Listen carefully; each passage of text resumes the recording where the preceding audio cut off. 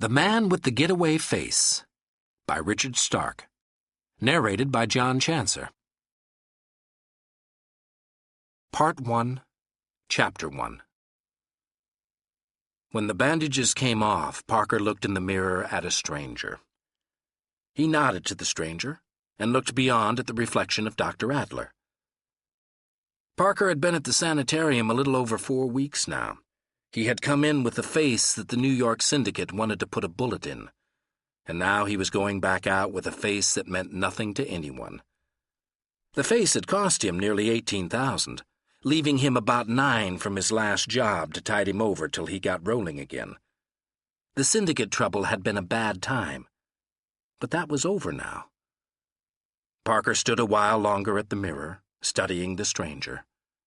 He had a long, narrow nose, flat cheeks, a wide, lipless mouth, a jutting jaw. There were tiny bunchings of flesh beneath the brows, forcing them out just a bit from the forehead, subtly changing the contours of the face. Only the eyes were familiar.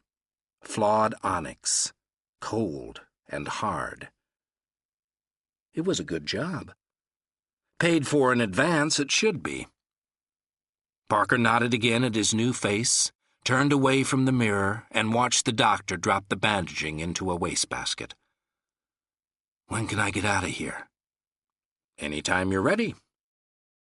Dr. Adler was tall and bony and gray-haired.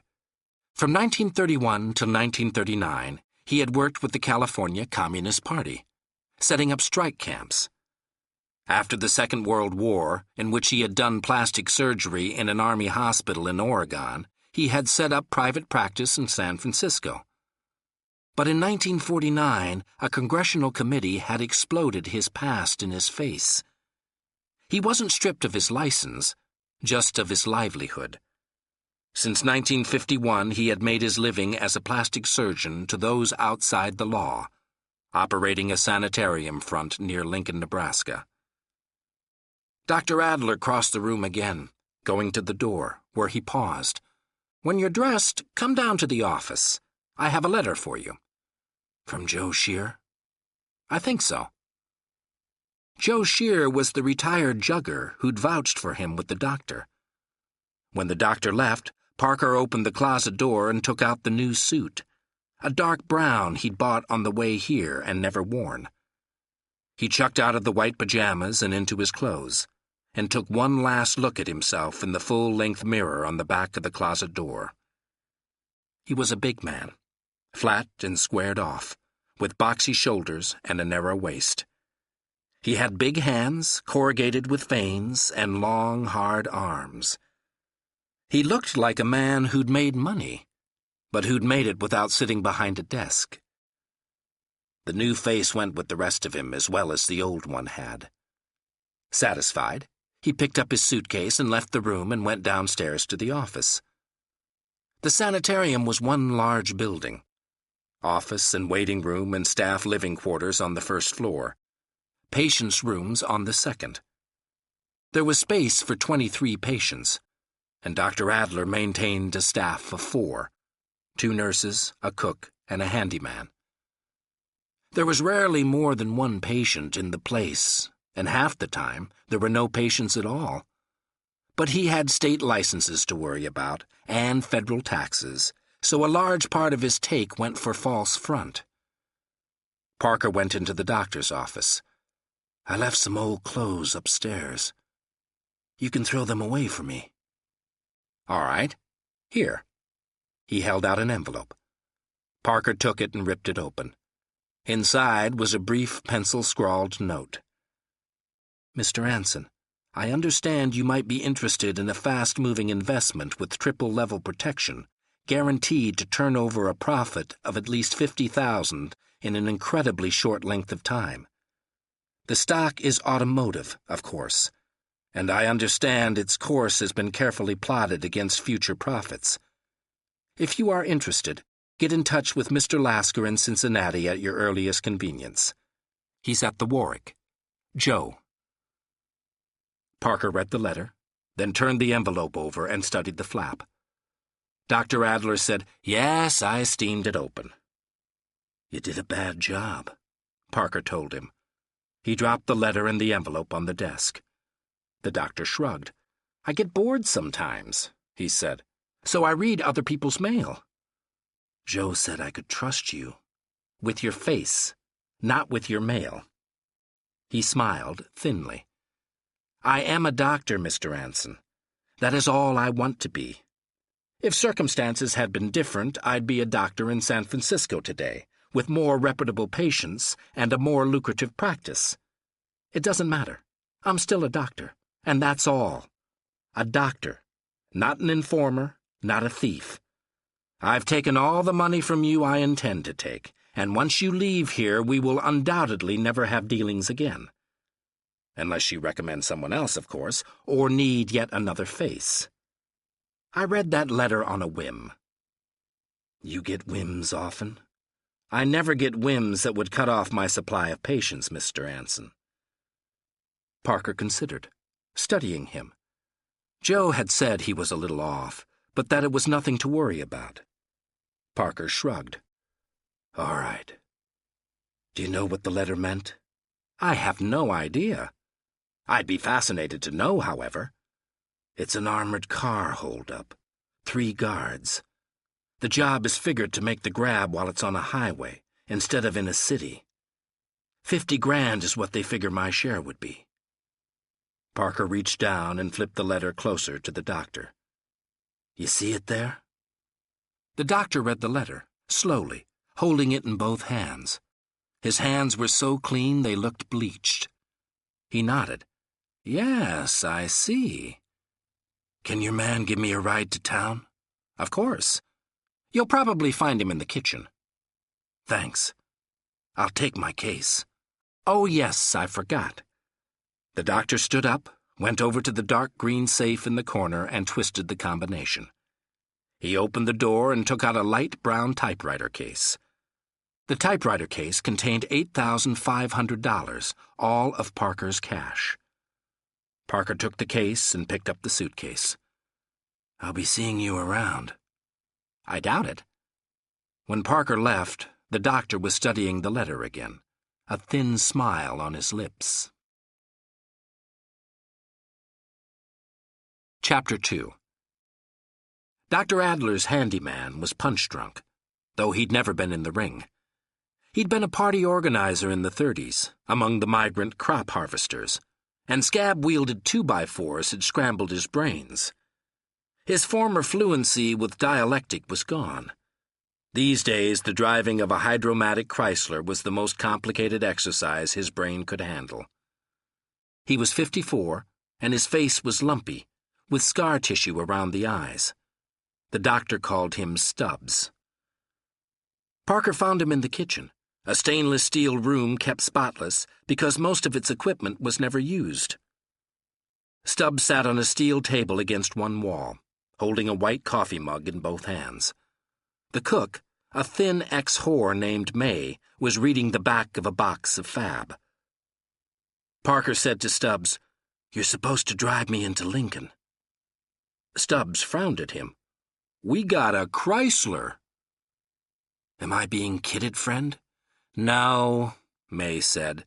To Stubbs, she said, "To the city, Stubbs. He wants you to drive him to the city." She turned back to Parker. "Did the doctor say it's okay?" "Yeah." Stubbs got down from the table laboriously. "I never drove a Lincoln," he said. "I drove a Rolls once. It belonged to a sympathizer. That was down south someplace near Dago. They killed a Joe Goss that time, blew the whole thing wide open. It would have been a good strike up to then.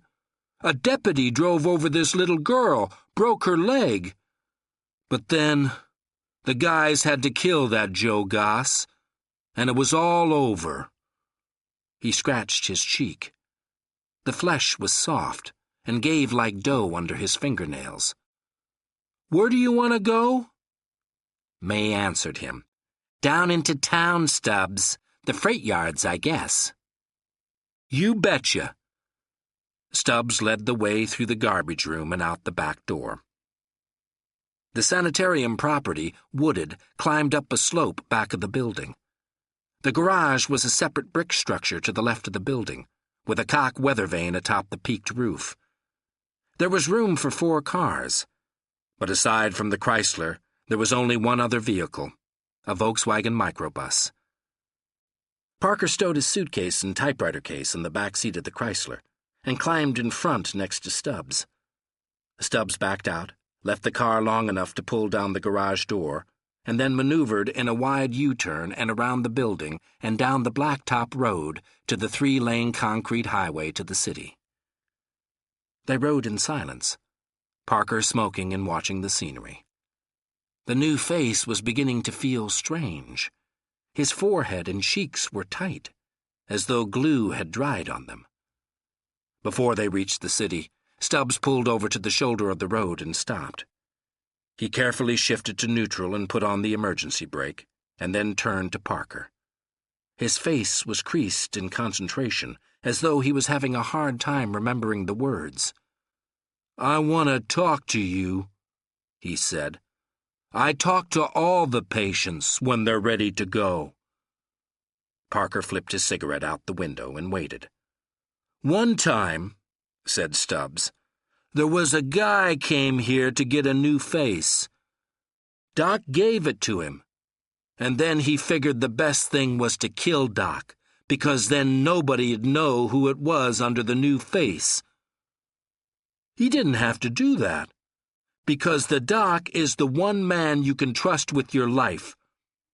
But this guy wouldn't take that, so I had to take the new face away from him again. You follow me?" Parker smiled at him. "You think you could take this face away from me?" "No trouble at all," said Stubbs. "Don't come back, mister." Parker studied him. But challenges were for punks. He shrugged. "A fella named Joe Shear told me the doctor was straight. It's his word I take." Stubbs' belligerence faded. "I just wanted you to know." "Sure," Parker said. They rode the rest of the way in silence. Stubbs let him off at the railroad station, and Parker bought a ticket for Cincinnati. He had a 3-hour wait, so he checked his luggage and went to a movie. Chapter 3. The man calling himself Lasker was sitting on the edge of the bed when Parker came into the room. The Warwick was a 4th-rate transient and permanent hotel with a dirty stone face and no marquee. And Lasker's room was what Parker had expected, complete with green paint on plaster walls and a faded imitation Persian on the floor. The wood of the window frame was spreading along the grain, looking like eroded farmland. The man calling himself Lasker, but whose name was really Skim, looked up as Parker came into the room. He dropped the pint and reached under the pillow. Parker said, "Didn't Joe tell you about the new face?" Skim paused with the Colt woodsman half out from under the pillow. He squinted and said, "Parker?" "That's right." Skim held on to the woodsman. "What name'd you use in Nebraska?" "Anson." Skim nodded and shoved the woodsman back under the pillow. "They did a good job on you," he said. "You made me drop my whiskey." Parker went over to the window and looked out, at brick building backs and rusted black metal constructions on roofs. Down below he could see a trapezoidal concrete-covered yard, scattered with garbage cans and bits of paper. "You picked a bad neighborhood, Skim," he said. Skim was picking up the pint. Some had spilled, soaking into the carpet. He looked over at Parker and shrugged in embarrassment. "We haven't been bankrolled yet."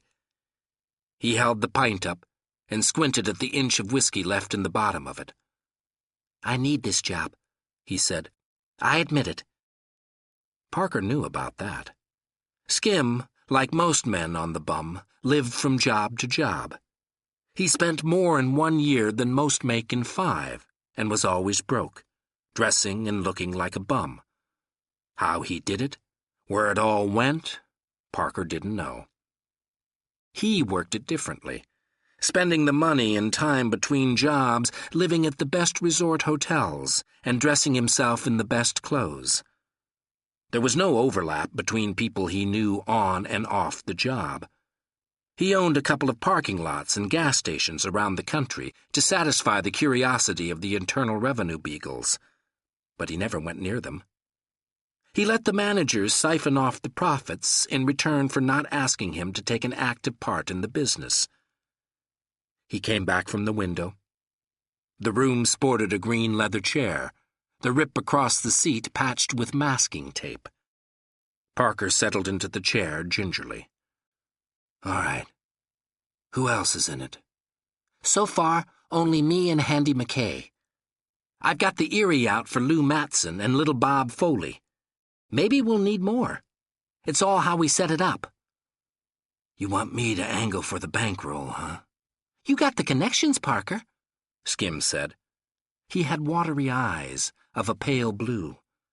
They looked at Parker when Parker was talking, but when Skim was talking, they looked everywhere else.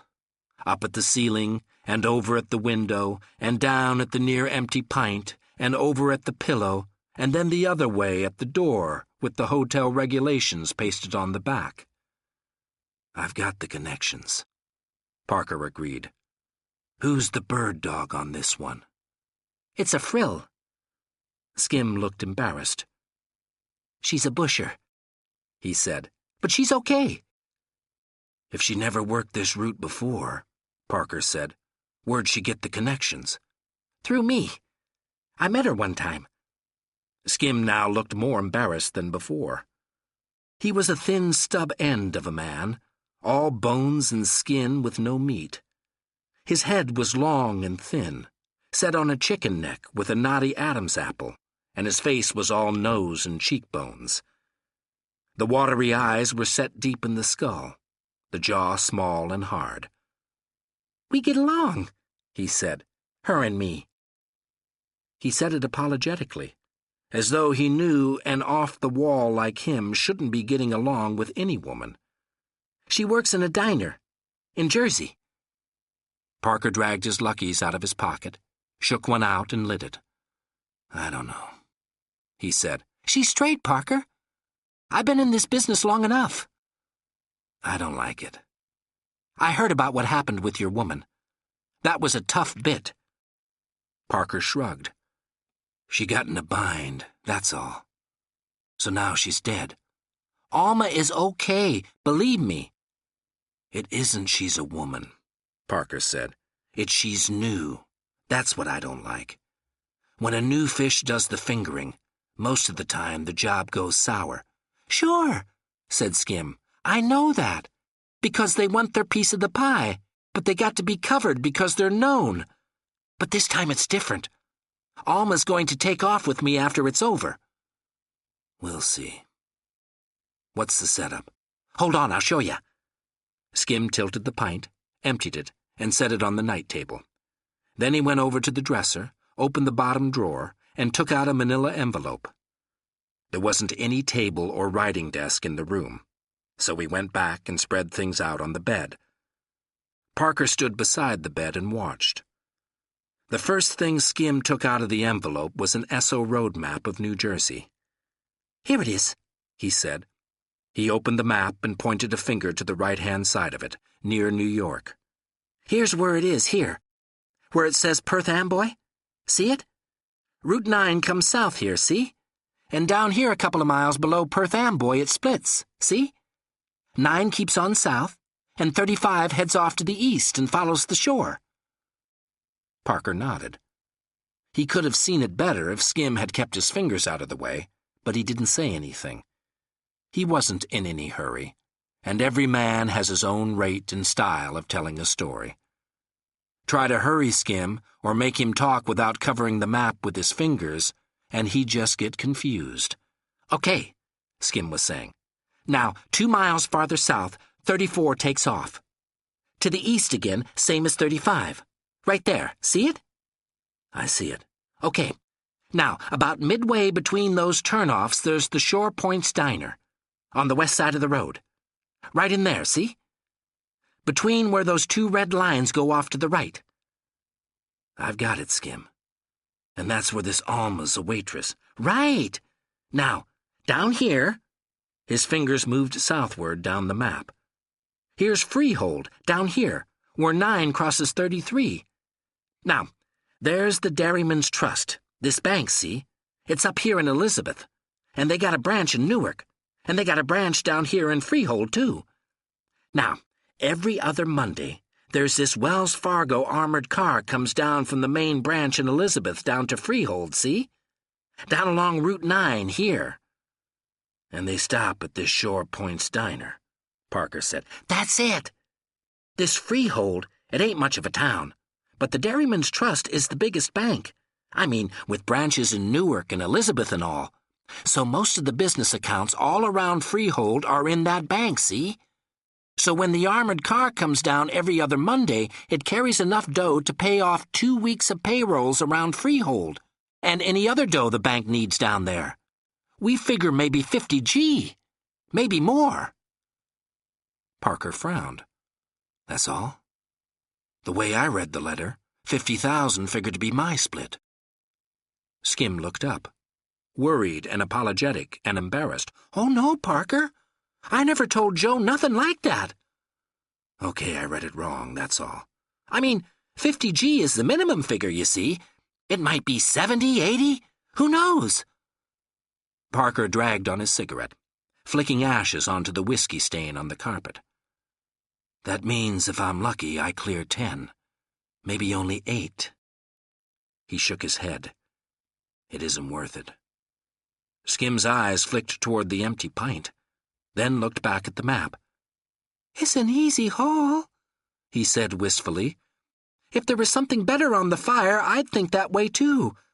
But I got no other jobs building, and I need the dough." He looked up at Parker, his mouth opened because of the lifted angle of his head. "You know of anything else?" "No." That was the trouble. He had nothing else on the fire either, and he only had the 9 grand. He couldn't pick and choose and plan the way he'd want to. He had to build a stake. He had to have a money cushion. "I'd like to have you in it, Parker," Skim was saying, wistful again. "I know your work." "Maybe it doesn't really need 5 men," Parker said thoughtfully. "That's a big crowd for an armored car heist. What's the play?" "Yeah." Skim reached for the envelope. "We figured to do it at the diner," he said. "Here, let me show you." He was all activity again, talking in a rush, as though he were afraid Parker would walk out on him before he was done. He pulled more paper out of the manila envelope and found the sheet he wanted. Here it is. See, this is the diner here, and the highway, and the parking lot." Parker looked in among the pointing fingers. On the sheet of paper was a rough pencil drawing of the diner area, as seen from above. The diner was set back off the highway about 6 yards, with parking lots on both sides and at the rear. Across the front, between diner and roadway, was a patch marked grass. There was an X scrawled on one of the parking lots at the side, up close against the side of the building. "Now they come in," said Skim, pointing all over the sheet of paper, "every other Monday morning between 10:30 and 11. They never miss. There's the driver, and a guard sitting up in front with him, and the other guard in back. They've all been on this route for years, see? And they've got a pattern. They never change. They come in between 10:30 and 11, and they park right there where the X is." He tapped the X with his finger and looked up at Parker. "See it there?" "I see it." "Right," said Skim. He looked down at the drawing again. "Then the driver and the guard from in back go into the diner and have coffee in Danish and take a leak, see? And then they go back to the car, and the other guard comes in. Then, when he's done, they take off again. Maybe 15 minutes for the whole thing." Parker nodded. Skim took a deep breath. "Now," he said, "here's the way we figured it. We need 2 tractor-trailers, big ones. They trail the armored car down 9, see? hanging back a little so when they get to the diner, the first two guys are already inside. They pull in and they park on each side of the armored car, see? They bracket it like, so you can't look into the armored car from either side. Alma works it in the diner, so that side is closed to be mopped, see? So there won't be any customers close enough to the windows on that side to be able to see what's going on. And the trailers stick back far enough so you'd have to be right behind the armored car to tumble to anything. You see what I mean? But nobody will anyway. Because right after the trailers come in, our car parks right behind the trailers, facing across them. You see the way it works? Here, I'll show you. Unnecessarily, he drew a U shape and explained. Parker waded through it, nodding, beginning to lose his patience. He didn't like the job with an amateur doing the fingering and 5 guys cutting up a $50,000 pie after the finger's 10% and the bankrollers 2 for 1 were already taken out, and with the job already requiring 2 tractor trailers and a car. And Skim didn't even have them into the armored car yet. Skim finished his explanation and said, "Now, we've got 2 guys in the head inside the diner. The driver and the guard always take a leak when they stop off there. It never misses. They're regular as clockwork. So they go in, and the 2 guys in there tap them and stow them away in a stall, see? And outside, we got the other 3, from the trucks and the car. They pump tear gas into the air vent on top of the cab. You know what that looks like? They got this thing on top." "I know what it looks like," Parker said. "Okay." Skim hurried even faster, sensing Parker's impatience. "That forces the guy out, see? We take the keys off him, tap him, transfer the dough to the car, and we all take off. The one truck goes up 9 here, see? North, up to South Amboy. It's maybe a mile, and cuts back south on 535, this little blue road here. The other truck goes south to 516, that's maybe 4 miles, and then cuts east. And the car, with the dough, takes this old dirt road. It isn't on the map. It goes from behind the diner across here to this unmarked road, this little one here, and south on the unmarked road to Old Bridge. We all come together at Old Bridge, see? And back off east of the town there's this falling down old farm. We meet there. We split up the boodle and take off. And see, the thing is, we get vehicles going off in 3 directions, so they don't know which way to look for us." He looked up at Parker, hopeful and expectant. "What do you think?" Parker shook his head and crossed the room to toss his cigarette out the window. When he turned back, he said, "You ever work an armored car job before, Skim?" Skim's lips twitched. "No, I never did." "That's what I figured. They got 2-way radios, boy. You drop tear gas in there, right away he calls. Before he has to take a deep breath, there's state police all over us." Skim looked down at the map and papers, as though they'd betrayed him. "I didn't know that." "And you don't make a getaway in a semi-trailer," Parker went on. "They'd catch you before you reached 4th gear." "Jesus, Parker, who worked up this scheme? Alma?" "Most of it was her idea, yeah." "Sure. She spent a lot of time leaning on the counter looking out there at that tin box, wishing she could get her hands on the green inside, and working it all out in her head, not knowing a thing about heisting or armored cars or anything else, except how to draw a lousy cup of coffee." "Aw, now, Parker." "I need cash," Parker said. "I'm in the job on one condition." "Name it." "We throw that plan away and start from scratch. She gave us the setup, and it's a good one. Bracketing the wagon with trucks is good, too. From there on, we got to work something out from the beginning." Skim twitched all over, trying not to show his relief. He'd never worked an armored car before, and he hadn't been sure of himself. He'd probably talked himself into a bind with the woman Alma, loud-talking about what an artist he was, so he couldn't admit to her he didn't know whether her ideas were any good or not. He'd wanted Parker because he wanted somebody else to take over the operation. Parker lit a new cigarette. "We'll do it with 3 men, not 5. The pie is too small for 5. You and Handy and me, and we split it 3 ways even. You and Alma can share your third between you any way you want. What about her 10%? Give it to her out of your third. What the hell, she's traveling with you. Jesus, I don't know, Parker. I'd have to check with Alma on that. You two figured to take a third anyway, didn't you?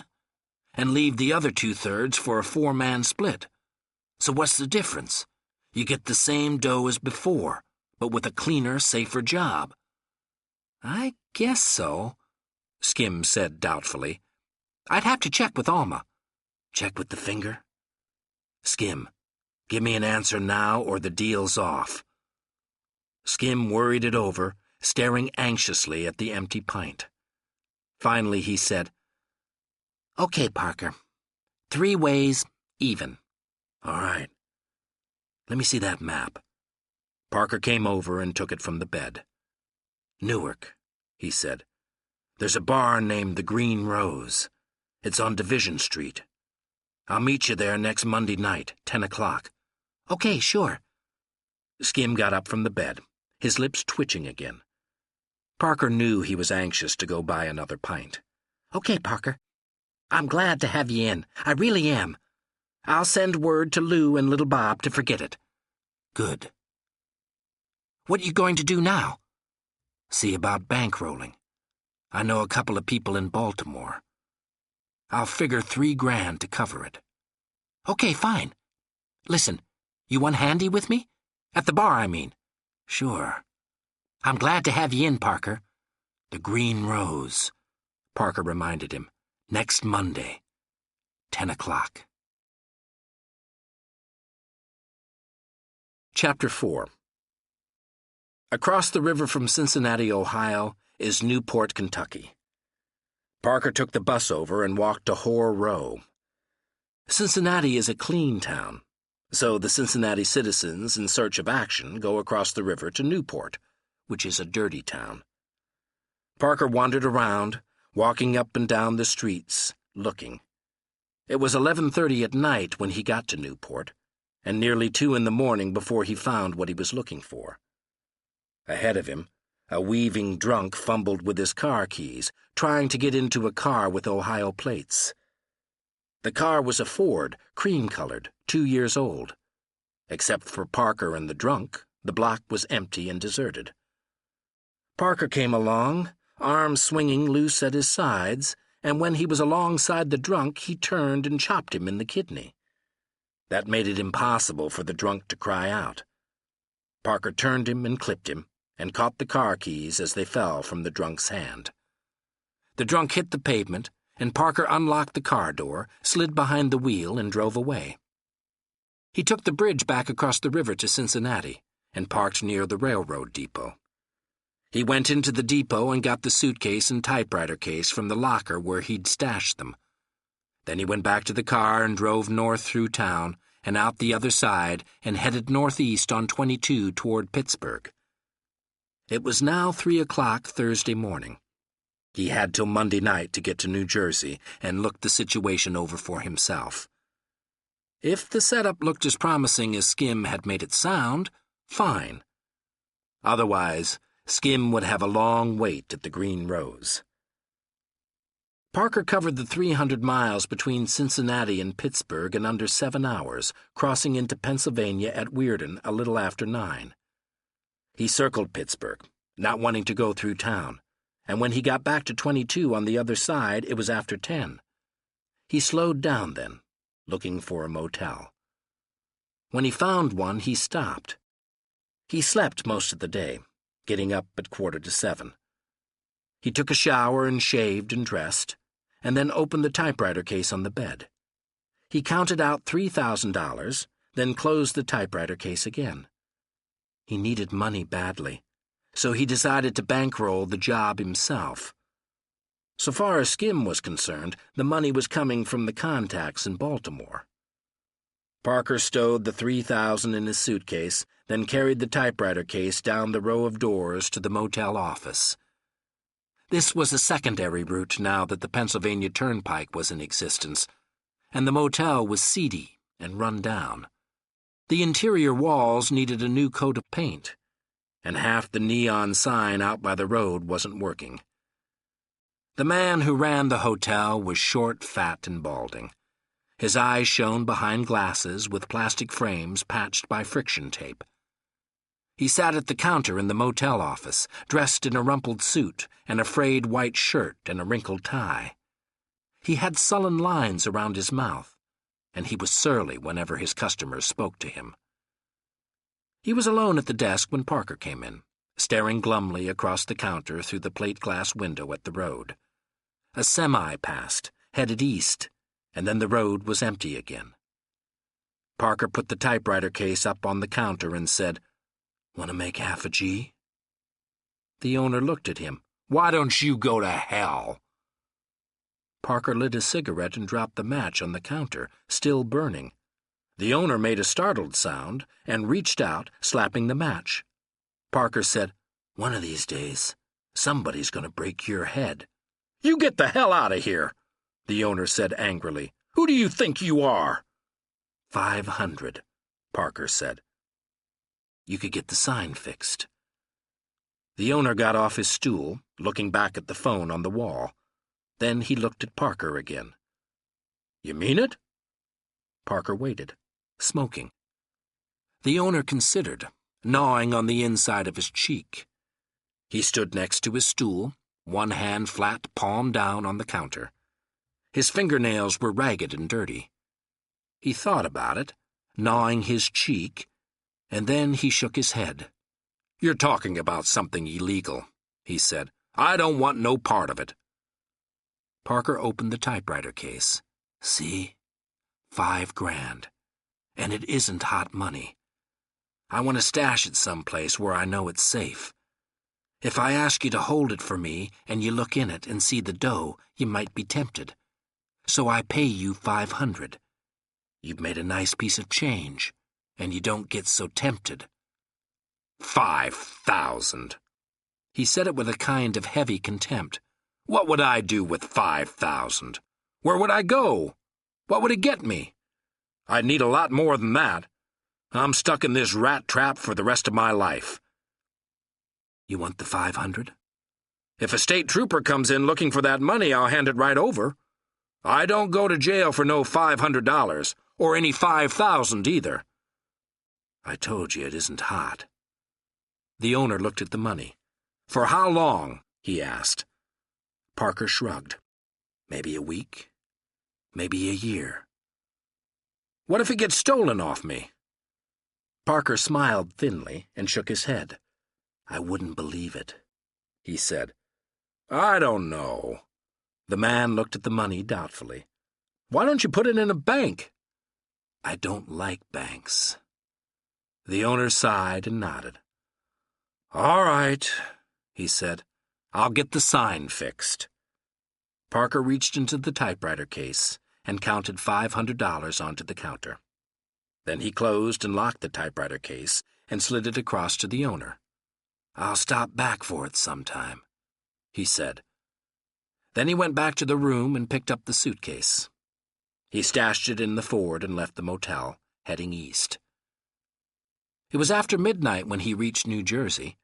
He stayed north of Philadelphia and crossed the Delaware River from Easton to Phillipsburg, still on 22. He stayed with 22 all the way to Newark.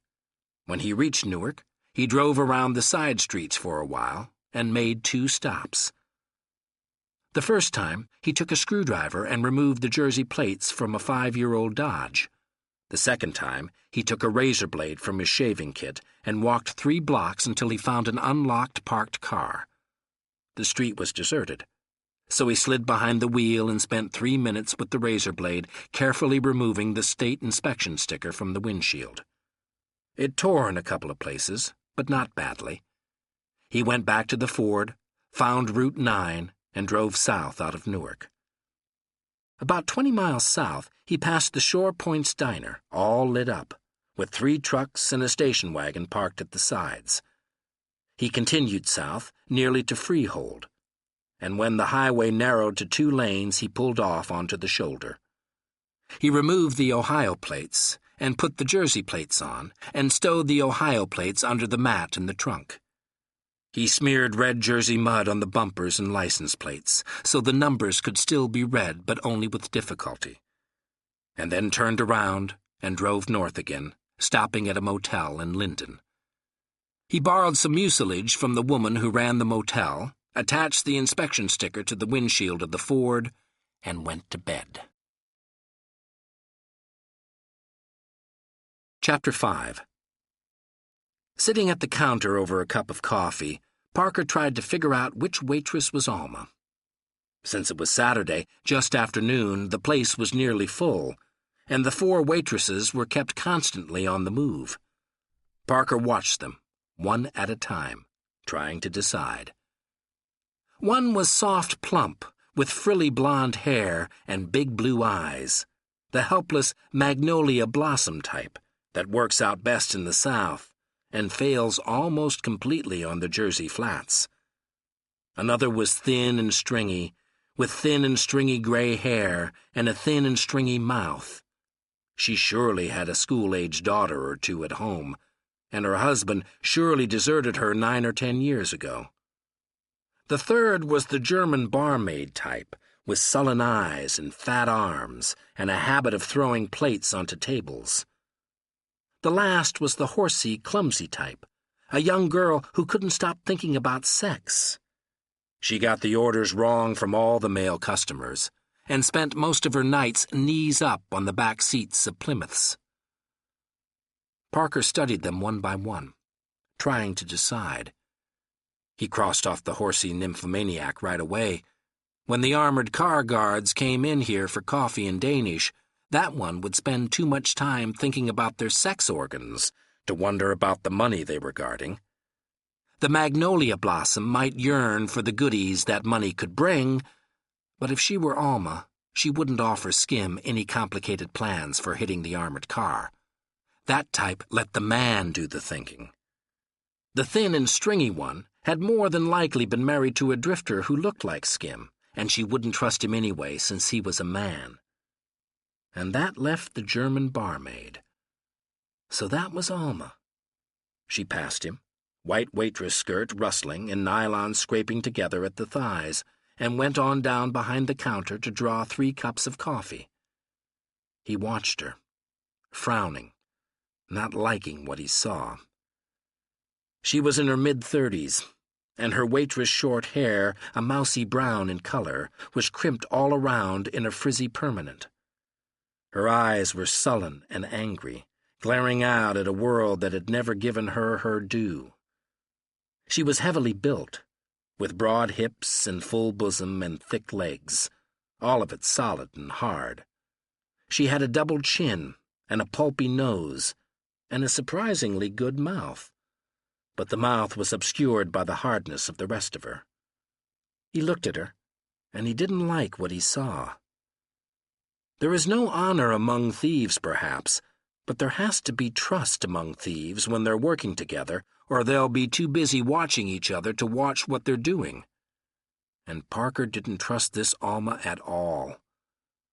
He watched her a while, seeing nothing to modify his opinion, then paid for his coffee and went out to the Ford. There was a Chevy wagon parked in the spot where the armored car always stopped. Parker looked up and down the highway, wandered once around the parking lot, then climbed into the Ford and backed it out of its slot. He turned the wheel and drove around behind the diner, and saw the double dirt track angle off away from the parking lot through stubby undergrowth and occasional trees. He turned the Ford that way and followed the tracks up a gentle slope and down the other side. The road was in better condition than he'd expected. A car could make time on that road, and this would be important. It was less than a mile north to the crossroad, extravagantly called the Amboy Turnpike. Parker turned left and traveled a little more than 5 miles to Old Bridge. He didn't know where the deserted farmhouse was supposed to be, so he turned around and drove back north on the Amboy Turnpike again. This time he bypassed the road from the diner and kept on northward. Another mile brought him back to Route 9, about half a mile north of the diner. Less than 5 miles later, he left 9 on a long loop up to 440. Eastward on 440, it was 3 miles to Staten Island, via the Outer Bridge crossing. Parker stopped shy of the bridge and pulled over against the curb. He smoked a Lucky as he watched the cars pass him and belt across the bridge. On the other side, there was a toll booth construction across the road, built in California Mission style. 14 miles from there was the Staten Island Ferry, either to Manhattan or Brooklyn. After a while, he finished the cigarette, threw it out the window, and turned the car around. He went back to 9, back to the Amboy Turnpike, back to Old Bridge. He parked outside a bar and pulled the New Jersey road map out of the glove compartment. He studied it for a while, but there was no faster way to do it. In any kind of smash and grab, the object is to cross a state line as quickly as possible. The state where the crime took place is alerted first, with state police crawling over all the roads. It usually takes a while to get a neighboring state on its toes. If the states get along as badly as New Jersey and New York, it takes even longer. He folded the map again, stowed it back in the glove compartment, and locked up the car. He went into the bar, drank draft beer for 2 hours, and then looked up at the revolving Budweiser clock. "For God's sake," he said, "I've got to get to Brooklyn. What's the quickest way from here?" "For Brooklyn?" The bartender thought it over. "You go out of here and take this street here straight out, to the left. That'll take you to Route 9, and you take a left there till you see the sign for Outer Bridge crossing. That'll take you to Staten Island, and then you cross the island and take the ferry." "What if I take the Holland Tunnel?" "That's the long way around for Brooklyn, mister. That'll lead you into Manhattan." "Then that's the fastest way, huh? Go by Staten Island, if you're going to Brooklyn." "Thanks," said Parker. He left the bar and drove back to Newark. Chapter 6.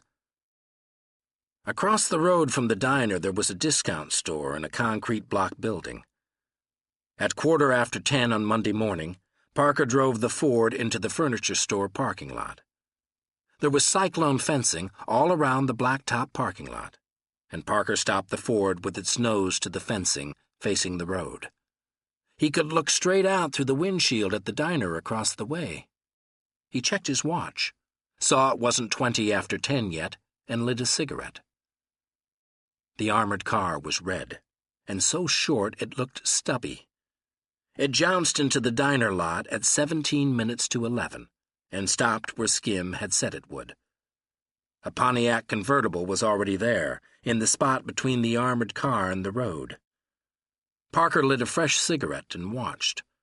The driver got out, on the near side, and carefully closed the door behind him. He walked back the length of the truck and unlocked the rear door. The guard climbed out and waited while the driver locked the rear door again. Then the two of them walked into the diner. 2 minutes gone. 15 minutes to 11 exactly. They came back out at 3 minutes to 11, and they both went to the rear of the truck. The driver unlocked the door, the guard climbed back in, the driver shut and locked the door again. Then he went back to the cab. The other guard opened the door for him from the inside, stepped down to the gravel, and the driver climbed up behind the wheel. The guard pushed the door closed and went into the diner. He didn't take so long, probably because he didn't have anybody to talk to.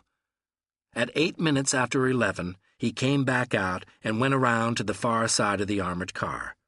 The driver reached over and opened the door for him. He climbed in, and the driver backed out of the space and bumped across the gravel to the concrete and headed south again on 9.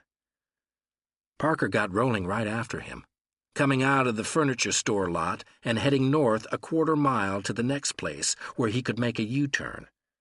He hit 65 for a couple of minutes, coming back southward. And when he saw the red of the armored car far ahead of him, he slowed down to 50, matching the armored car's speed. The road was 4 lanes wide for a while, and then it narrowed down to 2.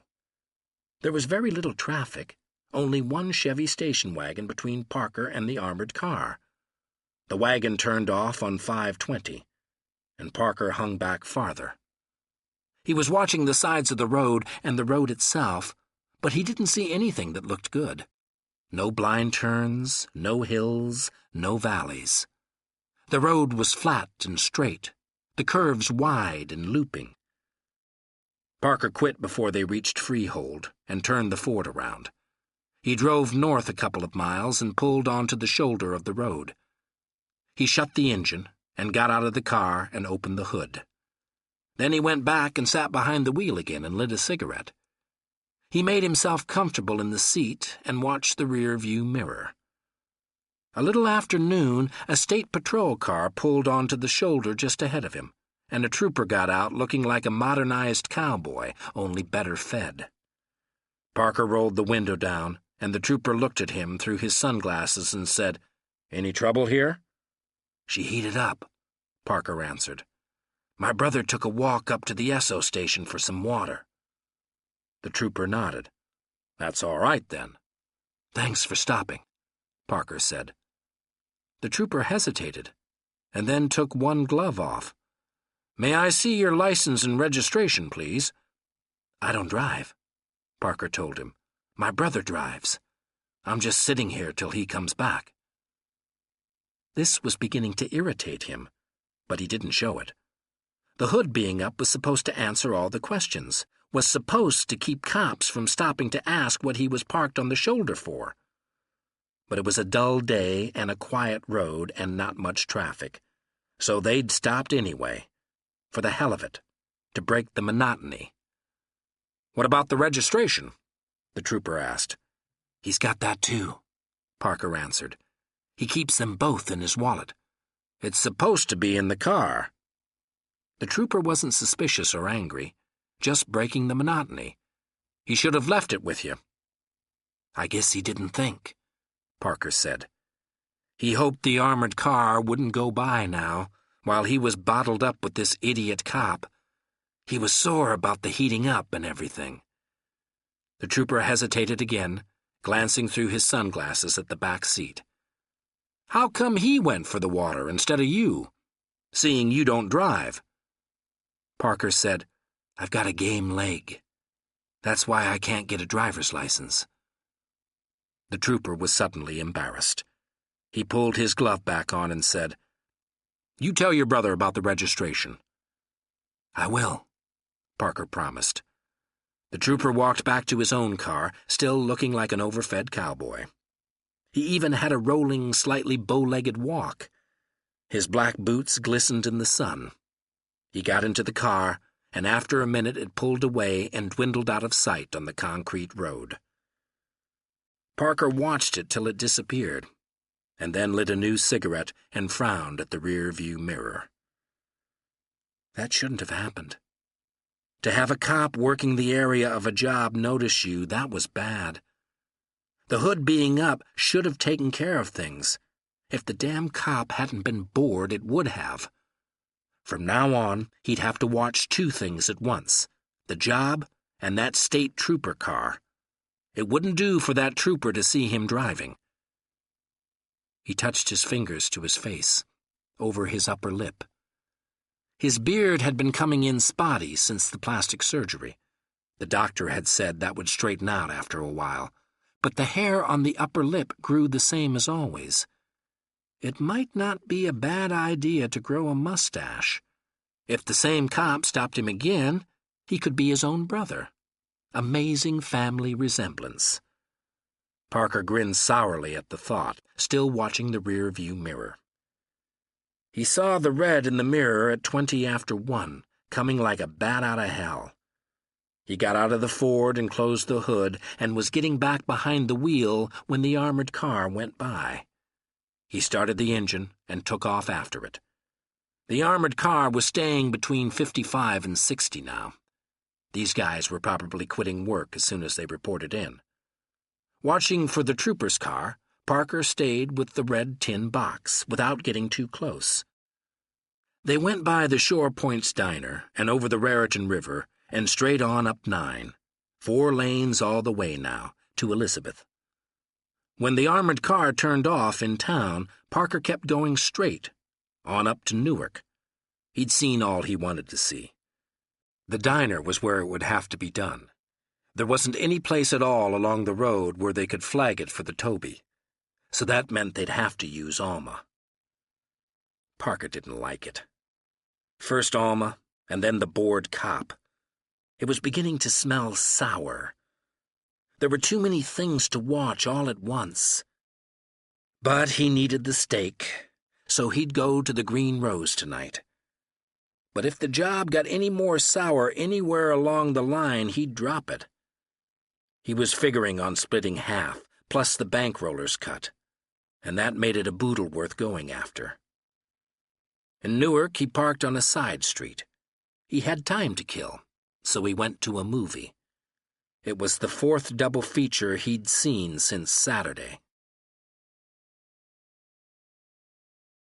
Chapter 7. The Green Rose was oblong and very dim. A trough, high around the wall, contained indirect lighting, alternate red and green links of fluorescent tubes. Some of the mechanical beer and whiskey display ads on the bar back were lighted, and there was a light over the cash register. But the rest of the place was like a tomb. Coming in the door, the dark mahogany bar was to the left, extending back to the wall projection for the restrooms. Booths with dark red leather seats and black formica on the tables were on the right. Parker walked down the line between the bar and the booths to the back, where there was a bigger booth across from the restrooms. They were there, all 3 of them. Skim and Alma sat facing the front of the bar, with Alma on the outside, so she'd been to the head already. They both had beer in front of them, a glass and a thin bottle and a glass and a thin bottle, and Alma's glass and bottle were almost empty. Handy McKay was sitting on the other side, half-turned, with his back against the wall. He was long and thin and made of gristle, and his stiff dark hair was gray over the ears. He lipped his cigarettes so badly the brown tobacco showed through the paper for half an inch, and he used wooden matches, the little ones, not the big kitchen matches. Whenever he got cigarettes from a machine, he threw the pack of paper matches away. Between cigarettes, he poked at his teeth with the plain end of one of the wooden matches. "Hello, Handy. Move your knee." Handy turned his head slowly and raised an eyebrow at Skim. Skim grinned, though otherwise he was acting nervous. "That's Parker." "Son of a bitch," said Handy thoughtfully. He moved his knee and watched Parker sit down. "Did a good job on you," he said. "Yeah." Alma said suddenly, "You were in the diner Saturday." Her voice was harsh, but low. Parker looked at her. "That's right." Skim was very nervous. "Parker, this is Alma. Alma, Parker." He looked at them both as though he wanted to say, "Don't fight." Alma turned to Skim. "We need more beer. How come he was in the diner Saturday?" "Looking it over," said Skim. "Here comes the bartender now. He had to look the setup over first. Ain't that right, Parker?" Parker nodded. Skim ordered 4 more bottles of Bud, and the bartender went away. "It's a good setup," Parker said. "Like I told you," Skim answered. He sounded relieved, but still nervous. "You figure just the 4 of us, Parker?" "It's a small pie, Handy," Parker said. "I want to talk about that," Alma said. She seemed ready for a fight about anything. "Not here," Parker said. There was a cigarette in the ashtray that had been lipped very badly. Handy picked it up and said, "I haven't seen you in a while, Parker." "Few years," Parker answered. "What do you hear from Stanton?" "He went to jail a couple years ago, out in Indiana." Handy puffed thoughtfully on his cigarette, holding it from force of habit in his cupped fingers so the light wouldn't show. "How'd it happen?" "They shot his gas tank as he pulled away from the bank. It didn't blow, but it drained out before he could make the switch. He tried walking to the other car, and they picked him up. 3 of them, Stanton and Beak Weiss and one other guy. Handy shook his head. Bad. It wouldn't have happened, Parker said quietly, but their driver ditched while they were in the bank. A kid, new at the game. He glanced at Skim and back to Handy. That held them up, having to start the car. You gotta be careful who you work with, Handy said. He put his cigarette out, bending the lipped end onto the ember, making a small fizzing sound. The bartender brought the new round and Skim paid. He was more nervous than ever. They waited while he counted out change and added a bill. The bartender scooped it off the formica and went away, and Skim said, bright and nervous, "This is a nice place, Parker. You picked a nice place." Beside him, Alma was glaring, still ready for the fight. They sat there and drank the beer, and Parker and Handy talked about people they knew. Skim sat stiff, elbows on the table, not quite bouncing up and down, with a nervous grin on his face. He wanted to talk with them, because he knew most of the same people, but he didn't want Alma to feel left out, so he didn't talk, just smiled and grinned and looked nervous. When they finished the beer, Parker said to Skim, "You got a place in town?" "In Irvington. It ain't far." "We'll go there." They went outside to the sidewalk, and Parker said, "You got a car?" Alma answered, "Over there, the green Dodge." "I'll follow you." Parker turned to Handy. "You got a car?" "No." "Right along with me." They walked down the street. Parker's car was down at the end of the block, facing the wrong way. They got in, and he made a U-turn and waited till the green Dodge passed him. Alma was driving. They could see her mouth moving, angry talk, and Skim looking worried. Parker pulled out behind the Dodge and followed it to Springfield Avenue and down Springfield toward Irvington. When they'd ridden a few blocks, Handy said, "She's going to try across." "I know that." Handy nodded. "I figured you did." He pulled a box of matches out of his pocket, took one of the matches, and poked at his teeth with it. He held the box in his other hand and shook it a little, to make the matches rattle inside. "So then what?" "We split 2 ways, Parker said. Handy grunted. "What about Skim?" "Either she's talked him over, or she figures to bump him." "Why not do it without her?" "She's the finger. She could finger us. Besides, we need her in the setup. She blinds one side during the job." Handy nodded and kept poking at his teeth. "You got the cross figured?" Parker nodded. "I'll take you over the route." They rode a while longer, and Handy said, "You nervous, Parker?" "There's too much to watch. I don't like this Alma thing. If it gets worse, I pull out." "I'll go with you." They followed the green Dodge when it turned off Springfield Avenue. They drove along secondary streets a while. Handy lit a new cigarette, using the match he'd been poking against his teeth. "I've been meaning to ask you something." When he didn't go on, Parker said, "What?" "I heard you was dead. I heard your wife done it. Then Skim told me you done your wife in, and the syndicate was after you." "Outfit," said Parker. "What?" "They call it the outfit. I was in an operation that went sour.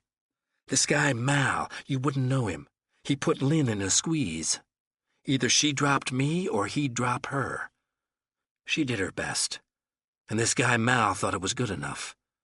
Then he went to New York and used my share to pay off an old debt to the outfit. They took him on in some kind of job, and when I got on my feet, I settled him and got my money back from the outfit." Handy grunted again. It was the way he laughed. "They didn't like it much, huh?" "I had to louse up their business day a little bit." "What about your wife?" Lynn. I heard you settled with her, too. Parker shook his head. I wanted to, but I didn't. When she found she hadn't done me, she killed herself. Handy grunted. Saved you the trouble, huh? Parker shrugged. He'd wanted to kill her, to even things. But when he'd seen her, he'd known he couldn't. She was the only one he'd ever met that he didn't feel simply about. With everybody else in the world, the situation was simple. They were in, and he worked with them, or they were out, and he ignored them, or they were trouble, and he took care of them. But with Lynn, he hadn't been able to work that way. He'd felt for her what he'd never felt for anybody else, or anything else, not even himself, not even money. She had tried her level best to kill him, and even that hadn't changed anything, the way he felt about her, or his helplessness with her. He didn't want that to happen again, ever, to feel about anybody that way, to let his feelings get stronger than his judgment. Oddly enough, he missed her, and wished she were still alive and still with him, even though he knew that sooner or later she would have found herself in the same kind of bind again and done the same thing. Ahead of him, the green Dodge turned into a driveway next to a small, faded, clapboard house. This was an old section here. All the houses were small and faded, most of them with sagging porches. There was no garage. The green Dodge turned into the backyard and stopped. Parker pulled up beside it, and he and Handy got out. Alma and Skim were waiting for them by the back door. There were 3 warped steps up, and a small back porch half the width of the house. The kitchen door had masking tape over a break in the window. Skim lived in places where broken things were patched with masking tape. They all went into the kitchen, and Alma told Skim to open up some beer. "Sure," said Skim. He wasn't nervously happy anymore. He was sullen now. Alma told the others to come on into the living room. She'd argued most of the belligerents out on the drive. She was sure of herself now, and in charge. They went through the dining room, going around a scarred table. The house was 1 story high, with a living room and a dining room and a kitchen and 2 bedrooms. 1 bedroom was off the dining room, and the other one was off the kitchen. The bathroom was off the kitchen on the other side, next to the steps to the basement. Alma clicked a wall switch and a ceiling light went on. 4 40-watt bulbs amid a cluster of stained glass. Alma led the way into the room. "Look at this lousy place. Just look at it." It wasn't very good. The sofa was green mohair, worn smooth in some places and spiny in others. The 2 armchairs both rested the weight of their springs on the floor, and one of them had an old, deep cigarette burn in one overstuffed arm.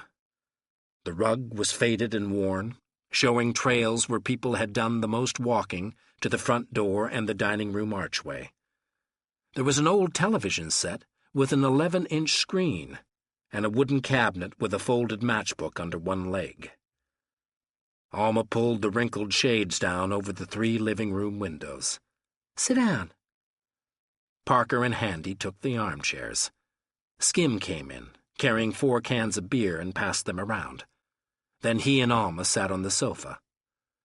Alma started. "Skim tells me you don't like the plan." "Did he tell you why?" Parker asked. "I don't mean the tear gas," she said. "The rest of it." "Which rest of it?" Parker asked. "We need 5 men," she said. "We can't do it with less. For God's sake, it's an armored car." "You want to lay a siege and starve them out?" Parker asked. "Don't be a wise guy." Handy didn't have a cigarette going. He had a match poked into his mouth. He took it out and said, "Who's running this operation?" Nobody answered him. Parker looked at Skim, and Skim looked at the floor. Alma looked at Handy. Handy pointed the wet end of the match at Alma. "You're the finger. He pointed the match at Skim.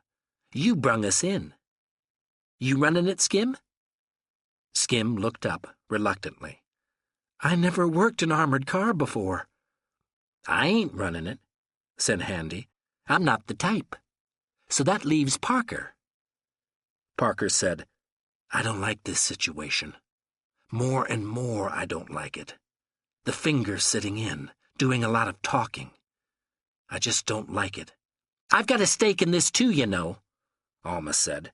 She was getting hot again, a slow flush creeping up her face. "Skim, who's running this operation?" Parker asked. Skim was even more reluctant to answer this time.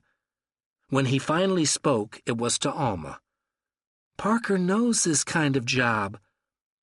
Alma said, "Let's hear what he has to say." "It's simple. 3 men, one in a uniform like the guards wear. We get the 2 trucks and 1 car. One of the trucks we rig up so we can lock the guards in it, keep them cooled for a while. The driver and the guard from the back go in first. While they're in the diner, we get in position. When they come out, we grab them at the back of the armored car, where the other guard in the cab can't see us. We wait till they open the back door. Then we grab them, and the one in the uniform takes the driver up to the cab.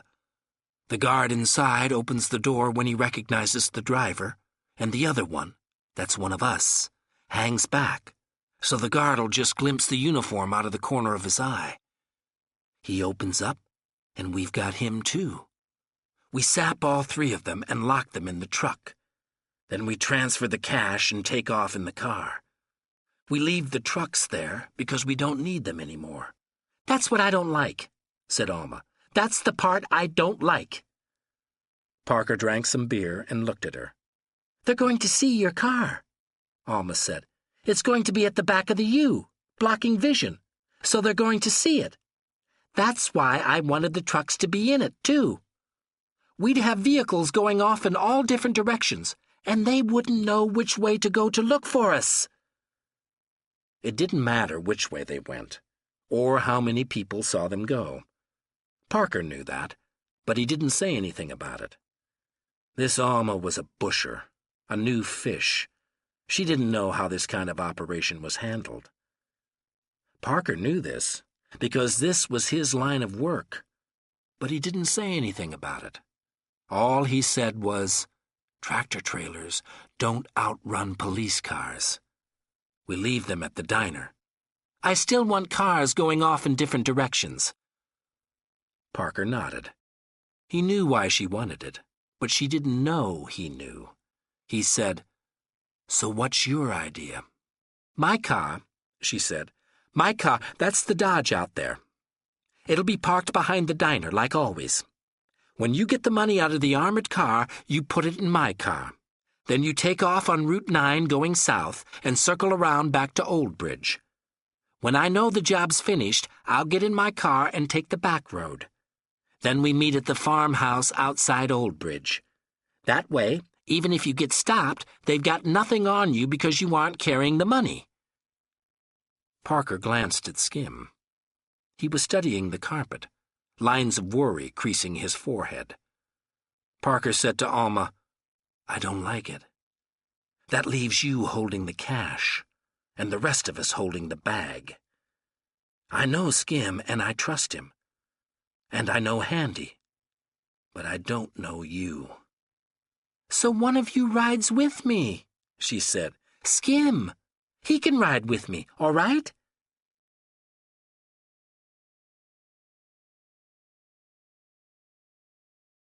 It was bad. The whole idea was stupid. It was sloppy. It was bad business. But Parker nodded. "That's all right.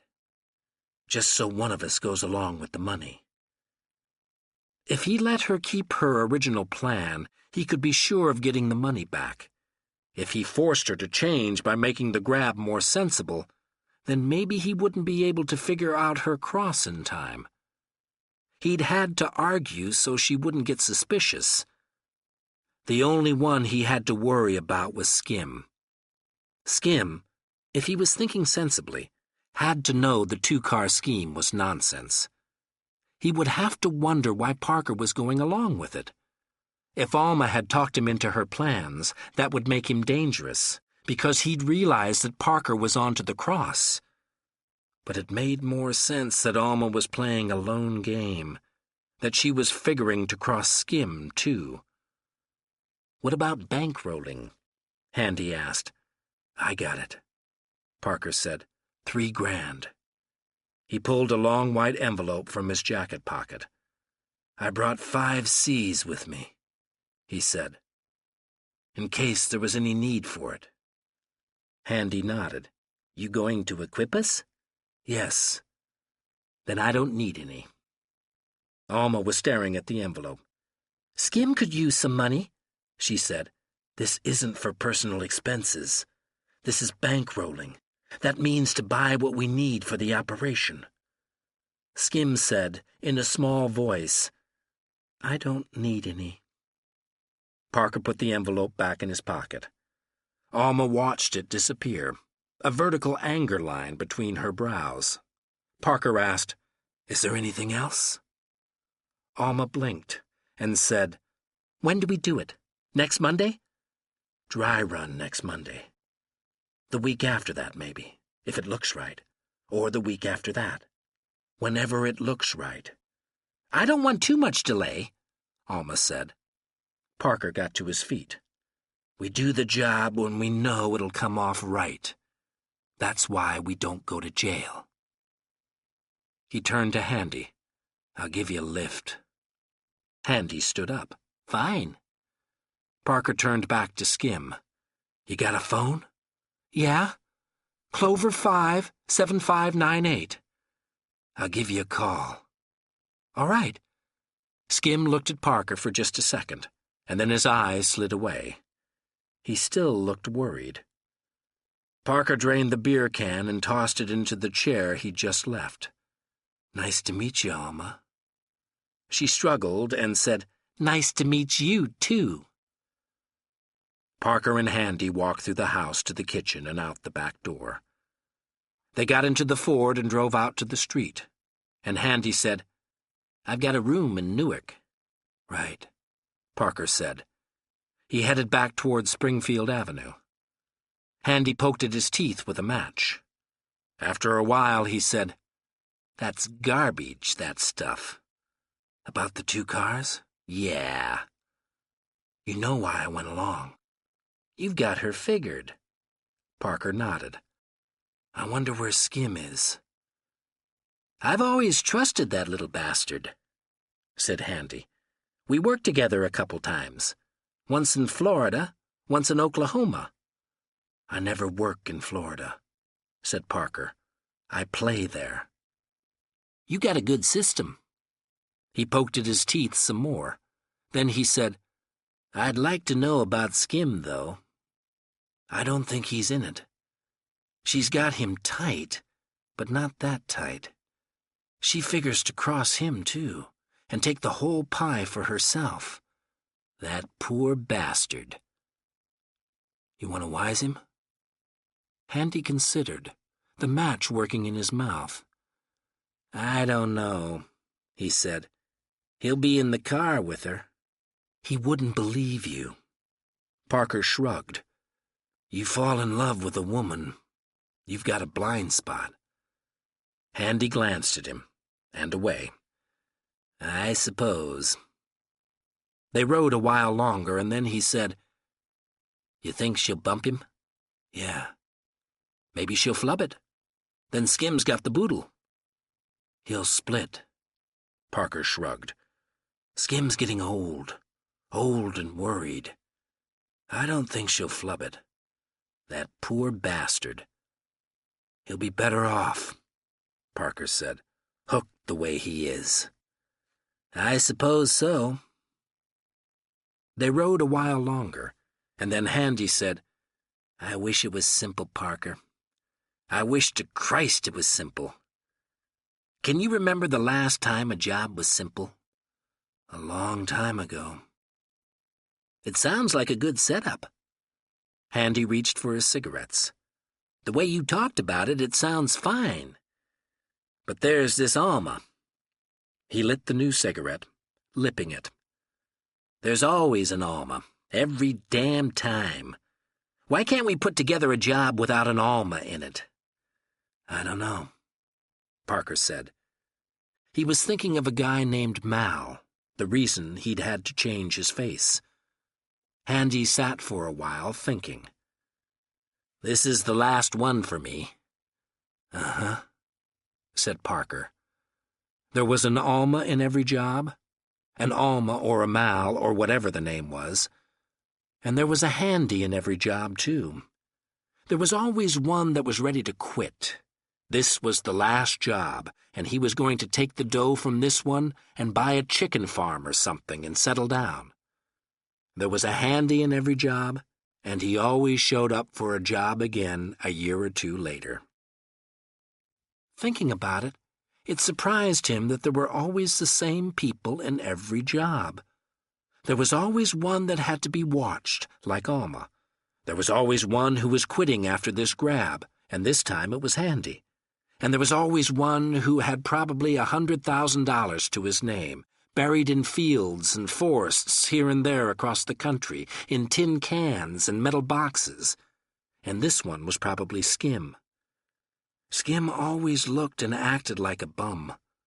So he was probably the kind that buried it. Buried it all. Parker had known others like that.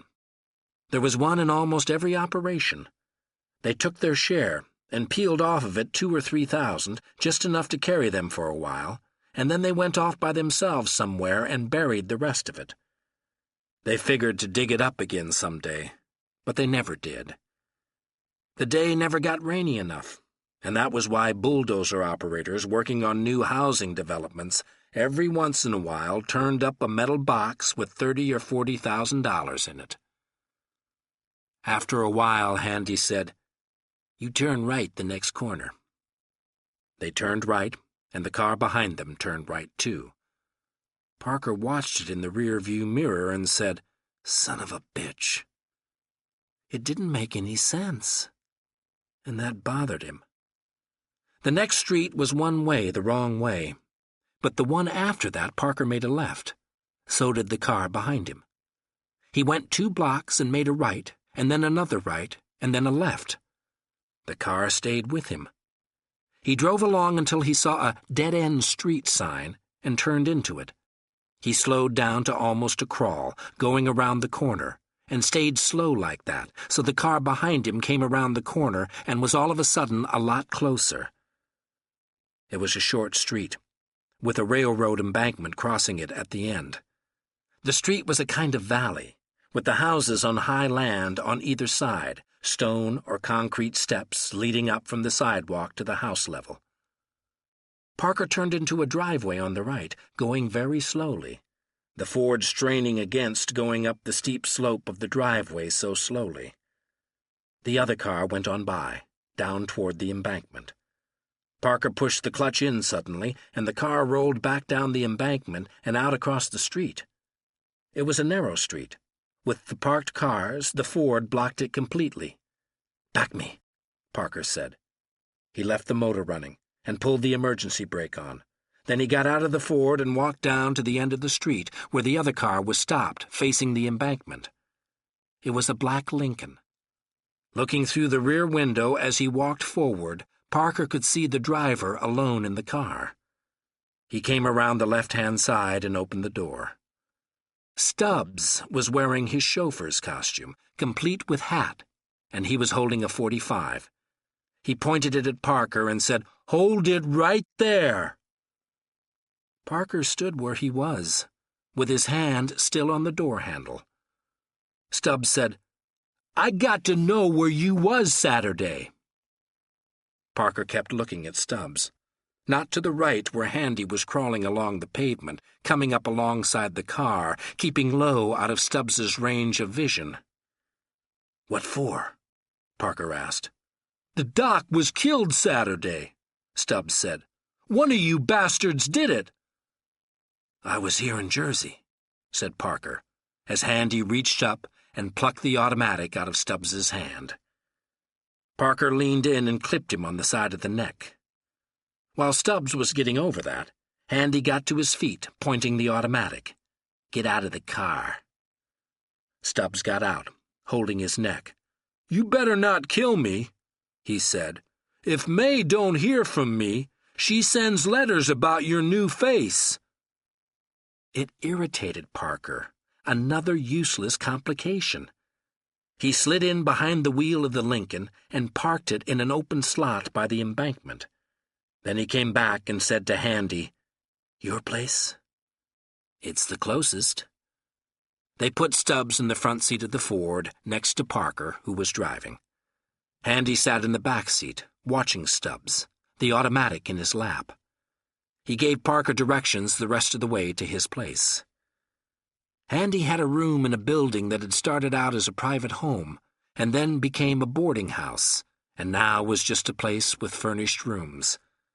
But the furniture was clean, and not quite as ugly as at Skim's place. The phone was out in the hall.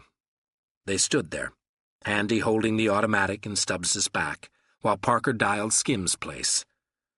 The ring came in his ear 3 times, and then Skim answered, sounding sleepy. Parker told him who it was. "Alma there?" Skim hesitated. "Yes, she was just leaving." "Sure. I got somebody here I want her to talk to. He'll ask her when she saw me in the diner. It's okay for her to tell him." "What's going on, Parker?" "I'll tell you sometime. Put Alma on." "Okay. Wait a second." There was mumbling, away from the phone, and then Alma came on the line. She sounded snappish. "Hold on," said Parker. "Tell this guy when I was in the diner." He handed the phone to Stubbs. Stubbs took the phone, frowning in concentration. It was getting too complicated for his battered brain. He said, "Hello? What time Saturday? Where is this diner?" After that, he frowned some more, staring heavily at the phone box on the wall, until he said, in answer to something from Alma, "I'm thinking," and hung up. "You happy?" Parker asked. Stubbs turned around, looking like somebody trying to answer a tough question. "She says you was in there around noon." "That's right." "The doc was killed maybe 4 o'clock in the afternoon, while I was washing the cars." Parker shook his head, disgusted. "You know how far Nebraska is from here?" Stubbs chewed on that for a while and then said, "Okay, it wasn't you." That settled, he turned to Handy. "Give me the gun back, will you?" Handy looked at Parker, wondering if this clown was kidding. "Just wait a minute, Stubbs. I think we got to talk." "Sure," said Handy. He held on to the automatic. "There's nothing to talk about. You didn't do it." "This way," said Handy. He motioned with the automatic. Stubbs wanted to argue some more, but Parker hit him open-handed on the ear, where a punchy could feel it. Stubbs screwed his face up and hunched his shoulder and cupped his hand over his ear, and then he went where Handy told him. They walked into the apartment, and Parker told Stubbs to sit down on the leather chair. Handy sat over to the side, in the maroon overstuffed chair, and Parker stood in the middle of the brown rug. He looked at Stubbs for a while, and then he made a disgusted sound. "All right, now what?" "I don't know what you mean," Stubbs said. His face was still screwed up, and his hand was still protecting his ear. "I'm willing to go." "That's it," Parker said. "Go where?" "I got 2 more suspects." Parker nodded. "That's what I thought." He went over to the sofa and sat down and lit a cigarette. "All right, tell me about it." "The doc only did 3 jobs in the last year," Stubbs said. "We figured it has to be one of them 3, or the guy wouldn't have waited so long. If it was a guy from 2 years ago, see, and he was going to go for the doc, he'd have done it already." You and May, said Parker. You worked that out. May, mostly, Stubbs answered. I figured I gotta get the guy. There's nobody else to do it, because the doc was a Red.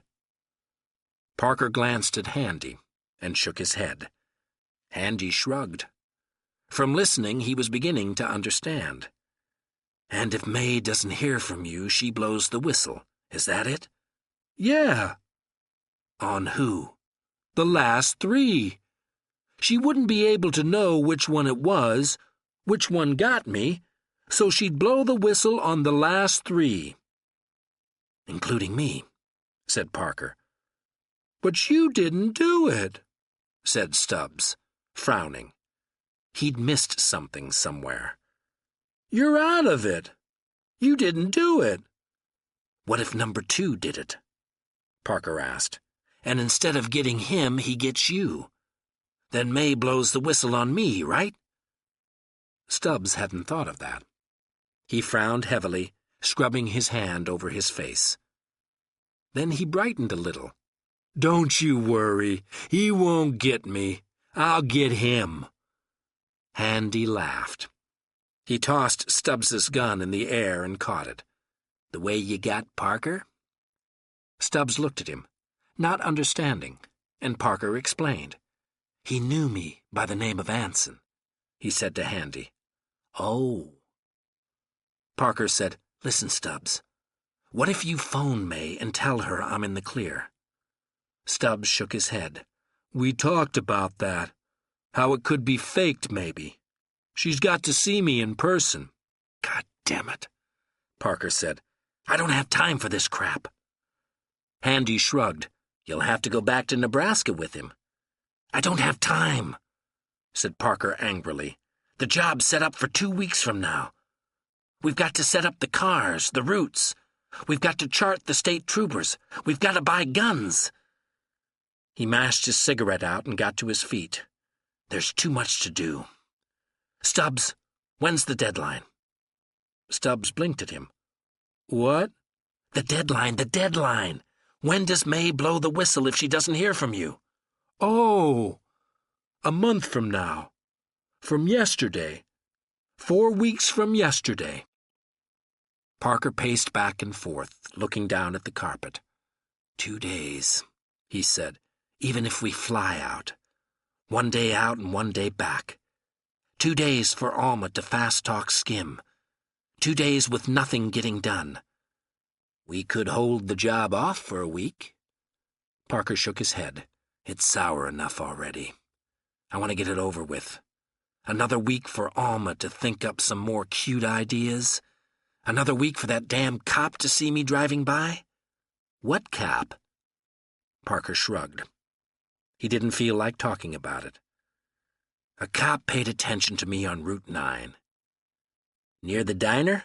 South of it. He turned and studied Stubbs. The easiest thing, he said, would be to bump you and drop you in a pool by one of the refineries. Then 2 weeks from now I go cut May. Stubbs doggedly shook his head. She's got her common-law husband with her, he said, and his brother. They figure something might happen like that. What if you just let him go? Look at him, Parker said. He's punchy. He goes up against the guy who killed that doctor. He's dead. Then I'm dead. I can take care of myself, Stubbs said. Sure, Parker answered. So what do you want to do? Handy asked. There's too much to watch. I'm ready to pull out of this damn thing. There's too much to watch. I could use the cash, Handy said. This is my last job, you know. Yeah, that's the thing. I need it too. Parker looked at Stubbs and shook his head. I've got to hold on to this beetle for 2 weeks. I've got to put him on ice. Handy considered that. What about the farm? What farm? Outside Old Bridge, where we're supposed to meet after the job. You been out there yet? Not yet. We could stash him there, maybe. Parker thought about it. So many things to watch. The job, Alma, the state trooper, and now Stubbs. But he didn't have anything else on the fire. That's a bad way to work it, to hang around the hideout before the job. Do you figure we're going there after it? That's right. I forgot about Alma. Parker shrugged. All right, we'll put him on ice out there. Handy stood up and waved the automatic at Stubbs. Come along. Stubbs said, Listen, what are you trying to pull? Look, Parker said. Look at him, he wants to argue. Handy turned to Stubbs. How's your kneecaps? In good shape? Stubbs caught the message. He got to his feet and shut up. They took him downstairs and back to the Ford. They drove over to 9 and headed south, Parker driving, with Stubbs beside him and Handy in the back seat. On the way, Parker asked, How'd you get to me? That letter you got, Stubbs said. I looked up that Lasker fella in Cincinnati, and he left a forwarding address. I went there and hung around till I saw you. He left a forwarding address? Repeated Parker. He shook his head and kept driving. He didn't know if this was Handy's last job, but he knew it was Skim's. Part 2. Chapter 1. Parker left the car off Hudson Boulevard in Jersey City and walked 2 blocks to the office building. There were 2 elevators, but only one of them was working. An ancient, angular Negro with a loose, vacant smile operated it. Its metal sides were painted green, and there were grease smears on the doors. Parker got out on the 3rd floor and turned left. A sign on the 4th door down read, Eastern Agency Confidential Investigations. He pushed the door open and went into a small green reception room. On one wall was a certificate, stating that James Lawson was a licensed private investigator.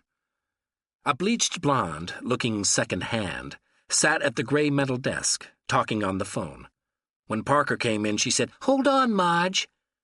She pressed the telephone to her hard breast and looked at Parker. Dr. Hall to see Lawson, Parker said. One moment, please. She told Marge to hold on again and got up and went to the door of the inner office. She had stripper's hips, big and thick, and wrapped in a tight black skirt. She went through into the inner office, and in a minute she came back. Go right on in, Doctor. Thanks, said Parker. She went back to her desk and her phone call, and Parker went through to the inner office and closed the door. James Lawson was small and balding. He looked like the kind of man who was worried about being out of condition, who kept promising himself he'd start going to a gym but never went. He looked across his wooden desk at Parker. I don't think I know you. Lawson wasn't a man to trust with the new face. Parker sent me. Him and Handy McKay. So you can name drop, said Lawson. Dr. Hall and Parker and Handy McKay. Parker's dead. No, he ain't. Him and Handy and Pete Skim and me are working on a job. You want to call Skim? Lawson shook his head.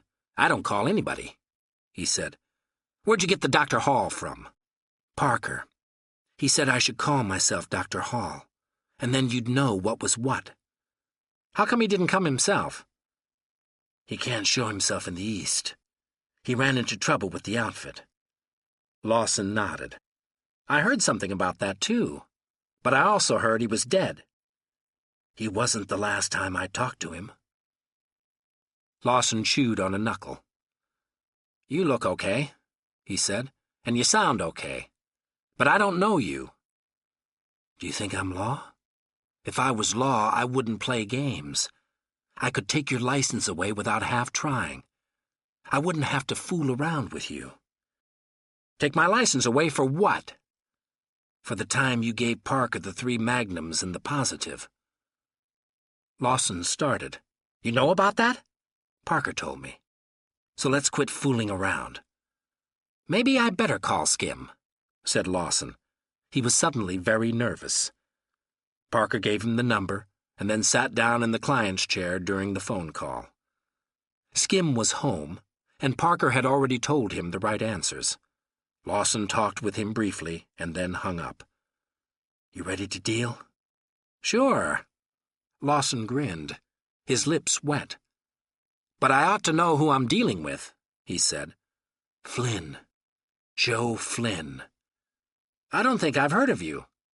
I've always worked out around the coast before this." "And where's this job, here in Jersey?" Parker shook his head. "Youngstown, Ohio," he said. "You'll read about it in the papers." Lawson was a man you could trust, so long as you never told him anything. Lawson opened a drawer and took out a pencil and notepad. "What do you need?" 3 guns, medium size, 32s or 38s. Lawson nodded. "I'll look around. Anything else?" 2 trucks, semis, tractor-trailers." Lawson frowned and tapped his pencil point against the notepad. "That's a tricky one. There isn't so much market in those big ones anymore. That'll probably cost you." Parker shrugged. "If it costs too much, we'll steal our own." Lawson tapped the pencil faster against the notepad. "You've still got the registration to worry about, and the cover." "Don't need them," Parker said. "Just the trucks." "Stripped?" "It doesn't matter." "Oh. That isn't so tough, then. I know one already, if it isn't sold, down in North Carolina. I'll check on it for you." He wrote on the notepad again. "Anything else?" "Some place to get some work done on one side of the trucks." "Engine or body?" "Body." Lawson nodded.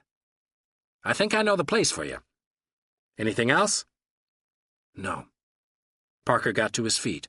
"That's all we need. You can leave messages with Skim." Lawson ripped the top page from the notepad, stuffed it in his side pocket. "You ought to leave something with me. Sort of a drawing account." Parker took out his wallet, peeled off 4 50s, and dropped them on Lawson's desk. Lawson picked them up and grinned. "You want a receipt? You know, for tax purposes?" "No," Parker said. "Leave the word with Skim." "Will do." Parker went back downstairs in the green elevator and walked back to the Ford. It had a parking ticket on it. He threw the ticket into the gutter and drove away, back to Hudson Boulevard, and then to the Pulaski Skyway and down 9. Because of the trooper and not wanting to be near the diner too soon before the job, he turned on 1 when it branched away to the right. At New Brunswick, he turned left on 18, then right at Old Bridge, heading down toward Spotswood.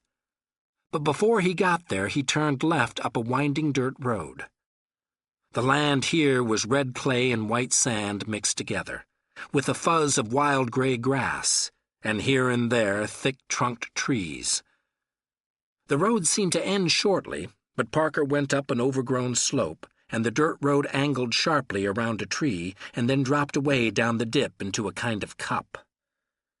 Down in the indentation stood a gray farmhouse, nearly invisible on days the sun didn't shine. Someone had once tried to make the land grow something besides wild grasses and occasional trees. But the farmhouse was slowly rotting away now, becoming a part of the land. It couldn't be seen from any road, and most people in the area probably didn't even know it existed. The dirt road leading in was sometimes used as a lover's lane, but those people never even came in very far. They didn't care what was over the slope. They just wanted not to be seen from the road. When Parker had first come, the road had been impassable. The turn around the tree at the top of the slope had been choked with underbrush and dead branches. They would not have cleared it until the day before the job, but now there was stubs. So Parker had hacked away at it with an axe and cleared enough room for the Ford to just get through. He made it now on the first try and came down the grassed-over double track on the other side. He drove around to the back of the farmhouse, left the Ford up close against the house. He would have liked to park it in the barn, but that had already fallen in, and went down the steps into the basement. The flooring upstairs was unsafe, so they used only the basement. It didn't smell like a basement. The windows were all broken out, and sand had sifted in over the years. It smelled mummified. There were 2 cots set up along one wall, a card table, and 3 folding chairs on the other side, and a camp stove by the ruins of the furnace, so the smoke would go up the chimney. Parker went over to the door to the fruit cellar and hit it with his fist. "You in there?" Stubbs's voice came through the thick door faintly. "Go to hell!" Parker took the bar down and went back to the card table, where the automatic lay next to the canned goods. He picked up the automatic and called, "Come on out." There was a pause, and the door pushed slightly open.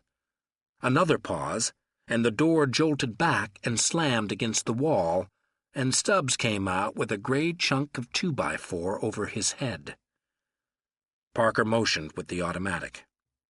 He watched Stubbs decide whether or not to throw the 2x4 at him, but Stubbs decided against it. When he dropped it, Parker said, "Let's go out in the air." He would rather have just left Stubbs locked away in the fruit cellar for 2 weeks.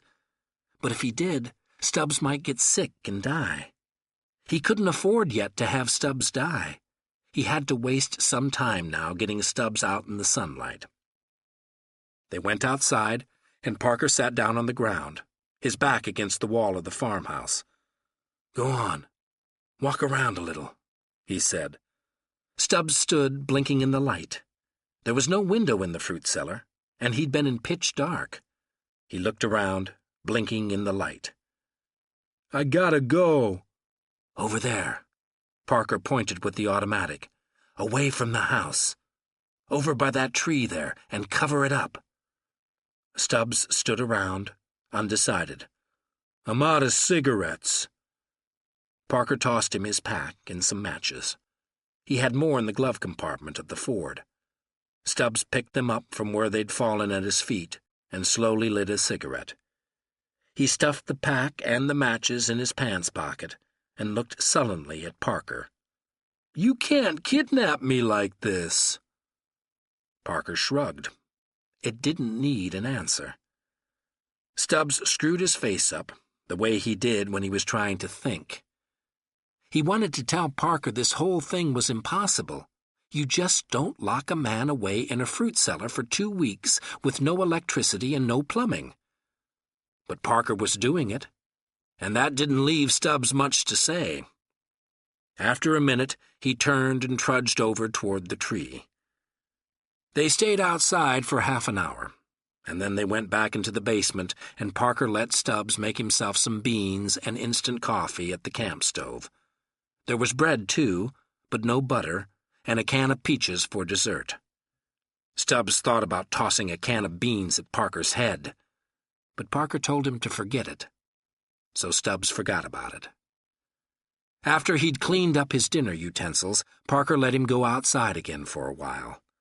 Then he put him back in the fruit cellar, put the bar across the door.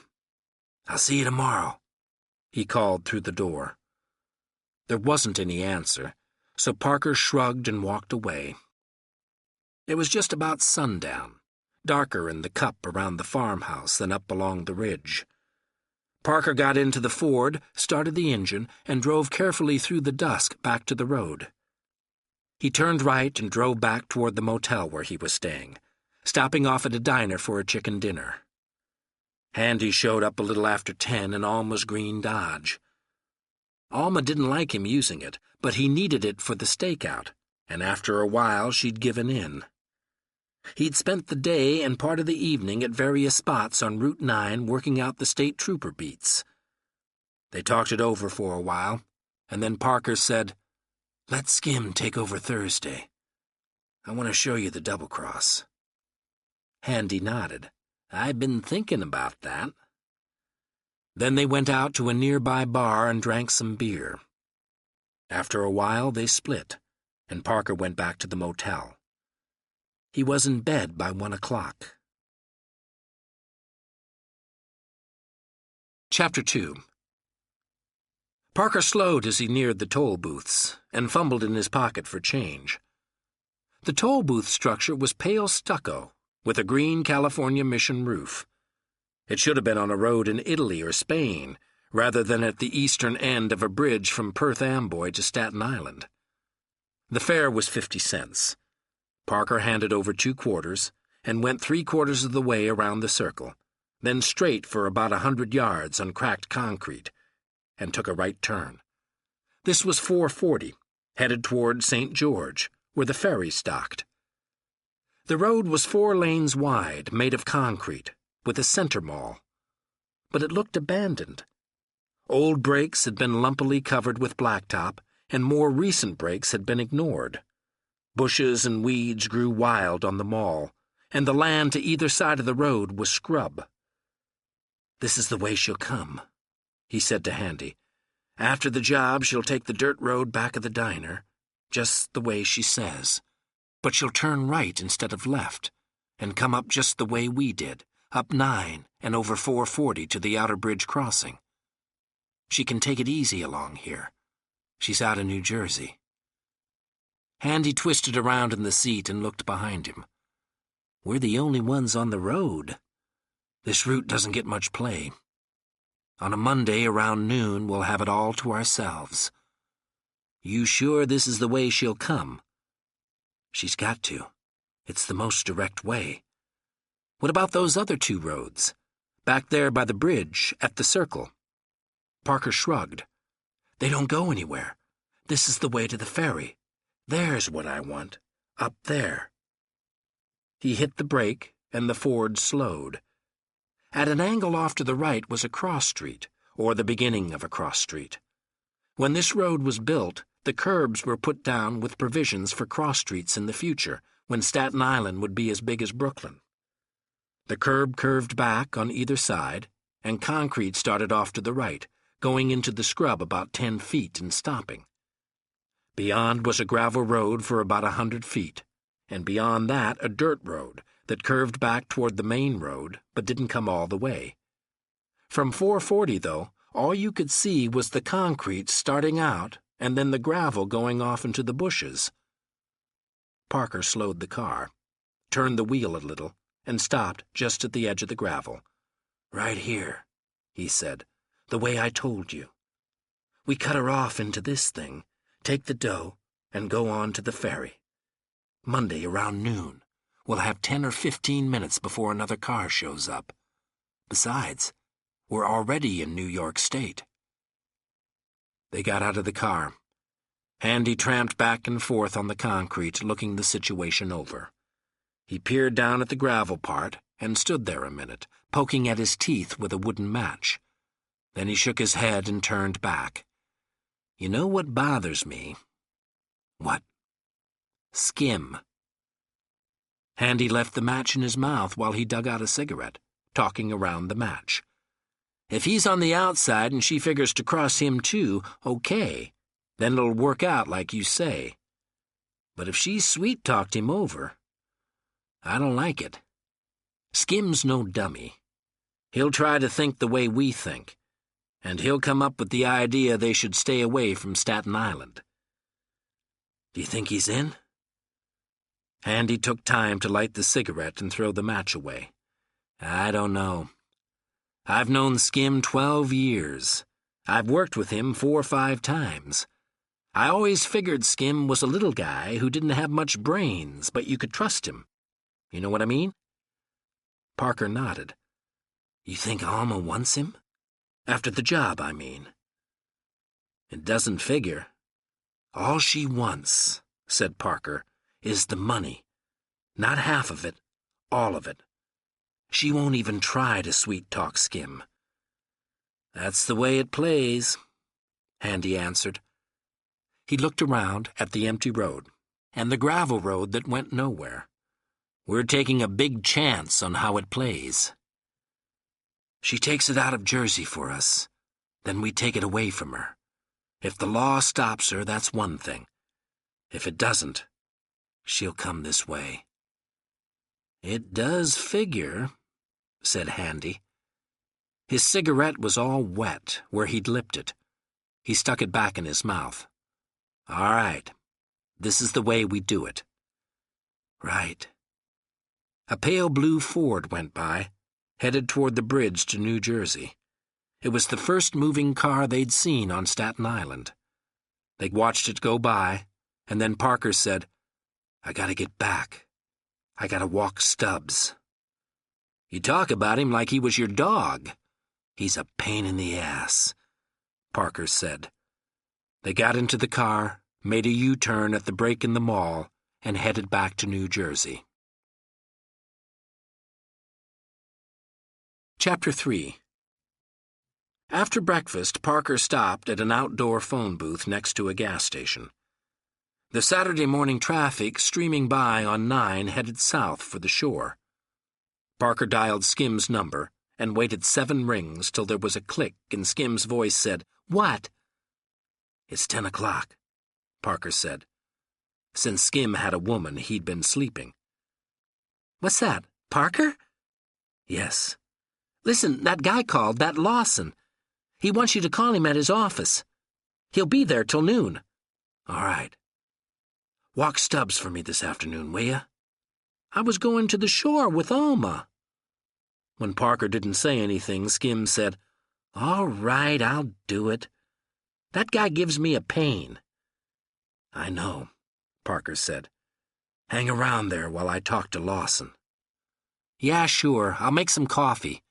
Alma's gone to work. She's going to be mad when we can't go to the shore today." "Yeah." Parker hung up, disgusted, and dropped another dime in the slot. He called Lawson's office, and an operator had him put in another 15. When he told the secretary it was Mr. Flynn to talk to Mr. Lawson, she put him right through. "I've got some of your goods, Mr. Flynn. Those 3 cases you wanted, in good condition, and 1 truck." "Good," Parker said. "The only thing is, the truck right now is in North Carolina. It's the one I told you about. It needs some work on it, but it'll run. They'll take $800 for delivery right there in North Carolina. No extras." "How old is it?" 9 years. Parker grimaced. "Will it make it up here?" "According to what I've been told," Lawson said carefully, "it should make the trip, yes." "All right. Where is it?" "Goldsboro. I believe that's not too far from Raleigh." "I'll find it. Who's the party?" "The Double Ace Garage." "All right." "About the other matter, the 3 cases. "I'll pick them up Tuesday." "Well," said Lawson, "I don't have them, but I can put you in touch with the man who does." "Tell him Tuesday." "I don't think you'll like that, Mr. Flynn. They're what you might call a perishable commodity. He doesn't like to keep them in the store too long, if you know what I mean." "Tuesday's the earliest I can make it." "Well, I'll tell you what. I'll give you his name and phone number. You can straighten it out with him." "You straighten it out," Parker said. "I'll call you Tuesday." He hung up and left the phone booth and joined the rest of the traffic on 9. Handy was sitting in Alma's green Dodge in the furniture store parking lot, across the road from the diner. Parker turned the Ford in next to him, and Handy came over, sliding in next to Parker in the Ford. He had a pencil and a notebook with him. "What's the good word?" he said. "I gotta go to North Carolina to pick up a truck. I'll try to be back Monday. Walk Stubbs for me tomorrow, will ya?" "Sure. Skim taking it today?" "Yeah." "He's supposed to take over here for me tomorrow morning." "I know." "What kind of truck you got?" "There he goes." He pointed the pencil at the road. "See him? The light green Merc with the white top. He's either law or on a case." Parker squinted at the Mercury as it faded away down the road, southward. "Law, I guess. Shows up when the traffic's heavy?" "Right. The same 2 guys in it every time." Handy made a mark in the notebook. "I don't think he'll be working Monday, but just the same." He looked out at the road again. "What kind of truck you got?" "I don't know. A bomb, I think. just so it's big. You can use the Ford while I'm gone. I'll leave it with Skim. Handy nodded. I'll see you Monday. If the truck doesn't break down. If you don't show, I'll take care of Stubbs. Right. Handy went back to his own car, and Parker drove north into Irvington and stopped at Skim's house. Skim was dressed, but he hadn't shaved. His beard grew in straggly and gray, making him look more like a wino on the bum. "Come on in, I'm making coffee," he said. Skim went back to the kitchen, and Parker called Newark Airport. He could get a plane at 2:50, change over in Washington, and go from there to Raleigh. After that, he'd take a bus to Goldsboro. He made the reservation and then went out to the kitchen. Skim was standing by the stove, watching a battered tin coffee pot. He'd spent so much of his life jungled up he didn't know how to make coffee any other way but in an old beat-up pot. There were 2 heavy china mugs on the table, and steel spoons, but no saucers. A pint of old Mr. Boston stood next to one mug. "Sit down," Skim said. "She's almost ready." Parker sat down at the table and lit a cigarette. "You got an ashtray?" "Yeah, wait a second." Skim looked around and then brought a saucer over to the table. "Here you are." "Thanks." Parker dropped the match onto the saucer. Skim went back over to the stove and watched the coffee pot some more. Over his shoulder, he said, "Things coming along, huh?" "Yeah." "I guess you were right, Parker. We only needed 3 men, even with that Stubbs to louse things up." "You want to watch him this afternoon. Yesterday he started to throw a 2x4 at me." Skim bobbed his head and grinned. "Getting stir-crazy, huh?" "Just another week," Parker said. He shrugged. "I'm going south today. Be back Monday, picking up a truck. Come out to the airport with me and take the car. Use it when you go walk Stubbs, and then let Handy have it." "Okay." Skim turned the fire off under the coffee pot and poured them 2 cups of coffee. He set out milk and sugar for Parker and poured a belt of old Mr. Boston in with his coffee. Then he sat down. "You got a truck, huh?" Parker nodded. "A good one?" "How do I know till I see it?" "That's right, ain't it?" Skim sipped at his coffee and made a face. "You say it's down south?" "North Carolina." "North Carolina," repeated Skim. "And you gonna fly down, huh?" "Shut up a while," Parker said. Skim blinked rapidly for a few seconds and then looked down at his coffee cup. He took another sip and made a face again. Then he coughed and looked slant-eyed at Parker. Parker just sat there, smoking a cigarette and drinking coffee, waiting for it to be time to go to the airport. After a while, Skim coughed again. "You getting nervous about it, Parker?"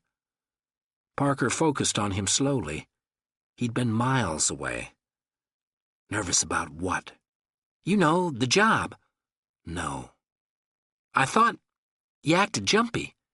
"Irritated," Parker answered. "The job isn't clean. There's too much to watch." "You mean Stubbs?" Parker shrugged. "Listen," Skim said, "I know you don't like Alma. She's kind of bitchy sometimes, I know that, but she's okay, Parker, she really is. You got to get to know her. I wish you'd try to get to know her." Parker looked at him, his mouth dragging down at the corners. "You offering her to me?" Skim got confused then and looked at his coffee cup. No, I didn't mean that. Nothing like that. I only meant—" He ran down, not sure how to explain himself. "Sure," said Parker. He finished his coffee and got to his feet. "Let's go out to the airport." "What time's your plane?" 2:50. "We got time then." "I want to go now." "Sure, okay." Skim stood up and finished his coffee, gulping it down. He started to put the pint in his pocket, but Parker said, "Leave it. You're going to be driving." "Okay, sure." They went out to the car, and Parker drove to the airport. When he got out of the car, he said, "You let Stubbs get away, I'll stomp you." "Don't you worry," said Skim. "He won't go nowhere." Parker walked away into the terminal. Chapter 4. Goldsboro is small and pinch-faced, a backwater town on the Neuse River surrounded by tobacco fields. There's an air base nearby, and the state hospital for Negro insane. These, and cotton and fertilizer, are what the town lives on. Parker got off the bus a little after 10 Saturday night. The workers and the airmen filled the streets. He pushed through and went into a diner where he got directions to the Double Ace garage. It was too far to walk, so he went back to the tiny bus depot and took the only cab, an old black Chevrolet. The Double Ace garage was a long, low, shed-like construction of concrete blocks. It was painted a dirty white, with the name in red lettering over the wide doors at the front. Parker went inside to the office cubicle, stuck in the right-hand corner up front, and found a hairy, florid, stout man sitting in a swivel chair at a roll-top desk. He was smoking a cigar, and he left it in his mouth when he talked. "I'm Flynn. Lawson sent me." "Yeah," said the florid man. He turned slightly, and the swivel chair squeaked dryly. "He phoned." "Let's see it," Parker said. "Yeah. You're in a hurry, huh?" Parker waited. The florid man grunted and heaved himself out of the chair. They went around to the side of the building, where there was a gravel lot. The truck was standing there, a 9-year-old Dodge cab and a Fruhoff trailer lit by a floodlight on the side of the building. The trailer was metal color and covered with grime, and the cab red. Some company name on the doors had been painted out with a darker red. The engine was running. Parker shook his head. He went over and opened the door on the driver's side and reached up and turned the ignition key. The engine stopped. The florid man watched him, chewing slowly on his cigar. But Parker ignored him. He looked at the rubber all the way around. It was all lousy, but at least there were no threads showing. The mudguards were gone, and so were most of the safety lights. The window was broken in the right-hand door, and there was some sort of jury-rigged rope arrangement keeping cab and trailer together because the original hitch was broken. The floor mats were gone in the cab, showing where part of the metal flooring had rusted through. Parker opened the trailer doors and saw that most of the wooden inner walls had been ripped out. He shook his head again and went around front to open the left side of the hood.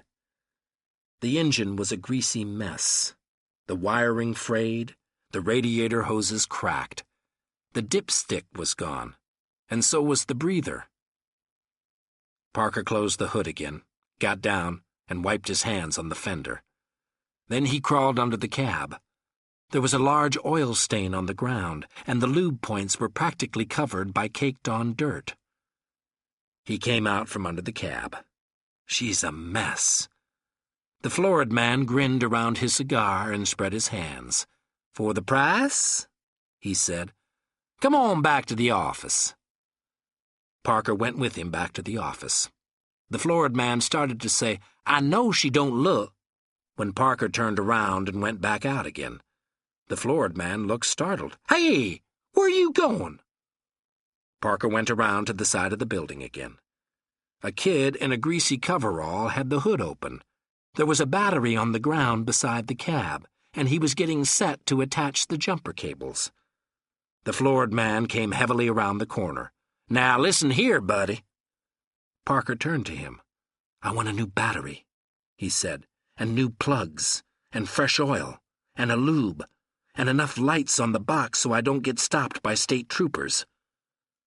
The florid man was shaking his head, chewing more rapidly on the cigar.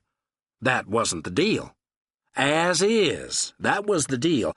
As is." "No deal," Parker said. He walked around the florid man and started toward the street. "Hey, wait a minute!" Parker turned. The florid man tried a smile that didn't come off. No sense going off in a huff, buddy, he said. We can work something out.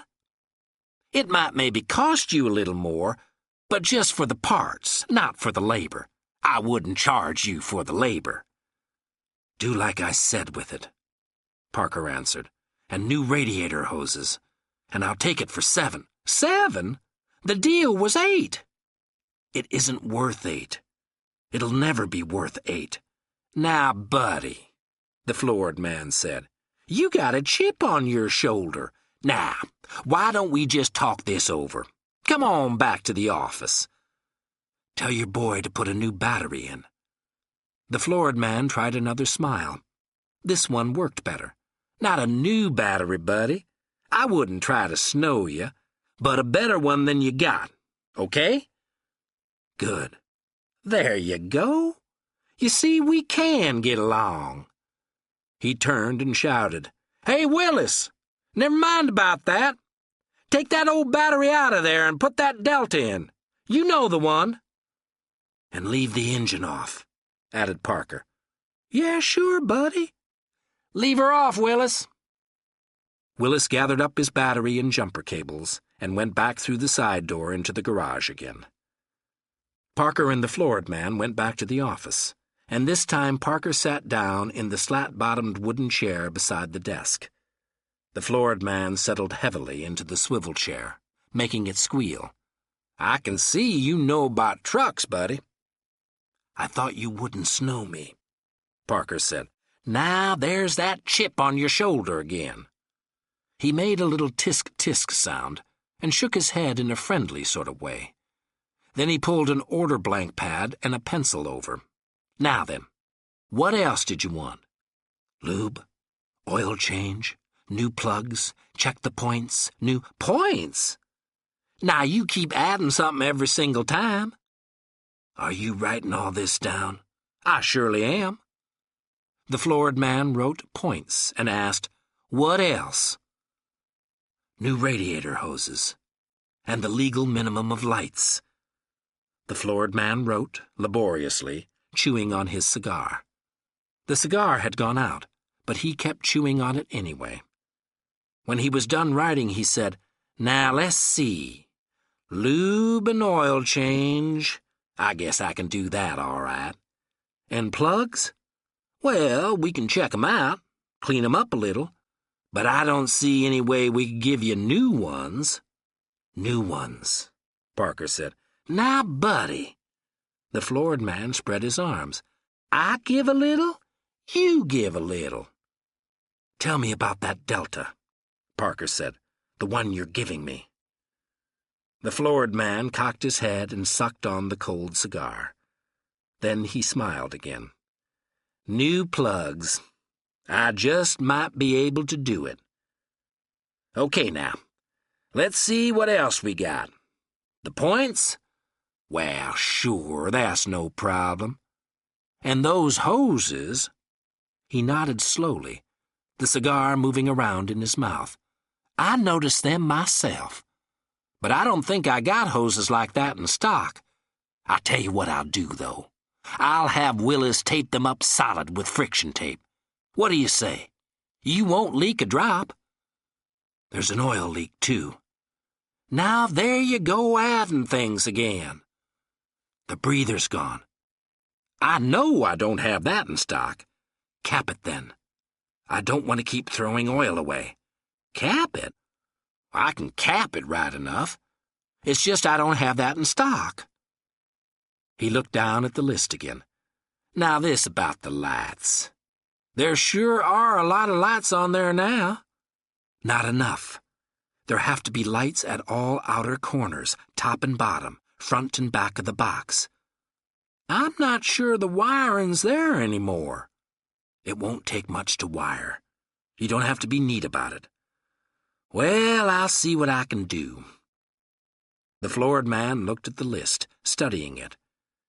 I do believe I can take care of all this for you, and still only ask the original price of $800. We'll see what kind of job you do. Don't you worry, my friend, the floored man said. I'll take care of you right. You just leave everything to me. One more thing. The floored man looked up, frowning. I saw Alabama plates on her. Are they hot? Not where you're going, way up in New Jersey. What about when I drive through North Carolina? I'll tell you what I'll do. I'll smear some mud on 'em so you can't tell the difference. He took the cigar out of his mouth at last. You know, safe plates are expensive. I got some, safe as a mother's arms, but I just wouldn't let them get tossed in on this deal. Safe plates aren't that easy to come by. All right, smear mud on them. That's just what I'll do. He tore the top sheet off the order blank pad. Now, when do you want to take her? Tomorrow morning? Tonight. Oh, you want a rush job. I want her tonight, Parker said. And don't give me a lot of crap about that being extra. Why, I had no intention. I tell you what, friend. You come back here at midnight, that's 2 hours from now or a little less, and she'll be ready. That's good, Parker said. He left the office. A block away, he found a hole-in-the-wall restaurant and spent some time over a cup of coffee. Then he walked around a while, looking at the town, glad he was going to be leaving it that night. At midnight, he walked back to the double-ace garage. The truck was out on the side again, but in a different spot, closer to the floodlight. Parker went over and looked at it. There were new spark plugs. The joints had been lubed. The breather hole was capped, and lights had been haphazardly attached to the trailer. Friction tape had been wrapped tightly around the radiator hoses, and mud had been smeared on the Alabama plates. And the stain on the ground under the cab came from cleaner oil. Parker swung up into the cab and turned the key in the ignition. She started sluggishly, but she started. The engine roared and the cab trembled. There was either no muffler or it was riddled with holes. Parker saw the floored man coming toward him across the gravel. He had a new cigar now, lit. He stopped beside the cab and shouted up over the roar of the engine, "How do you like her?" "Get in," Parker shouted back. "Let's go around the block." The floored man hesitated. "Hold on just a second." He went back to the office. When he came back, he had a jacket on, with a bulging right-hand pocket. He climbed into the cab, and Parker fought into second. The mirror on the left was cracked, and the mirror on the right was gone. Using just the one on the left, Parker backed till he was facing the driveway to the street, and then drove out. The trailer was long and high. Because it was empty, and because of the bad way it was attached to the cab, it tracked badly as Parker made the wide turn onto the street. The brakes were better than Parker had expected, though he had to pump them up a little each time. But the acceleration was lousy, and the cab seemed ready to shake itself apart any second. They went around the block, having trouble on all the turns because of the way the trailer tracked, and when they got to the garage again, Parker left the truck in the street. "All right," he said. 800.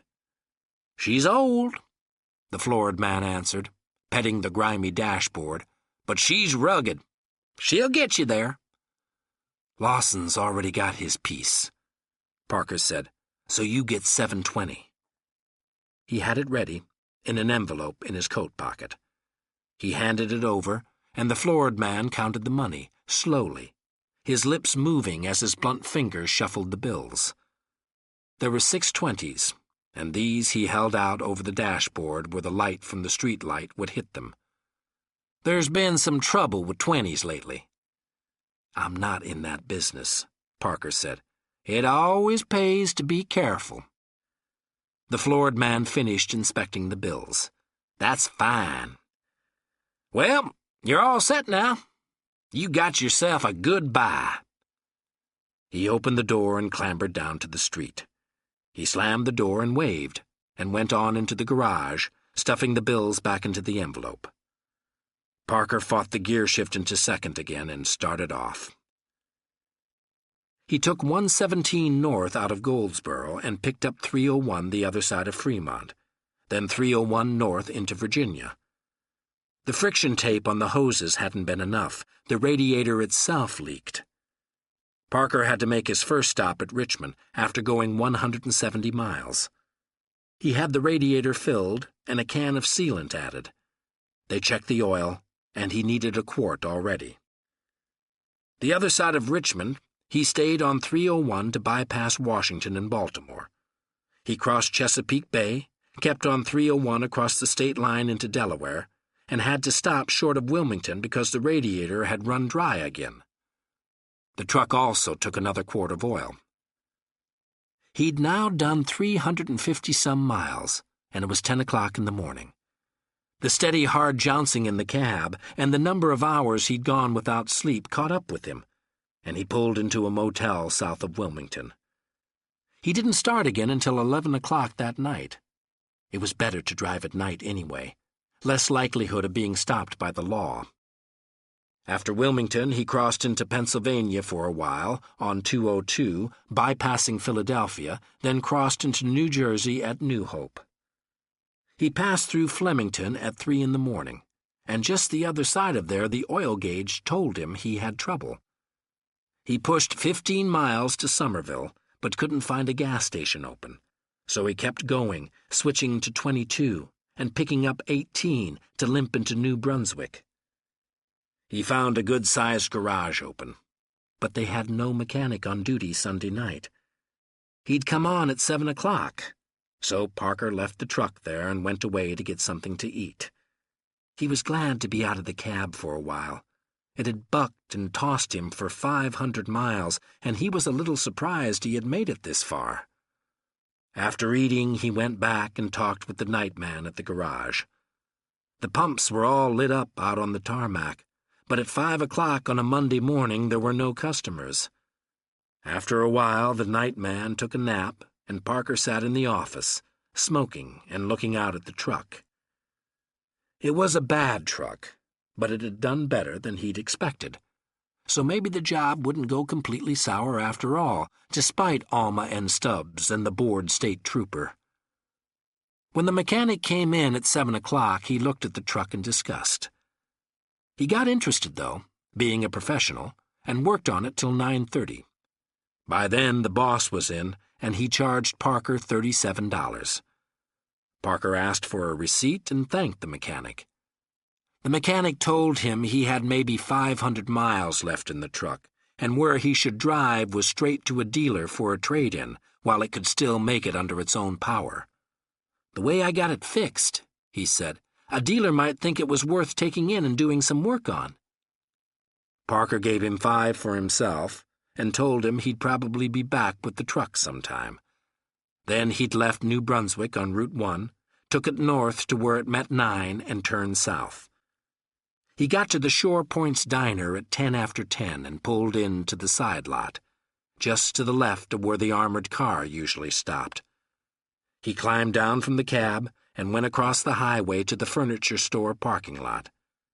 Handy was there, in the Ford. Parker slipped in beside him. "That's it. Over there. Cost me $37 in New Brunswick to keep it going." "That's a real nice scow," Handy said. "Take it up to Newark and stash it on a side street tonight." "Right." Parker handed over the ignition key. "And take some paint and fix up the doors, will you? Put some kind of brand name on them." "Will do." Handy looked down to the right. "Here she comes." They watched the red armored car come down the highway, slow, and turn at the diner. It rolled up the blacktop to the gravel at the side and slid into its usual parking slot. Parker and Handy watched it disappear behind the truck, and Handy grinned. "Right out of sight." Parker nodded. "The job's gonna work out."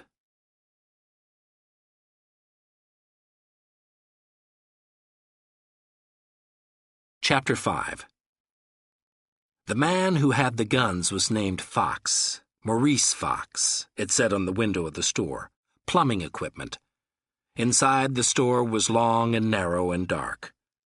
There were dusty toilets in one row, porcelain sinks in another row, and bins full of pipe joints and faucets along one wall.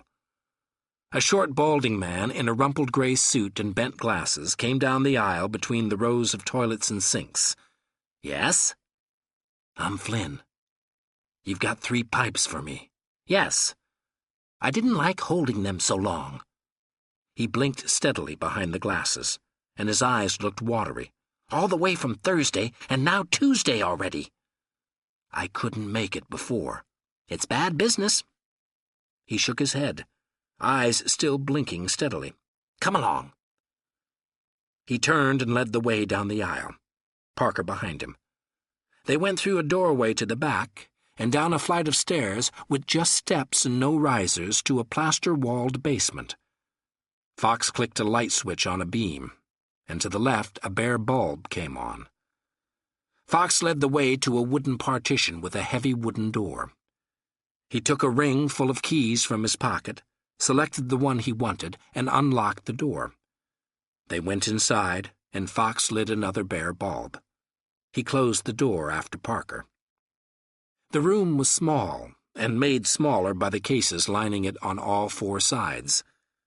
The floor was wooden slats over concrete, except for one square in the middle, where there was no wood over the drain.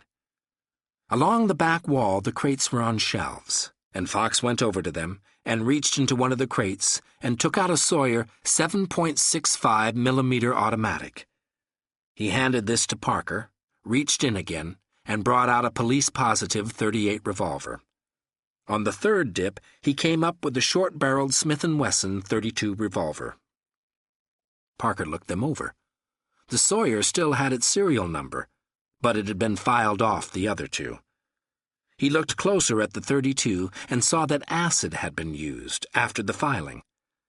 Fox rummaged in another crate and came up with 2 small boxes marked nails. One also had an X on it. "The one with the X is .32 caliber. The other one is .38. "All right." For the last time, Fox felt around in one of the crates, and this time he brought out 2 clips for the Sawyer. "You want to check them?" "Right." Fox went to the middle of the room, got down on his knees, and lifted up the drain plate. Underneath was loose dirt.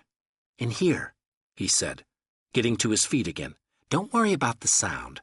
The boxes keep it all in. It will be very loud because the room's so small, but outside no one will hear a thing."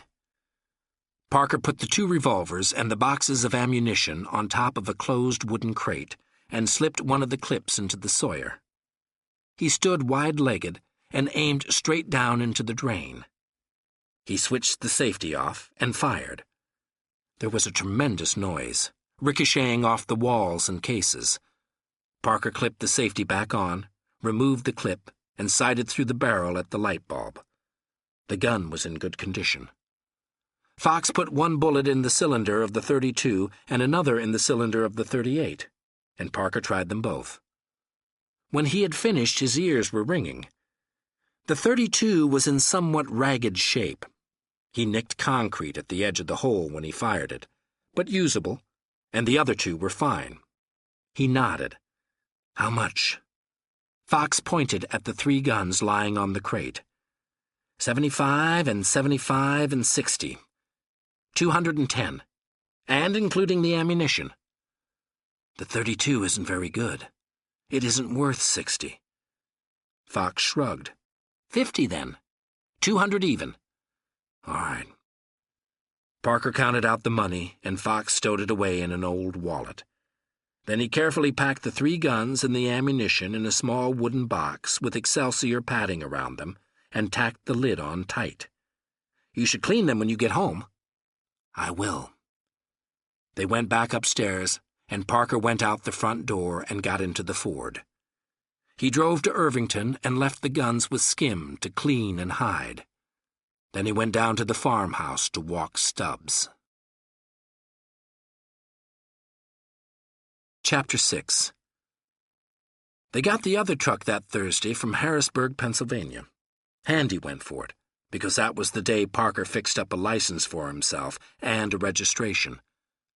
It was a printer he went to, and once again the contact was through Lawson.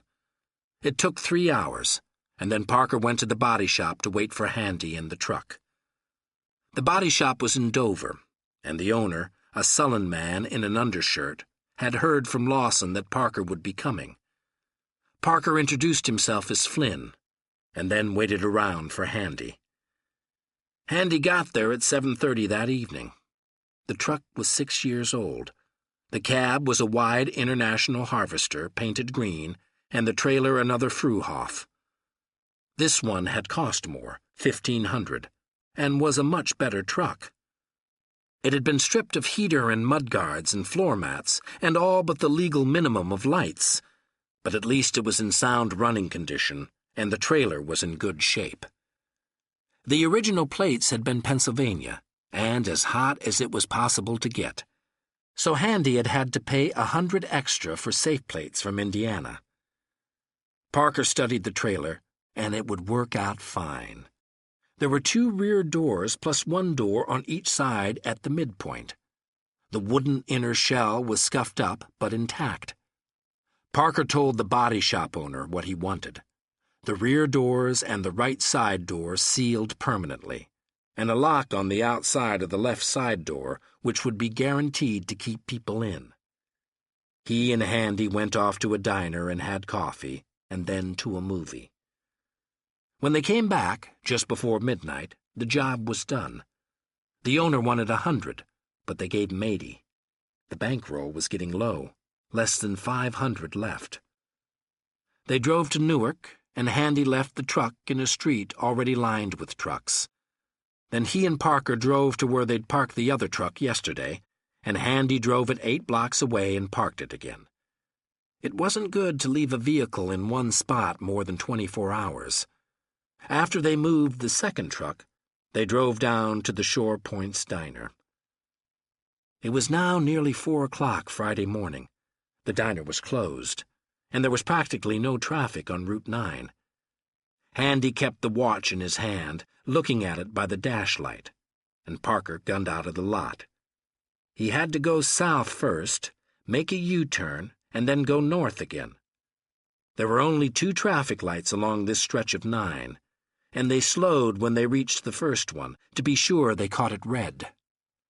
When it changed, Parker jumped to 50, and they flew past the second one. He had to slow to make the turn to 440, where there was a looping circle that went away to the right after 9 passed under 440. The turnoff came up a rise and stopped at 440, and you could make either a right or a left. There was a stop sign, and they would have to make a left. They stopped, though there was no traffic, and Handy counted slowly to 10, looking at the watch in his hand. Then Parker made the left, and they coasted at 45, the speed limit here, to the next light. They reached it just before it turned green, and had to come to a complete stop. 15 next time, Handy said. Right. Next, there came a circle, and then another light, which turned red when they were about 50 yards away. This one's going to be a bitch, Handy said. I'll be going through the other one faster, Parker said. I'll hit it a little heavier coming around the circle, 30 instead of 25. It'll be daytime. There'll be traffic. It's a bitch doing it this way, Parker said. Ordinarily, they would have made this dry run on a Monday morning at 11 o'clock, but either Alma or Skim would have seen them at it and wondered what they were doing. When the light changed, Parker drove on down to the bridge but didn't bother to go across. There were no more lights from here to the turnoff. He circled around and went back to the diner, once again making sure he was stopped by the first light. When it changed to green, he pulled away and was making 50 by the time they passed the diner. 17 seconds, Handy said. All right. They went around again, waited for the light to turn red before coming back down. Parker tore into the gravel parking lot, squealing the brakes at the last second, and swung around in the position they'd be in during the job. 13, Handy said. 14, 15, 16, 17. Parker made the trip again. Out of the diner, south to the U-turn, then north. They went through the first light, and Handy looked back at it, counting. It changed 10 seconds after they went by. They went through the middle of the second light, made the turn to 440, and Handy counted to 10 again, because the timing was different now. They went through the first light just after it went green, and the second one just before it went red. "That's all right now," Parker said. "If the lights worked the same in the daytime. They might change them at rush hour, not at 11 in the morning. Still, I'll try it once more tomorrow morning, just to be sure." Parker drove Handy back to his place in Newark, then turned around and went back to his motel. He wrote a note asking to be called at 10 o'clock and dropped it through the mail slot in the office door. It seemed as if he was barely asleep when the woman who ran the motel was knocking at the door. He got up and showered and ate breakfast and drove to the diner. Skim was stationed in the furniture store parking lot, and he went over and talked to him for a few minutes, leaving the Ford parked beside the diner. Then he went back over to the Ford, backing out of the parking space so he was in the position he'd be in during the job. He paused to light a cigarette, watching the road. Traffic went by, headed south, and as the leader went by, Parker pulled out of the lot and fell in behind him.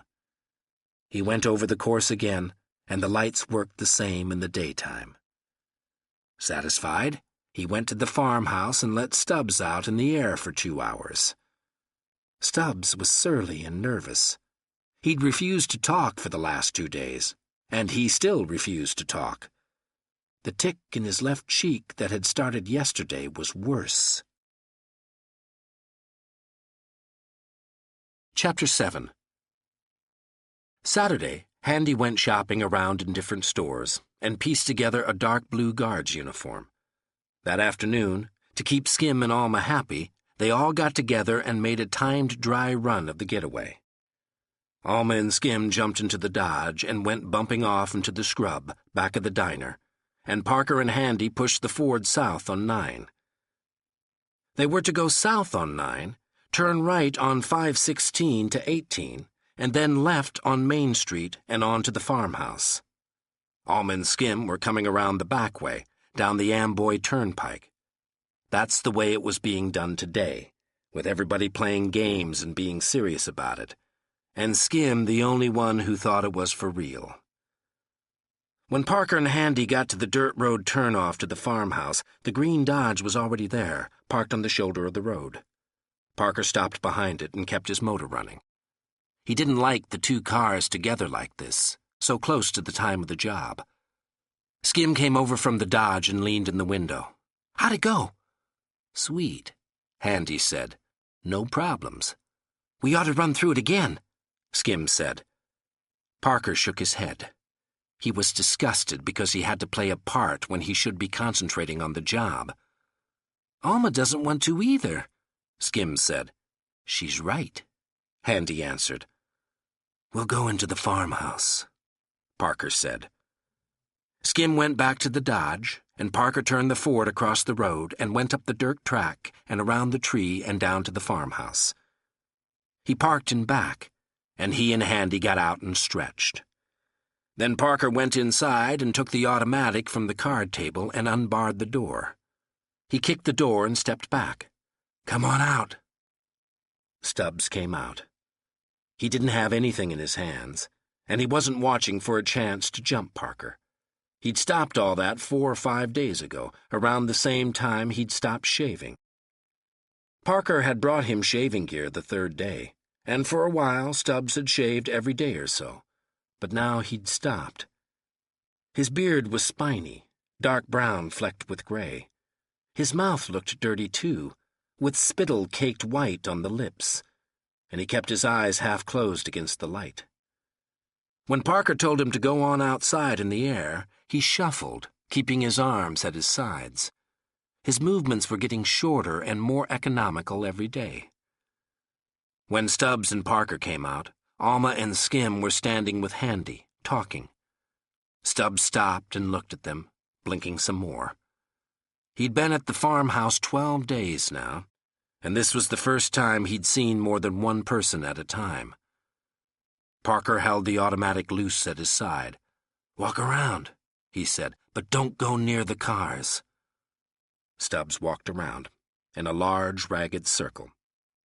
His shuffling made the white sand kick up around his feet. His shoes and pant cuffs were covered with sand, and his white shirt was almost gray.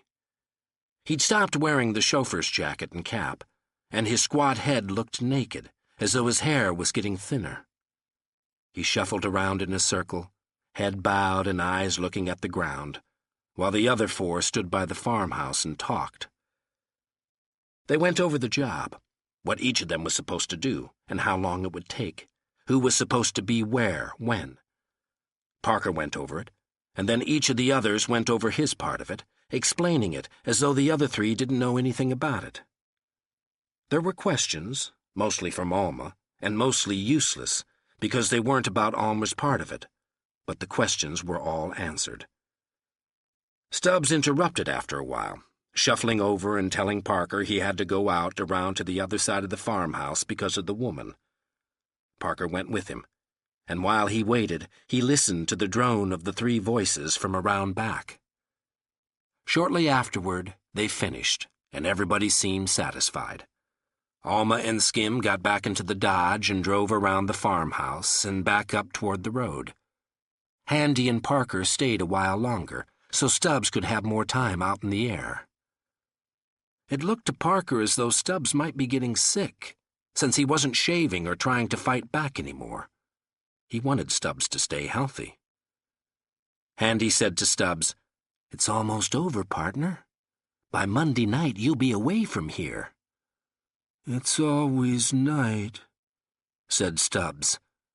It was almost the first thing he'd said, and his voice was low and flat, as though he didn't care if anybody heard him. Handy felt sorry for Stubbs. He'd been inside, and he knew this must be even worse than inside because of being alone and no light. "Listen, there's a flashlight in the car.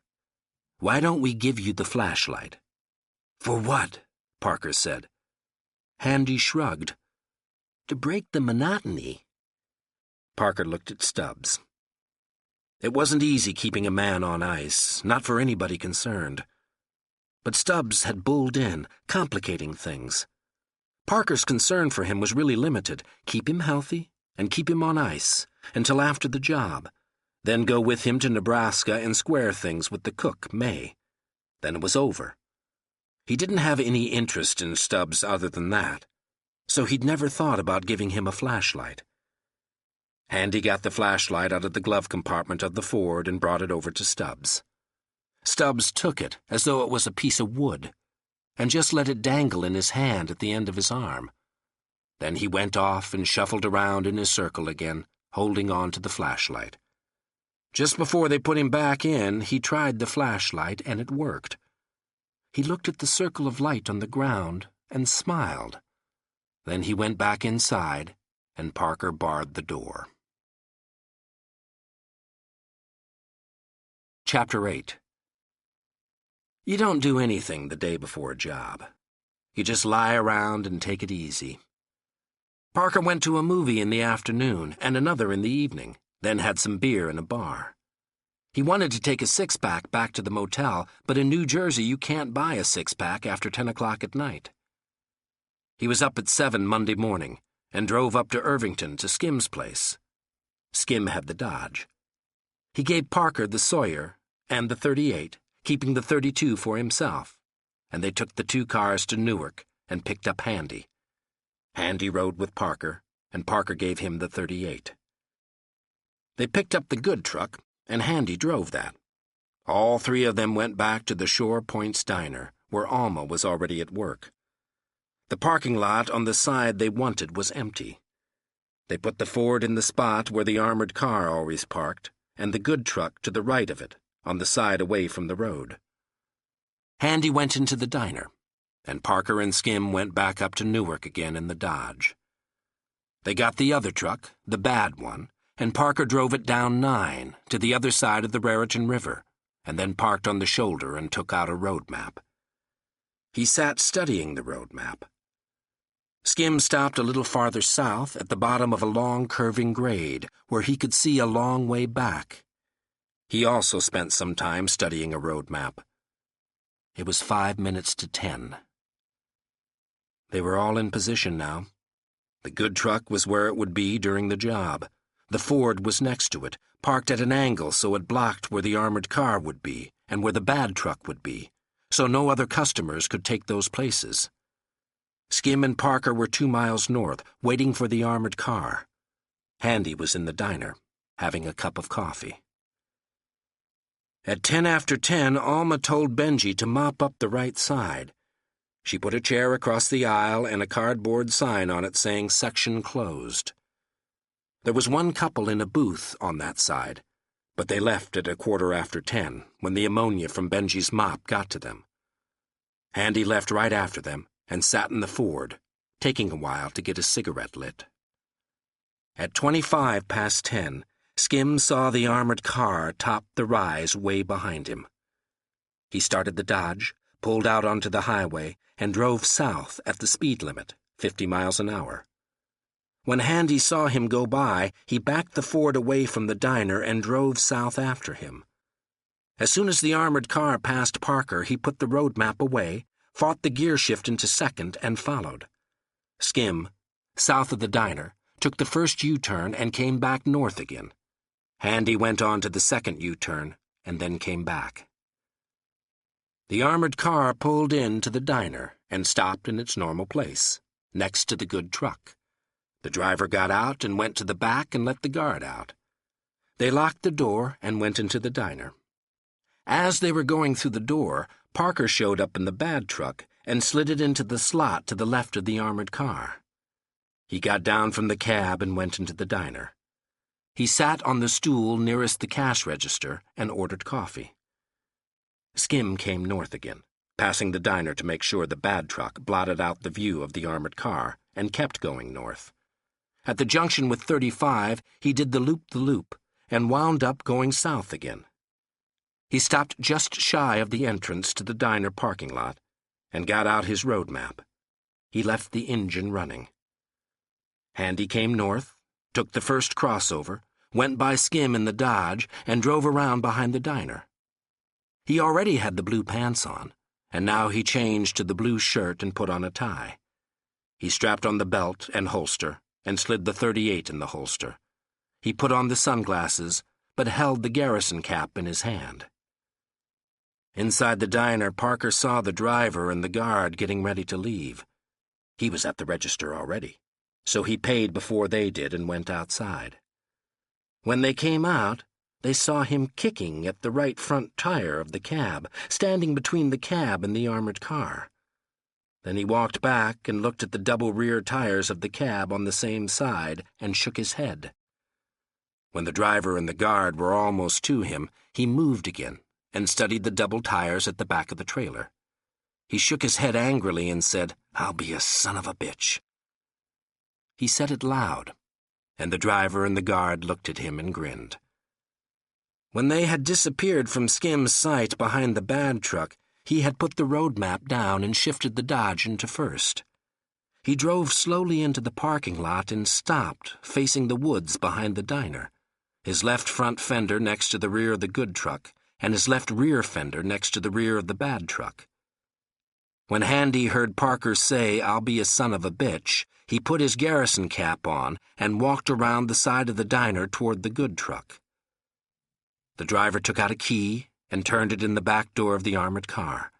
Then he stepped back, and the guard took out another key and finished the job of unlocking the door. He pulled the door open as Parker came walking forward, and when he started up into the back of the armored car, Parker clipped him with the butt of the Sawyer. Just then, Handy came around the back of the good truck, with the .38 in his right hand and a small pocket knife in his left. He put the point of the gun in the driver's back and pricked the side of his neck with the knife. "Hold very still," he said, low and flat. The gun was the real threat, but the knife was psychological. Most people were more afraid of a knife than a gun. The driver shivered, and his eyes widened. Parker said to him, talking low, "Go on up and have the other guard open the door for you." Handy moved his left hand down and pricked the knife gently into the driver's hip. "One wrong move," he said, "and I castrate you." Skim got out of the Dodge, bringing the rope and gags. He and Parker tied and gagged the unconscious guard and carried him to the side of the good truck. Parker opened the door and they tossed the guard inside. Then he went around to the other side of the armored car to help Handy. The guard in the cab of the armored car saw the driver and caught a glimpse of another uniformed figure behind him. He opened the door on the driver's side and saw a flash of reflected light as the driver went down. Then Handy had the .38 on him. "Come on out." The guard hesitated. He could see the driver lying on his face on the gravel. He swallowed and came carefully out of the armored car. Parker sapped him as he stepped down. He and Skim tied and gagged the driver and the second guard, while Handy started moving the sacks and boxes from the armored car to the Dodge. Parker and Skim tossed the truss two into the good truck with the first guard, and then Parker locked the door while Skim went to help Handy. When the door was locked, Parker helped finish the transfer from the armored car to the Dodge. Inside the diner, Alma walked across Benji's wet floor while Benji glared at her and looked out the window. She saw they were finishing, so she went through the kitchen and out the back door, slipping a paring knife into her purse. Skim got behind the wheel of the Dodge, and Parker and Handy walked back around to the Ford. The job had taken 3 minutes. Alma came out as Handy was changing his shirt and said, "See you at the farmhouse." "Right," said Handy. Parker was behind the wheel of the Ford and didn't say anything. The Dodge came around the corner of the building, its rear end low because of the weight in it now, and stopped. Skim slid over, and Alma got behind the wheel. The Dodge shot off along the dirt road. Handy finished changing his shirt and came around to get into the Ford on the passenger's side. He tossed the blue shirt and the belt and holster and the garrison cap on the floor behind the front seat. Parker started the Ford, and they went around the diner and paused near the 2 trucks and the armored car. Traffic went by, headed south, and then there was no traffic. When the traffic started again, Parker joined it, and they went over the course with no trouble, catching all the lights. They went across the bridge and paid the 50-cent toll at the Mission-style toll booth and went around the circle to 440. They felt easier now, because they were in a different state, but Parker still drove fast. There was a car far ahead of them, nothing behind them. One car went by in the other direction, toward the bridge. When they got to the spot they'd chosen for the trap, Parker turned left through the gap in the mall. He shifted into neutral, put on the emergency brake, and got out of the car. In the trunk were sunglasses and a red baseball cap and a red flag and a large metal sign that said "Detour" in black letters on a yellow background. Parker put on the sunglasses and the baseball cap and stuck the red flag in his back pocket. He looked both ways, but there was no traffic, so he crossed the road and found a dead branch on the other side. He used that to prop up the detour sign in the right-hand lane, just beyond the dead-end turnoff. In the meantime, Handy turned the Ford around so it was backed into the bushes and facing across the road. When Alma took the detour, he'd drive across and block her exit. Parker lit a cigarette and waited. A pale green Volkswagen came along and slowed when it saw Parker and the detour sign. Parker took out the red flag and motioned for the Volkswagen to go by in the passing lane. The Volkswagen did, with a young man driving and the girl beside him wearing a yellow bandana and reflecting sunglasses. She looked at Parker as they went by, and then twisted around to look at him some more through the rear window. He looked tough. The young man looked at her, but because of the reflecting sunglasses he saw his own face instead of her eyes. But then she licked her upper lip, the top of her tongue moist and trembling, and he said, "Ah, a ditch digger." Parker finished smoking his cigarette and looked across at Handy. Handy was hunched at the wheel, the position of his body looking nervous. Parker began to wonder if Skim had been in on the cross. If he had been, she wouldn't be coming along this road. But it didn't make sense that Skim had been in it. It didn't figure that way at all. Another car came into sight way down the road, and Parker stood up straighter. But when it came closer, it turned out to be an old black Packard with a prim old woman at the wheel, and Parker motioned for her to go by in the passing lane. She stopped instead and leaned out the right-hand window. "What seems to be the trouble, young man?" "Road work," he answered. "It certainly is about time." She straightened again and drove off. A little while after the Packard had disappeared at the far curve, Parker saw the Dodge coming. He knew it was the Dodge the second he saw it, and he motioned at Handy. Handy grinned and let go of the wheel. He could relax now. The Dodge came closer, and Parker could see that Alma was alone in it. So he'd been right all the way down the line. The Dodge was coming fast, too fast for someone who couldn't afford to be stopped by the law, and Parker stepped out into the passing lane and waved the red flag at her, while motioning with his other hand that she should turn right. The car sagged when she hit the brakes, and then she made the turn. At the last minute, she must have recognized Parker or seen the Ford across the road, because she slammed on the brakes again and tried to get back to the highway. But she was already in too far, and her left front fender crumpled into a tree. The Ford came across and turned, blocking the turnoff, and Handy ran over to the Dodge. He had the .38 in his hand. But when he got there, the job was finished, and Parker was putting the Sawyer away again under his shirt. Alma had run only 3 steps from the car.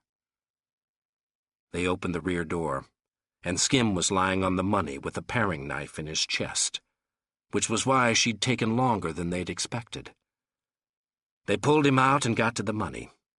They stayed behind the Dodge, and the Ford was on the other side of that, so the occasional cars going by didn't bother them. There were 4 metal boxes of bills and 5 bags of coins. Handy took care of the locks on the boxes, and they started to count. The bills were all bound in stacks of 100, so the counting didn't take long. There was just over $54,000 in bills. Parker took out $6,000 for the bankrolling, and they split the rest in half. Parker stowed his share in the suitcase he'd put in the back of the Ford. Handy put his back in 2 of the metal boxes and stashed them in the trunk of the Dodge. Then Parker picked up a bag of coins in each hand and walked deeper into the woods. The ground was mushy, and when he came to a stream, he stopped and dropped the 2 bags on the ground.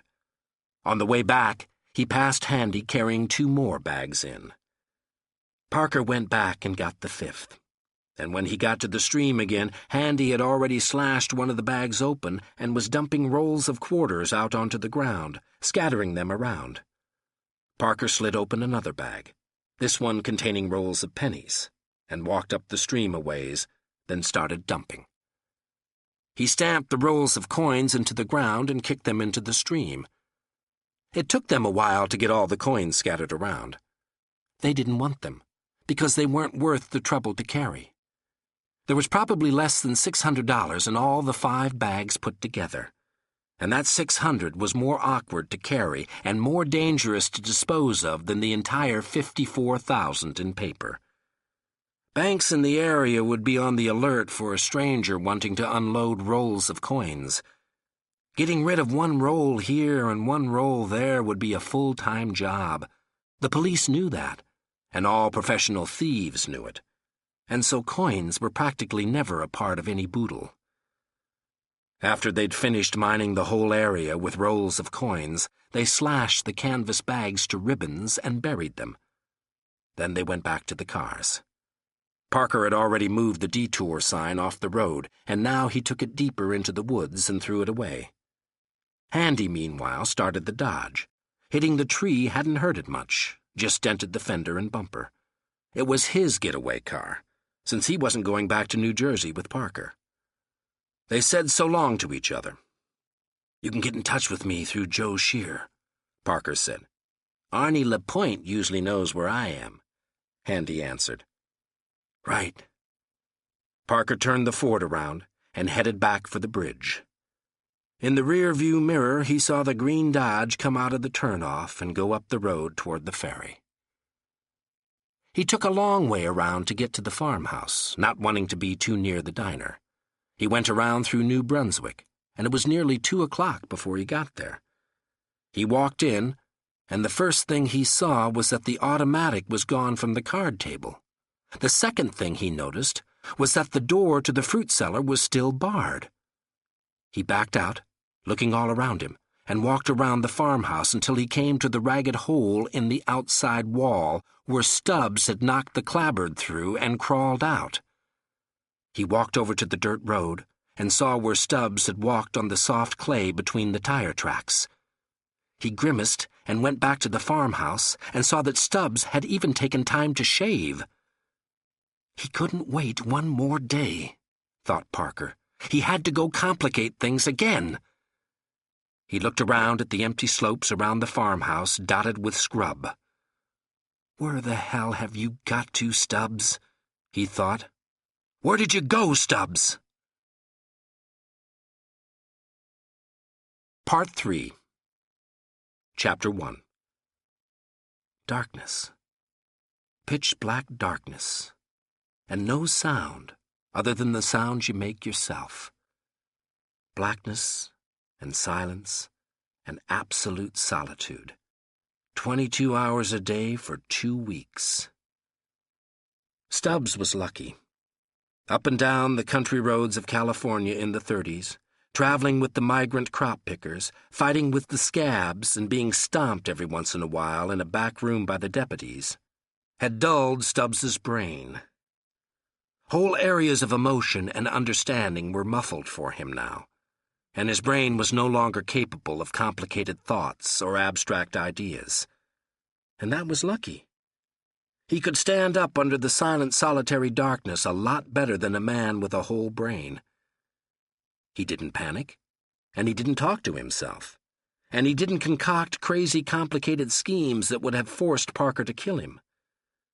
He'd butt his head against a wall like a rat in a maze.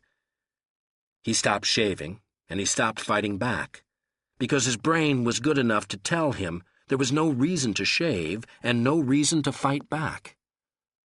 But other than that, he didn't do anything that a more sensitive man might have done. Since he was starting with only part of a mind anyway, it was easier for Stubbs to revert to the animal. A man with a whole brain would panic first, do all the idiotic things that come from panic, and if he survived the panic, then he would be reverted to the animal. For Stubbs, it was simpler and more direct. When an animal is enclosed, he concentrates on only one thing: getting out. And the first way he tries is by digging.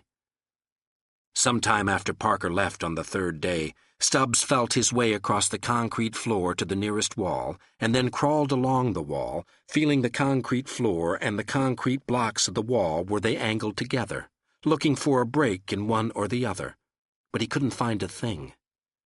Then he went around again, and this time he found a place where the floor had crumbled a little bit, just at the edge of the wall. He tried to remember the place without being able to see it, and stumbled away to the broken-down shelves where the farmer's wife had once kept her canning. He got a chunk of wood and went back, and for a while he couldn't find the tiny place where the floor had crumbled, but then he did. He poked at the broken place in the floor with the ragged end of the piece of wood, and for a long while he didn't seem to be getting anywhere at all. It would have been easier if he could see what he was doing. Every once in a while, he felt the broken place with his fingers, and a few more grains of concrete would brush away, and he'd poke at it some more. By the time he was too exhausted to work anymore, he had a hole in the floor the size of his fist. Then he fell asleep, and the next thing he knew, Parker was kicking at the door and telling him to come out, and it was the 4th day. The 4th day, and the 5th day, and the 6th day, he worked on the concrete with chunks of wood. And by the 6th day, he had a hole more than a foot in diameter, and he'd started scooping out the dirt. Parker never came into the fruit cellar because there was no light in there and no reason to go in, so Stubbs didn't try to hide the dirt or the broken rubble of concrete.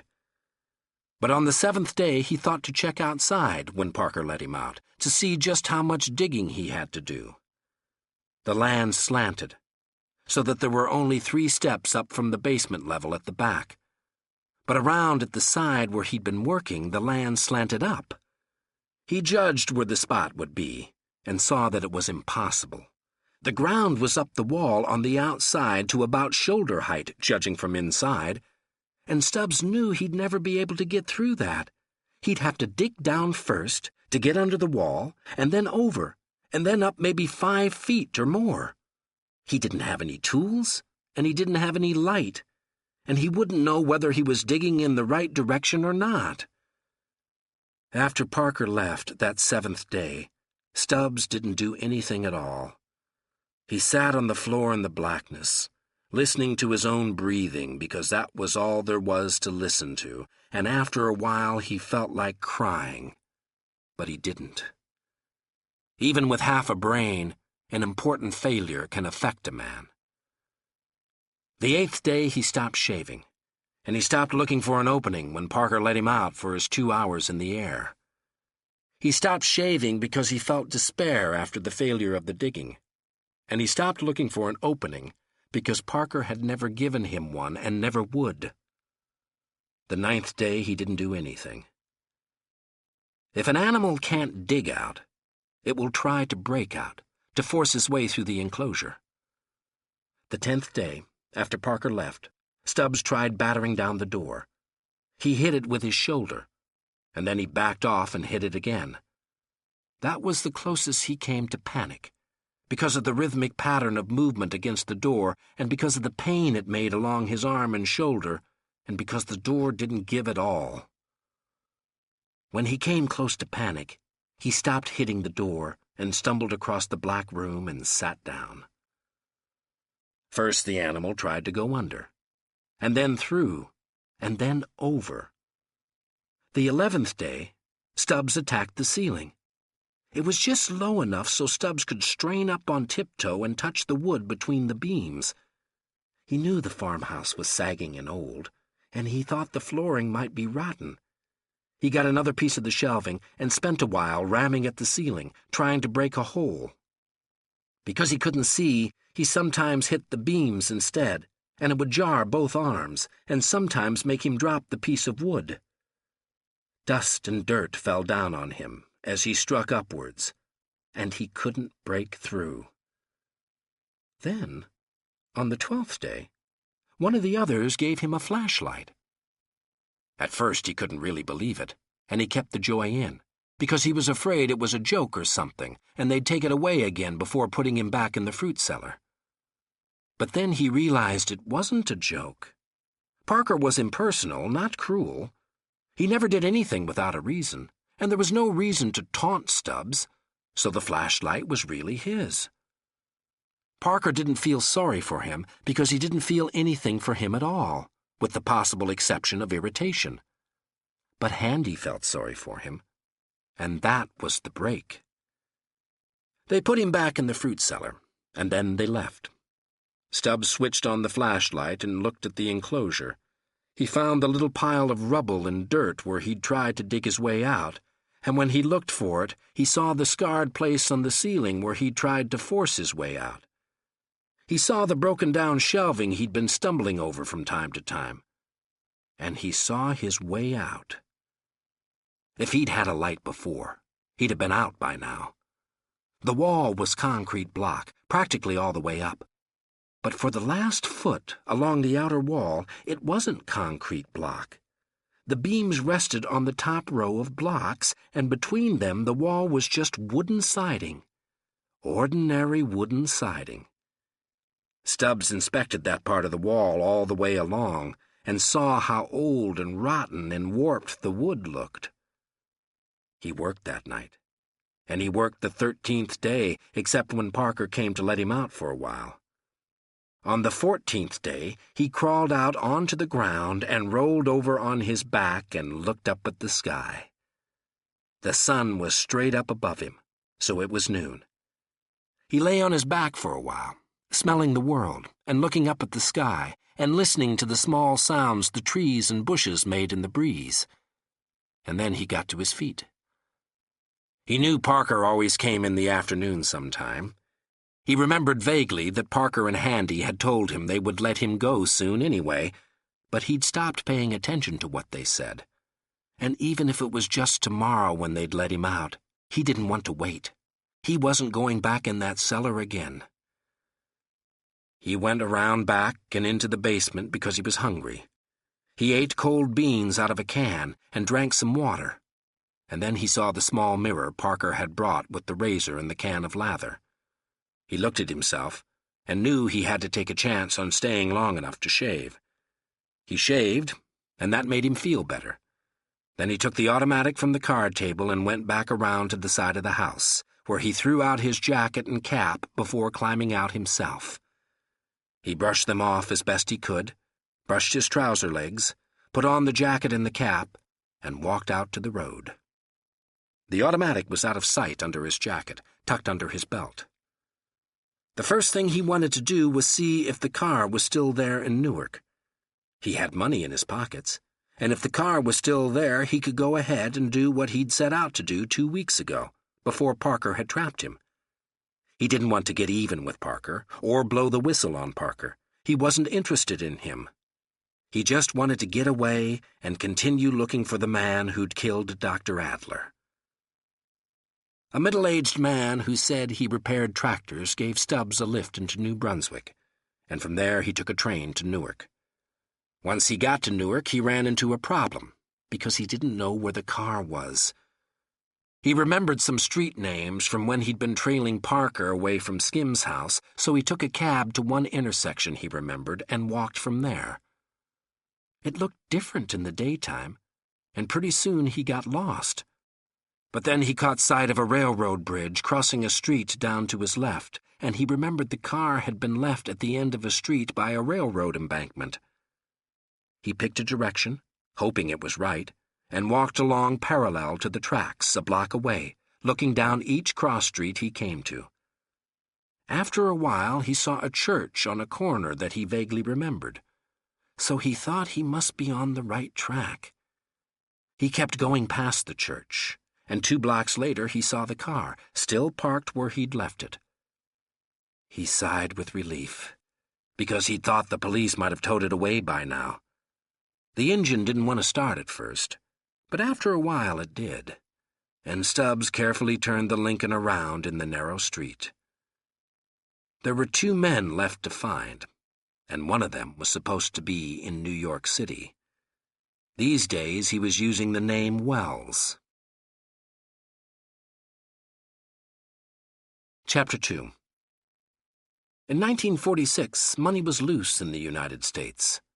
But from another angle, money was tight. That was the year between the war and the Cold War, and at the top level money was tight because the men at the top level expected a reduction in government spending now that the war was over. This would mean a reduction in heavy manufacturing and a general tightening of the belt until the nation had made the adjustment from a war to a peace economy. The men at the top gloomily looked forward to a long, hard peace, and money with them was tight. But at the bottom level, money was loose. The servicemen were getting out, and they were getting theirs. The GI Bill let them go to school, or buy a house, or just sit around on their duffs for 52 weeks. The defense plant workers, who'd been getting theirs all along, now had something to spend it on. Cars were being manufactured again, and new housing was springing up everywhere, and rationing and other restrictions were disappearing. So the men at the bottom happily looked forward to a long, soft peace, and money with them was loose. There was this man named Wallerbaugh, C. Frederick Wallerbaugh, and he had made a very good living for a number of years by doing the sort of things with stocks that no one is supposed to do.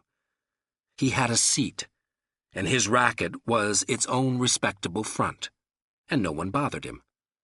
The men at the top ignore the Wallabahs for the same reason that a police force retires a graft taker rather than prosecuting him.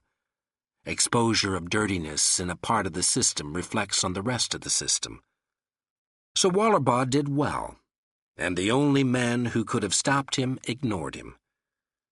But in 1946, money at the top was tight, and Wallabah, as usual, had overextended himself.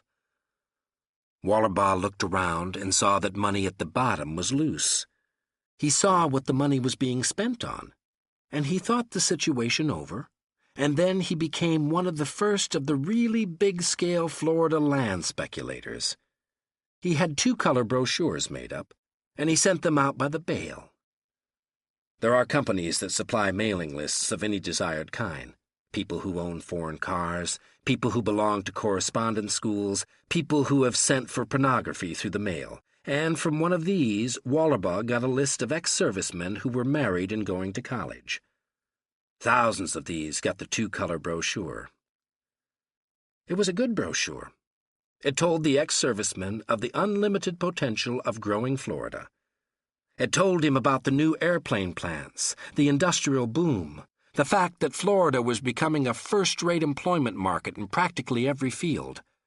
It also told him just how cheaply he could own his own plot of land on Florida's west coast, and how little more it would cost to build a brand-new house on that land. The ex-serviceman could start paying for that lot and house right now. Then it would be ready for him when he graduated from college, and he and the missus were ready for the big move. Wallabah took a lot of servicemen. He sold land that was totally inaccessible by car. He sold land that was 8 feet underwater. He sold land to which he didn't hold clear title. He sold land that washed back out into the Gulf of Mexico before the ink was dry on the check. The land grab was bad in Florida for a while, with the speculators all trying to grab from each other. So in 1947, Wallabah took on a partner, a man named Grants. Grants had just served a rap for income tax evasion. He'd lived off the black market during the war, which wasn't as easy or as profitable as liquor had once been, and he was happy to bring his know-how into the corporation. The bubble lasted 3 years. Wallabah had thought it would last forever, just as the stock game should have lasted forever. But he was wrong. At the top, they could afford to ignore him. But now he was working at the bottom. And at the bottom, they couldn't afford to ignore him. It was government money, passed by the GI Bill through the hands of servicemen and then into Wallabah's hands, and he was being careless. Grease kept the deal alive for a while, but in 1949 the warrants came out.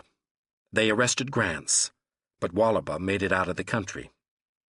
His profits were safe in a Swiss bank, and his new home was in Lomas de Zamora, a suburb of Buenos Aires. But after more than a decade, Wallabah hungered for home again, to be able to move freely in the States once more. Passport and other papers proving him to be Charles F. Wells, retired stockbroker, were expensive to come by, but certainly not impossible. But Charles F. Wells had the same face as C. Frederick Wallabah, and that face had been plastered all over the newspapers of the nation in 1949. And for all Wallabah knew, that face was still featured on the walls of post offices. The face was a problem. It kept him in Lomas de Zamora a while longer. Finally, he couldn't stand it. Grants had died of a bad heart in a federal prison. But some of Grants's friends were still around, and Wallabah got in touch with them. A plastic surgeon, somebody good and absolutely trustworthy. The answer came back. Dr. Adler, near Lincoln, Nebraska. Money made it possible for him to get back into the States via the Mexican border, without having to test the passport or other papers. Money got him to Nebraska, and more money to Dr. Adler got him a new face. After the operation, Charles F. Wells went into Lincoln and bought a new Cadillac and drove it all the way to New York, just for the pure pleasure of being able to look at all that American countryside again. He had avoided the friends of Grants, so no one knew that Wallaby was back in the States. The friends of Grant's knew, but they didn't know what he looked like, or where he was, or what he was calling himself these days. Only one man in the whole world knew enough about Charles F. Wells to be able to call him C. Frederick Wallaby. After 6 months, he began to worry. After 1 month of worry, he decided to act. He had a newer Cadillac by now, and he drove it back to Nebraska. He didn't drive this time for the pleasure. He drove so his name would not appear in the files of any commercial transportation. He drove to Nebraska and shot Dr. Adler, and then he drove back to New York. He was safe now. Absolutely safe. There was no one left in all the world who could pose any sort of threat to him. Chapter 3. Until he got to the car, Stubbs had thought he would just keep going forward. He would get the car, and then go find the man named Wells and find out if he had killed the doctor. And if it hadn't been Wells, then he'd go on and find the other man, Courtney. But in any case, all in a straight line, with nothing else in the way. That was because his thinking was muffled and hazy, with only one clear spot in the center, able to concentrate on just one train of thought at a time. But when he got to the car, the impossibility of the straight line forced itself upon his attention. He first began to notice when he had trouble driving the car. His hands seemed thicker and slower on the wheel, and one foot was heavy and only partially controlled the accelerator, and his other foot was totally out of sympathy with the brake. He kept hitting the brake too hard and making the hood of the Lincoln dip, and knocking his chest against the steering wheel. And he kept pulling away from traffic lights too fast, nearly stalling the car. After that, because now he kept looking at his hands, he noticed how filthy they were, covered with small scars and ragged places, and his clothing was a mess. Also, his stomach was upset, and his nerves seemed bad. So finally he began to realize that it was impossible. That after 2 weeks of living like an animal, he couldn't just go straight ahead, but would have to stop and rest a while. So he stopped. He didn't know about motels, but he knew how to find a hotel in any city. You find the railroad station.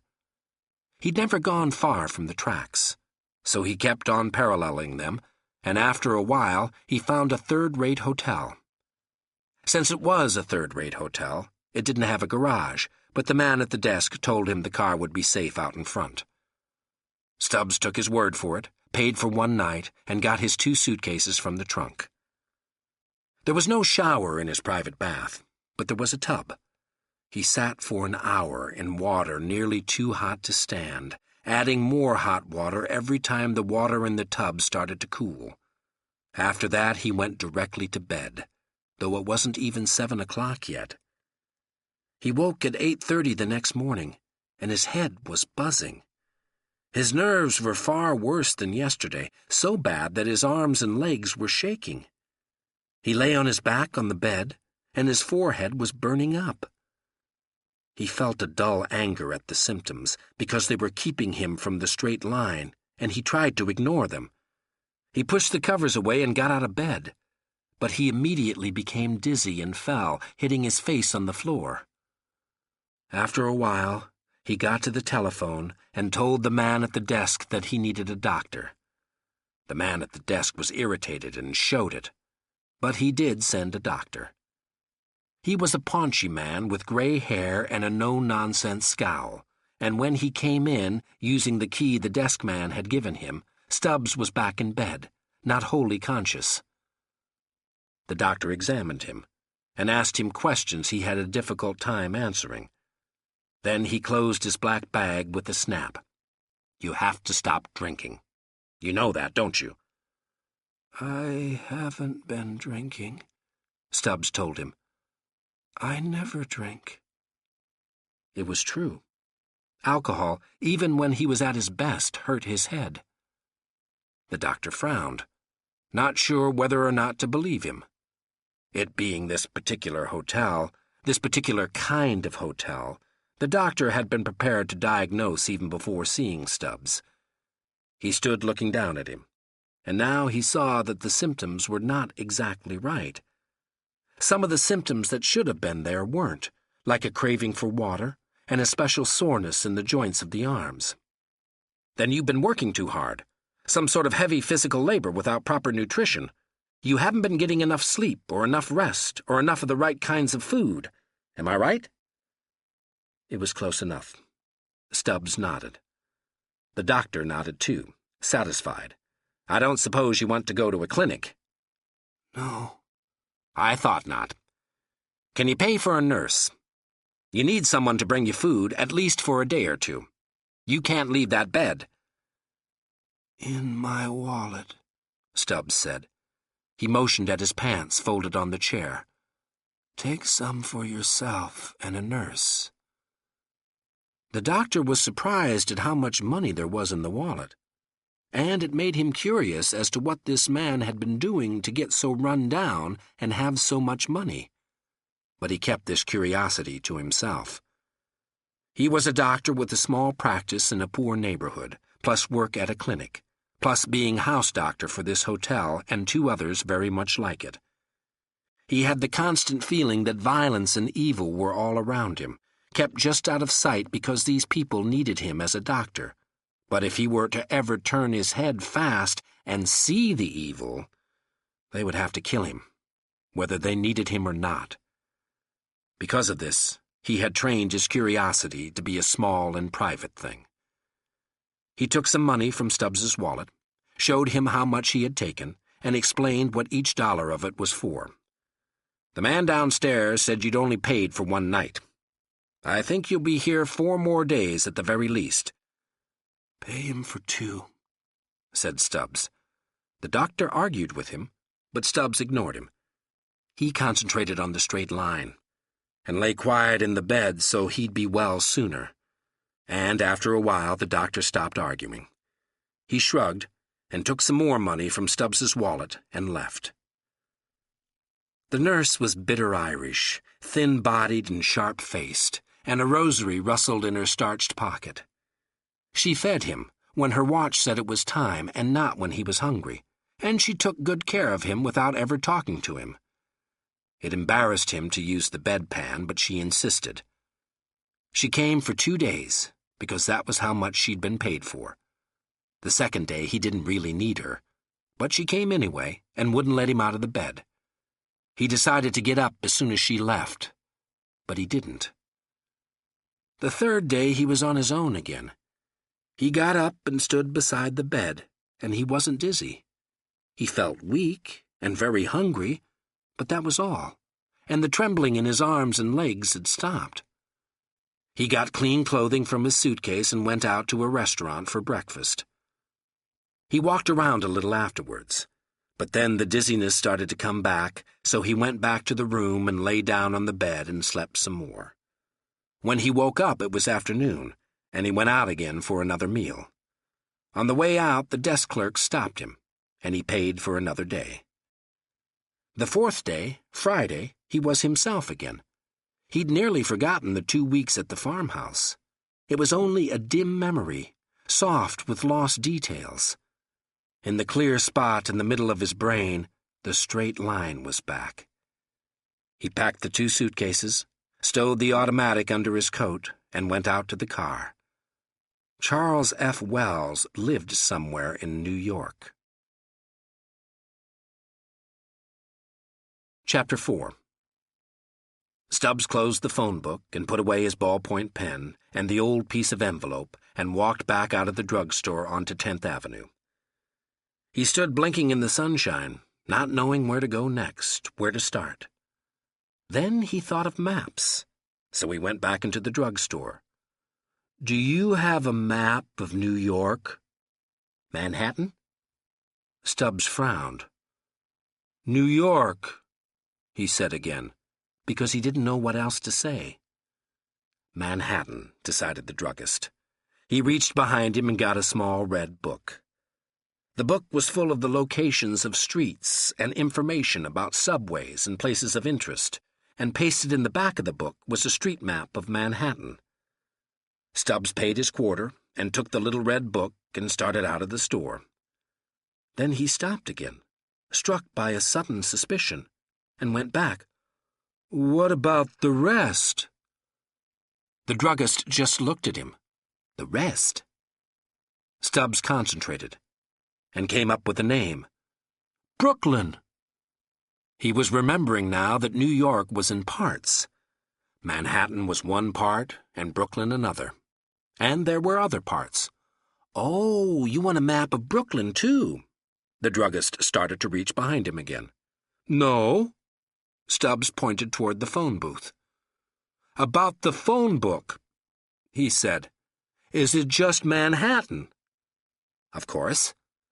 "You don't have the others?" The druggist shook his head. "Why don't you try Grand Central? They've got books from all the boroughs of Greater New York and the suburbs there." Stubbs nodded.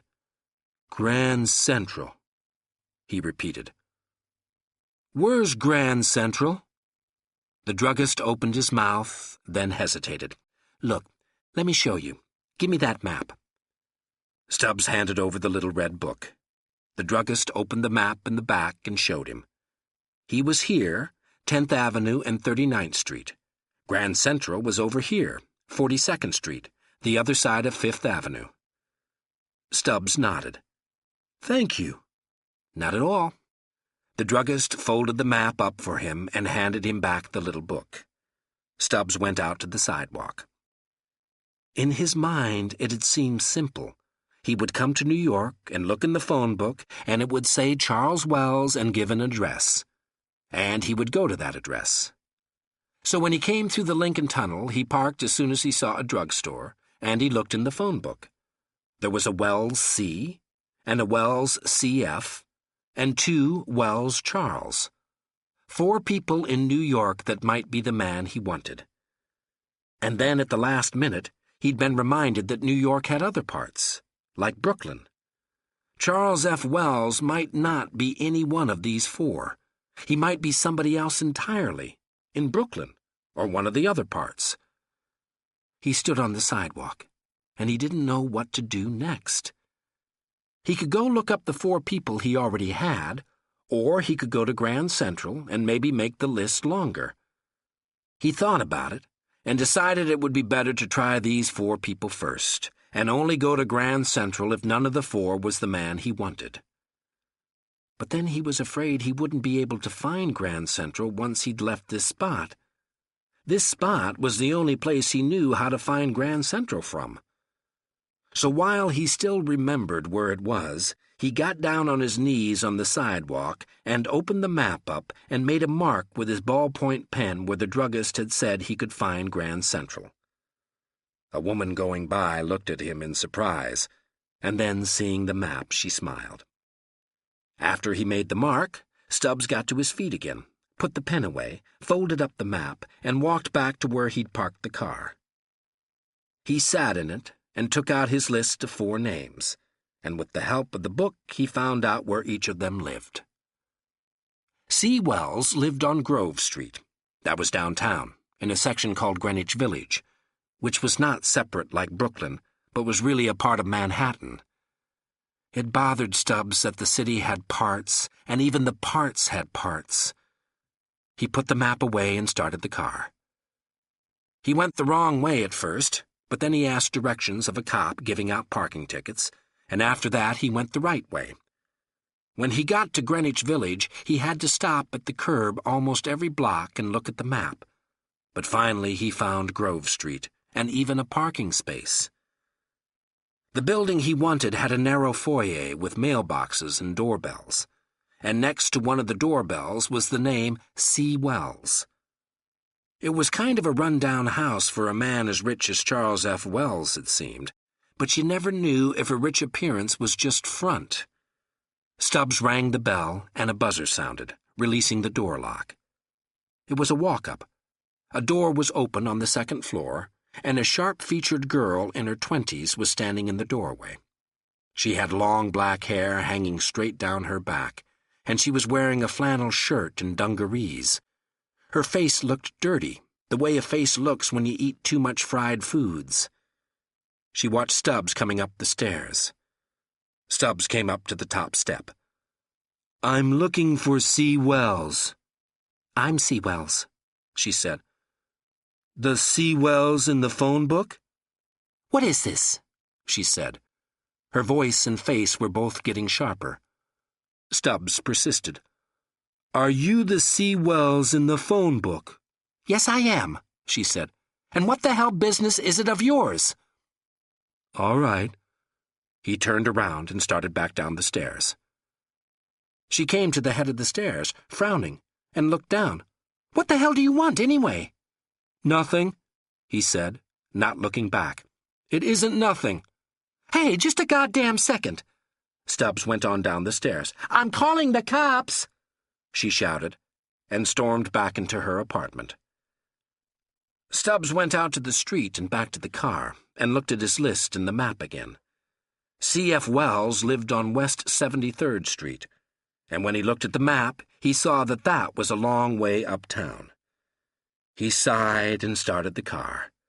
Once he got above 14th Street, the going was easy, because all the streets were numbered, and as long as the numbers kept getting higher, he knew he was going the right way.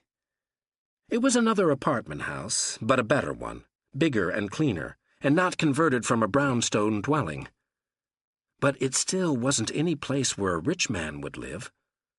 Stubbs pressed the button beside the name C.F. Wells, and when the buzzer sounded, he went into a quiet foyer with a rug. There was an elevator, self-service, and he rode it up to the 4th floor and then knocked on the door of apartment 4A. A young man in khaki pants and an undershirt opened the door and stood there scratching his head.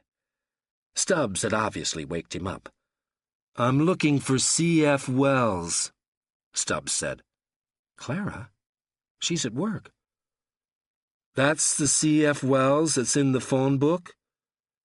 "Yeah, it's in her name. That's right." The young man stopped scratching and yawned. "You from the phone company?" "No," said Stubbs. "I'm looking for a person."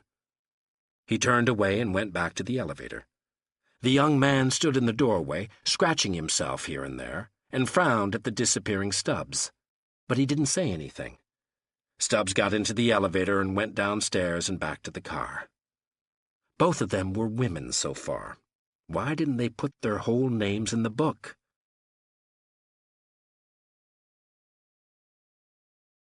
He looked at his list. One Charles Wells lived on Central Park West, and the other Charles Wells lived on Fort Washington Avenue. Central Park West was closer and sounded rich, so he tried that first.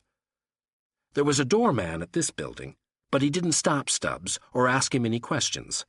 Stubbs got the apartment number from the mailbox and took the elevator up. A middle-aged woman answered his knock. She looked severe, and when Stubbs asked her if Charles Wells was home, she said, "My husband is at work." Stubbs thought about that for a minute, while the woman asked him if he was applying for the chauffeur's job. "Does this Charles Wells have black hair except gray around the ears and real thick eyebrows?" The woman looked surprised.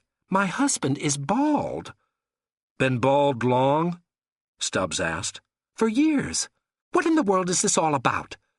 "I'm looking for a Charles Wells, but he isn't the right one." Fort Washington Avenue was way uptown, up by the George Washington Bridge. Stubbs found a parking space on 181st Street and walked back to the address. It was a walk-up again, and Charles Wells lived on the 3rd floor. When Stubbs knocked, the door was opened by a young man in his early 20s. He wore tight black slacks and an orange shirt with the tails tied in a knot over his rib cage, leaving his midriff bare. His hair was far too long, waved, and dyed a rich auburn. He struck a pose in the doorway. "Well, look at you!" "I'm looking for Charles Wells," Stubbs said. "Well, you just come right in, dearie." "Are you Charles Wells?" The boy made a kissing motion. "Come on in, dearie, and we'll talk about it." Stubbs frowned. He remembered this kind of boy. There'd been some in the party. Not many, but some. And Stubbs had never liked them, because he'd thought they'd given the party a bad name. Not that it mattered in the long run. But he also remembered that there was only one way to get this flighty type to calm down and make sense. So he reached out and thumped the boy gently on the nose. The boy's eyes started to water, and his face squinched up, and made a sound like a mouse when the trap hits it, only smaller. "Are you Charles Wells?" "My nose," said the boy. Stubbs held up his fist. "Yes or no?" "Yes, yes, don't you dare!" "All right," Stubbs said. He went back downstairs. 4 possibilities, and none of them had been the man he wanted, and 2 1/2 of them had been women. He went back to the car and drove to Grand Central Station. It was impossible to park anywhere around the area, since it was now 5:30 Friday afternoon, and the middle of the week's worst rush hour. Stubbs pushed the Lincoln around in the traffic for a while until he saw a sign that said, "Park." He turned in at the garage entrance and got out of the car. A man came up and asked him how long he'd be, and Stubbs said just a little while. When the attendant took the car away, Stubbs walked back to Grand Central. There was a whole rack of phone books, alphabetical and classified. There was Manhattan and Brooklyn and Queens and the Bronx and Nassau County, and some other suburbs. Stubbs got out his old envelope and ballpoint pen. He ignored the suburbs and just looked in the books for Brooklyn, Queens, and the Bronx. If Charles F. Wells was in New York, he was in New York, and not someplace nearby. When he was done with the 3 phone books,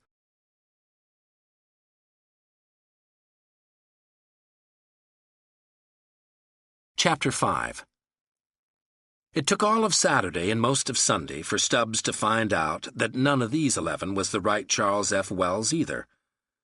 He had found a hotel on the west side of Manhattan that looked close enough to the one in Newark to be its twin, and when he got back to his room from the Bronx late Sunday afternoon, he didn't know what he was going to do next.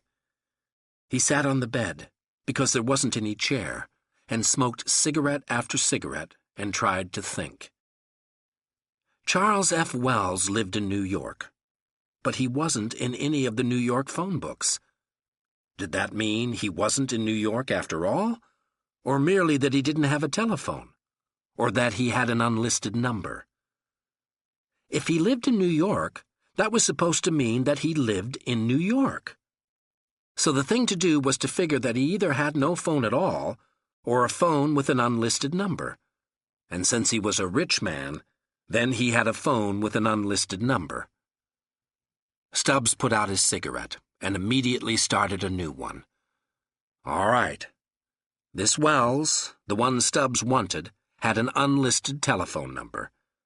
That meant Stubbs couldn't find him in the phone book, which meant that Stubbs would have to find him some other way. Thinking, struggling for an answer, Stubbs remembered the old days, when sometimes a situation like this would come up. You'd go into a city, and there was a man you were looking for and you had to find. He was with you or against you, or you needed him one way or another. But then there had been the party and the local contacts. Always the local contacts, either party people or sympathizers. And you could go to them and tell the problem to them. They knew the local situation.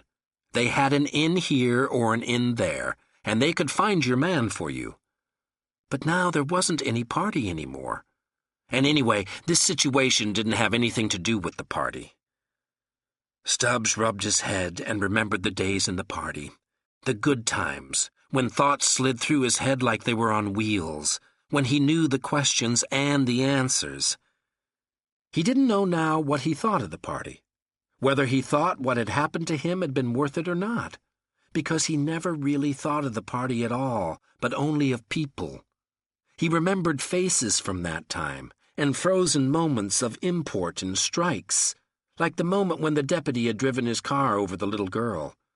That had been good, because it had solidified the workers and made the strike as hard as steel, until some damn fool had killed a foreman over a personal grudge, And then, predictably, the workers had become afraid and the strike had fizzled out.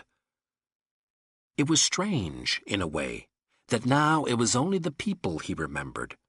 At the time, he had never thought about people at all, but only of issues, of theories and dogmas and the masses.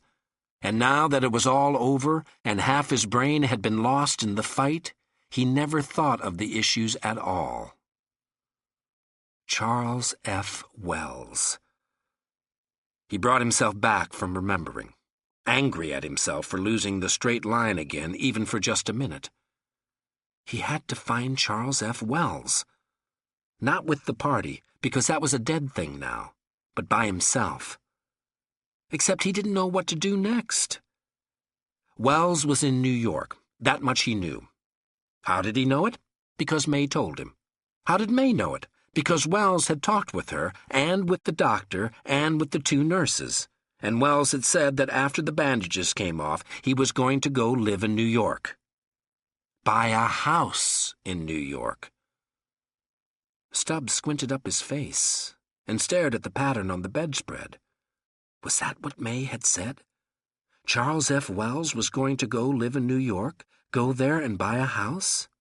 And he already had a couple of real estate agents looking around for him.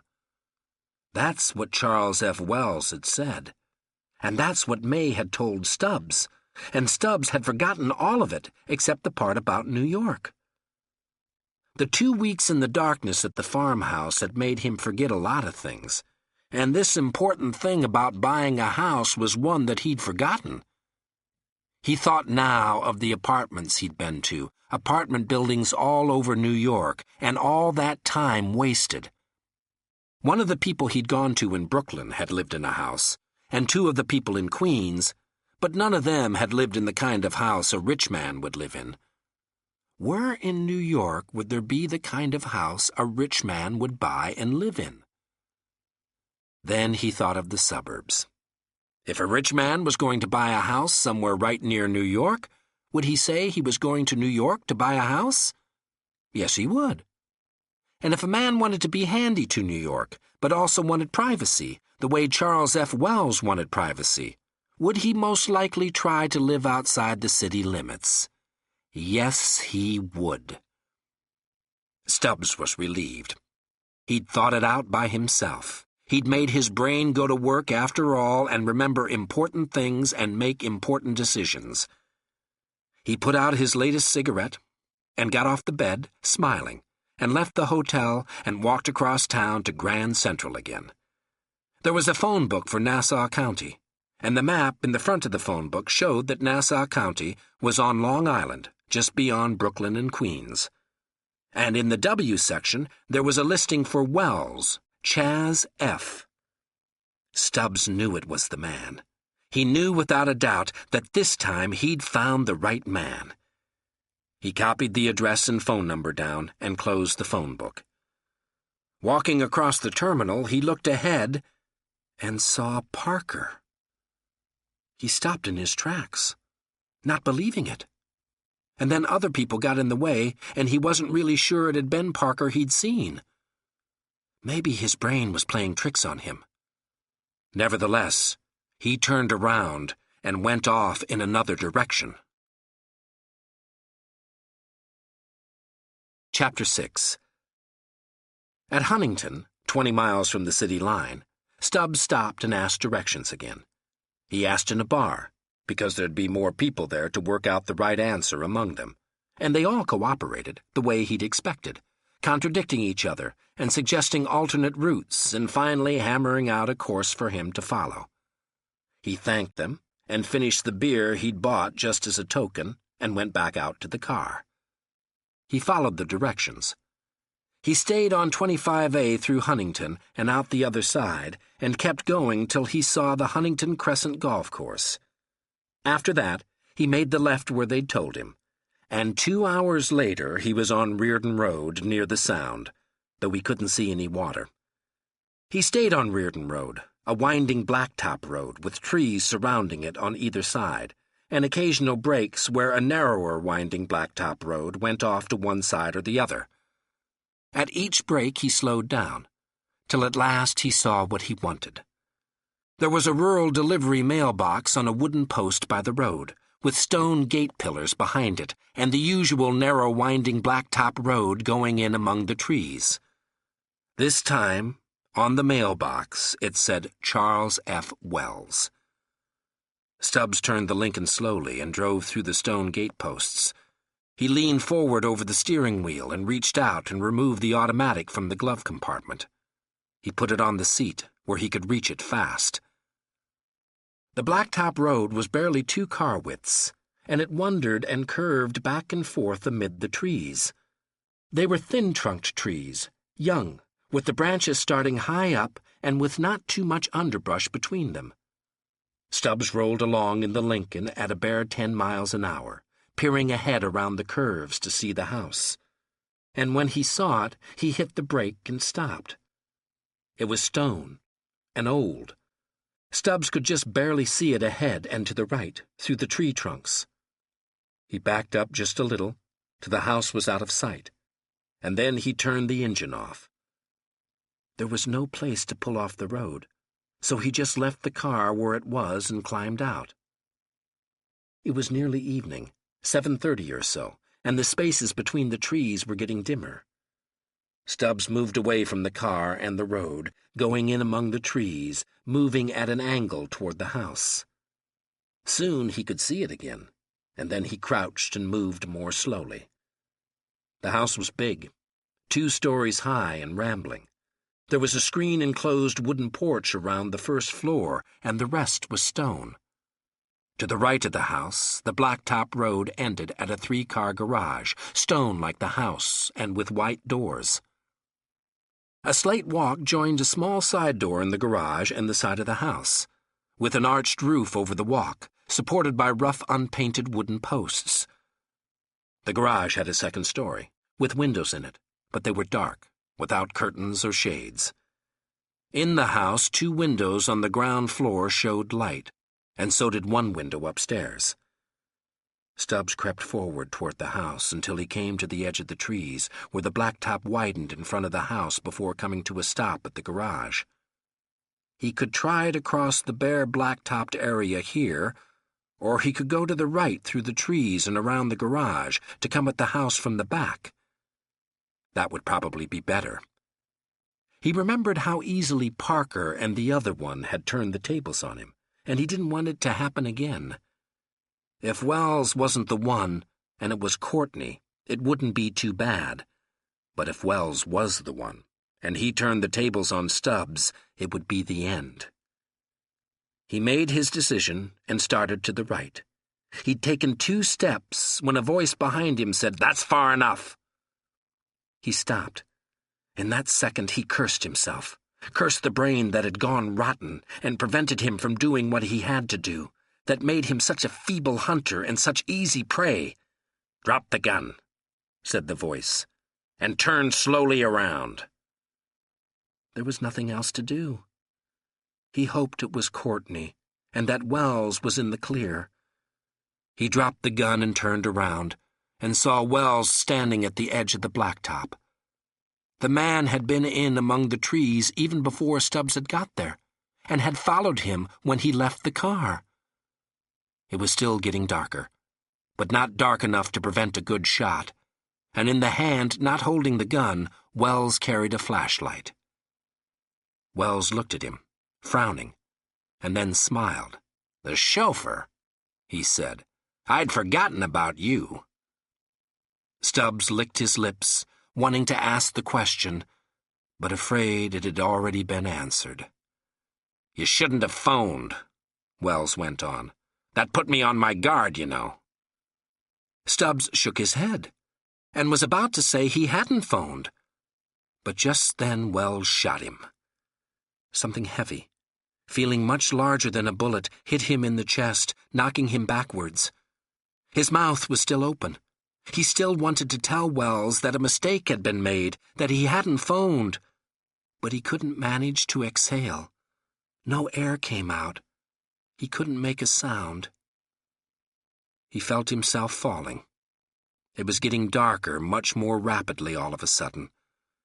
Then he saw Wells's face, and Wells was looking past him, at something behind him. There was on Wells' face an expression of astonishment and terror. Stubbs, falling forward toward the blacktop and the spreading blackness, wondered dully why Wells looked so astonished and so terrified. But he never found out. Part 4, Chapter 1. Parker got back into the Ford and drove away from the farmhouse. He turned the car toward New Brunswick, northwestward. First things first. Stubbs was gone. Parker had to find him again before he got himself killed and gave the cook back in Nebraska a reason to blow the whistle. But first things came first. Riding in the Ford with Parker was $30,000 in green paper, and until he'd found a safe place for that boodle, he couldn't afford to do anything else. He had to follow the plan, with or without Stubbs. But as he drove along, he was nagged by a feeling of incompletion. There was a spiel worked out in his head that he'd been planning to give to Stubbs. "You come with me on this one side trip. It'll take a couple of days. Then we take a plane to Nebraska and square things with the cook. And after that, I'll give you some help finding the man you want." The last part was the only lie. But it was a necessary lie, because it would give Stubbs a reason for going along with no fuss. The whole spiel was good and simple and direct, and it would have gone down with no trouble at all. Except that Stubbs was gone, and the spiel would never be delivered.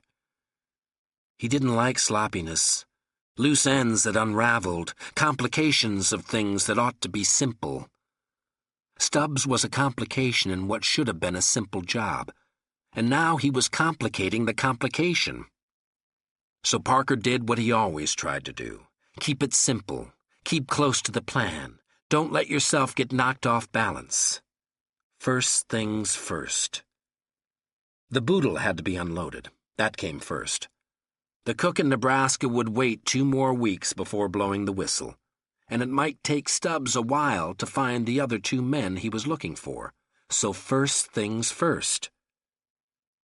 At New Brunswick, he picked up Route 1, and that took him southward again. The afternoon sun lowered to his right. At Trenton, he switched to 206 and got on the Jersey Turnpike at Mansfield Square. He hadn't seen a single roadblock, and that made sense. The robbery was more than 3 hours old when he'd left the farmhouse, and the law would have to figure that the thieves were either out of the area by then or holed up somewhere in it. Parker had used the principle of the delayed getaway before, but never quite this way. Getting out of the area fast and then going back into the area and coming out again. He took the most direct route south, sometimes on one and sometimes on quicker roads. He bypassed Washington the same way as when he'd come north with the truck. And when he passed through Richmond, it was 10 o'clock at night. He stopped in a motel on the other side of town and brought both his suitcases into the room, the one with his clothes and the one with the money. He picked a stack of 20s, all used bills, stuffed 50 of them back into the suitcase with the rest of the money, and the other 50 into his wallet. The wallet was so thick then it didn't want to fold. Then he went to the motel office and got a cardboard box and some string and wrapping paper. 11,000 went into the box, which he then wrapped up and addressed Charles Willis, care of Pacifica Beach Hotel, Sausalito, California. Please hold. Unless the Pacifica Beach had changed hands in the 3 years since he'd last been there, they would know enough to stick the carton into the hotel safe and forget about it till Parker showed up again. There was stationery and envelopes in the drawer of the writing desk in the room, and Parker addressed 5 envelopes to Joe Shear in Omaha, and put 10 20s in each envelope, wrapped in sheets of blank stationery. Joe wasn't a drop, and it wasn't any kind of a debt, just a friendly gesture. There was still 16,000 in the suitcase. In the old days, before Lynn and the syndicate trouble had loused things up, he'd had small bank accounts here and there across the country. After a job, he'd send off a lot of $100 money orders from different towns and spread a few thousand of the take that way. Then, when he needed money, all he had to do was withdraw a little from here and a little from there, and avoid the kind of unexplained large bank transaction that might call attention to itself. But Lynn had closed out all those accounts when she thought she'd killed him and had run off with Mal. So now he had to start all over again. After he was finished distributing the money, he locked up the suitcase and went to bed. He fell asleep right away, but within an hour he was awake again, and he wasn't sure why.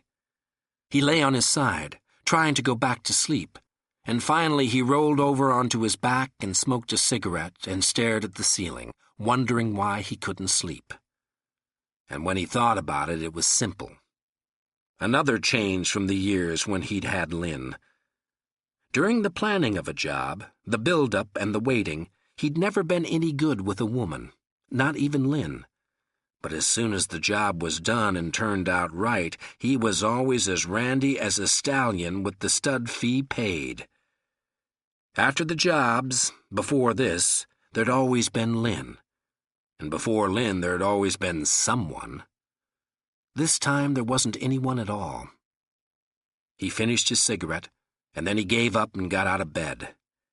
He dressed in the dark, took all but $100 from his wallet, and stuffed the other $900 under the mattress. Then he went out to the Ford and drove back north to Richmond. He didn't know Richmond very well, only having been through the town once or twice before. But finding a woman was never hard in any town big enough. You just go where the neon is mostly red. Chapter 2. In the morning he left her and went back to the motel. He picked up his gear and headed south again. He stopped in Petersburg and opened a checking account in the Petersburg and Central Trust Company, with an initial deposit of $400. A bank in Raleigh got $360, and a bank in Sanford $470. After that, it was too late in the day. The banks were all closed. He crossed into South Carolina that night and stopped at a motel just south of Columbia. He locked the money in the trunk of the car so he could bring the whore from Columbia back to the motel. He sent her to the motel lunch counter alone for breakfast in the morning, while he got some more cash from the car. Then he drove her back to town and stopped off to deposit $420 in a Columbia bank. Augusta got $350.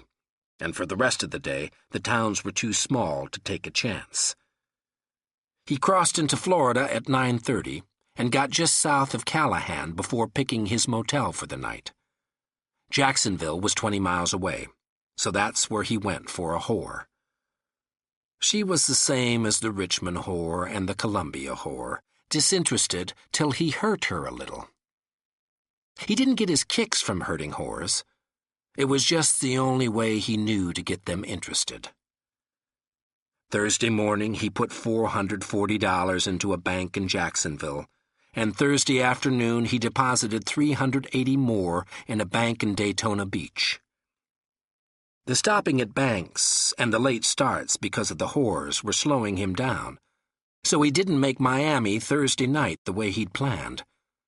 Around midnight, he stopped at Fort Pierce, 130 miles north of the city. He slept alone that night, having rid himself of most of the urgency. He could now wait for something decent in Miami, something that wouldn't have to be slapped before she'd get interested.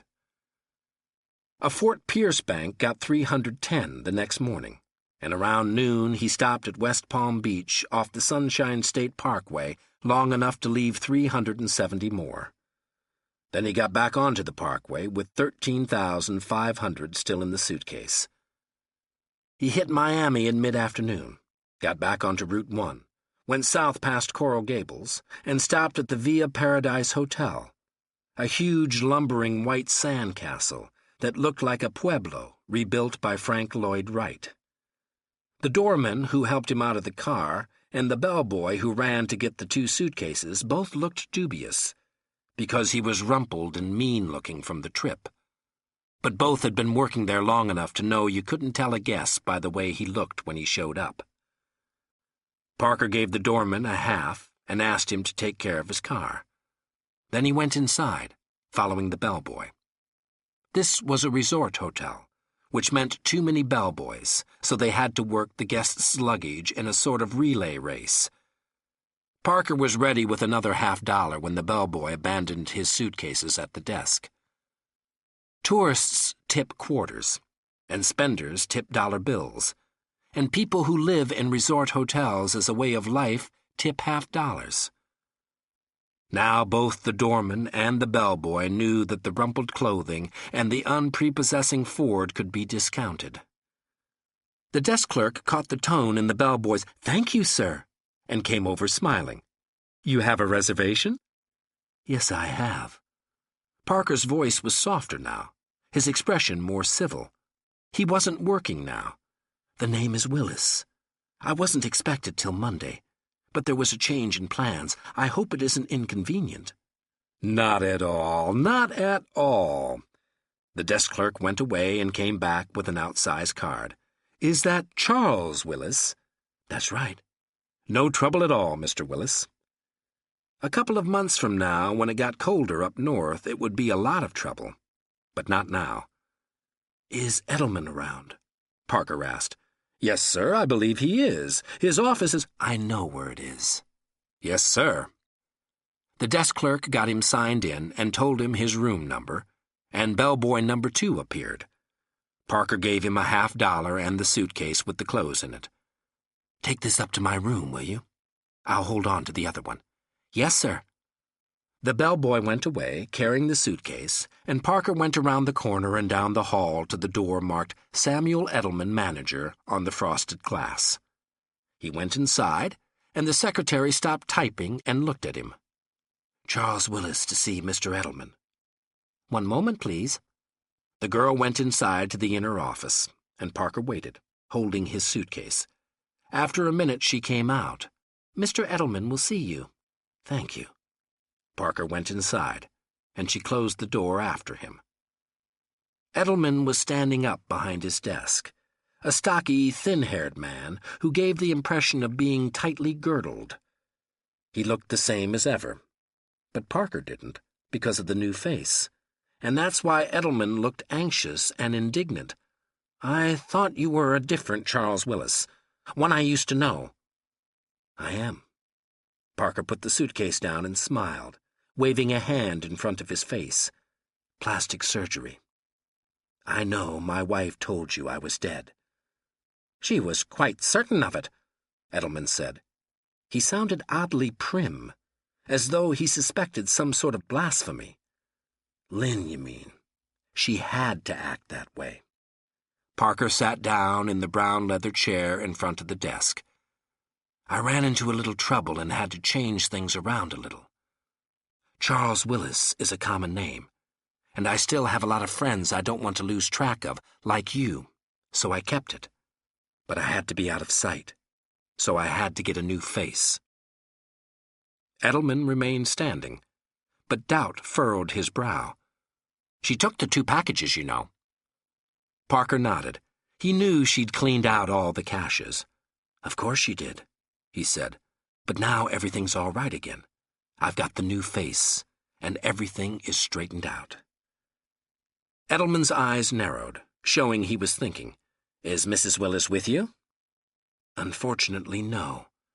We had a tense time there for a while, and she didn't like having to play act, tell everybody I was dead and so forth. It got on her nerves, and we quarreled a lot, and—" He shrugged. "We parted." "There's some similarity," Edelman said, studying Parker's face, "but I don't like it. First, Mrs. Willis tells me her husband is dead, and then you come in and say you're Mr. Willis and your wife has left you. I don't like it." "You must have my signature around on something." Parker reached out and took the gold pen out of the ornate pen holder. There was a memo pad on the desk, and he wrote the name Charles Willis on it 5 times. "Go ahead and check it." "You could have practiced the signature." Parker shrugged. Ask me something. Let me make like that Princess Anastasia for a while. Ask me something only Willis would know." Edelman closed his eyes. "The voice sounds right." He opened his eyes again. "You understand, it's a surprise. I'm not sure what to believe." "People get into trouble." Parker shrugged. "I was in trouble for a while, that's all. If someone had come around looking for me, you could have told them you'd heard from my wife that I was dead. If someone comes around now and wants to know, am I the same Charles Willis who used to come here, you can say no. That Charles Willis is dead. This is another one." Edelman at last sat down behind the desk.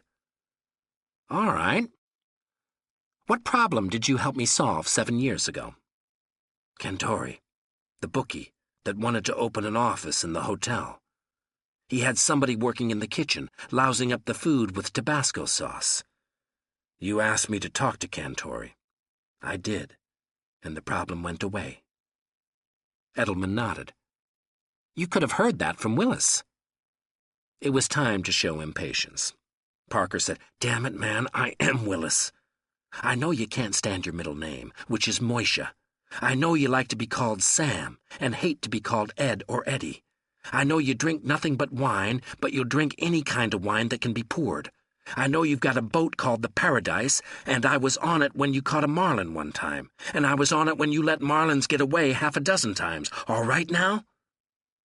Edelman slowly smiled. "Like Mark Twain, the reports of your death are greatly exaggerated. But at least Twain came back with his own face." Parker shrugged. It was time for a light remark, but he had trouble thinking of light remarks. "You satisfied now?" "Yes, I suppose I am." "Fine." Now that the matter was settled, Edelman could be the hotel manager again. "You'll be staying with us for a while?" "A couple of months, at least. But I'm going to have to be away for a few days. I'm just settling in for now." He kicked the suitcase. "I want to leave this in your safe." "Of course. Wait, I'll give you the receipt for it." They talked a while longer, so Edelman could get used to the fact that Parker was still alive, and then Parker went up to his room. He had a view of the beach, with the bright umbrellas and the bright beach mattresses and the people in their bright bathing suits. He unpacked the suitcase and loafed around the room a while, unbending, and then went downstairs to the hotel men's shop. He bought a bathing suit and some clothing, and had them sent up to his room. Then he went around to the garage and got the Ford. He drove out south on Route 1 to Homestead, and then took 27 in toward the Everglades. At a deserted spot, he turned right onto a dirt road and followed that deep into the swampy area, and then stopped the car. He searched it carefully, under the seats, on the floor, for anything that might lead to him, then did the same in the trunk. When he was satisfied it was clean, he took the license plates off. Jersey plates could lead to trouble.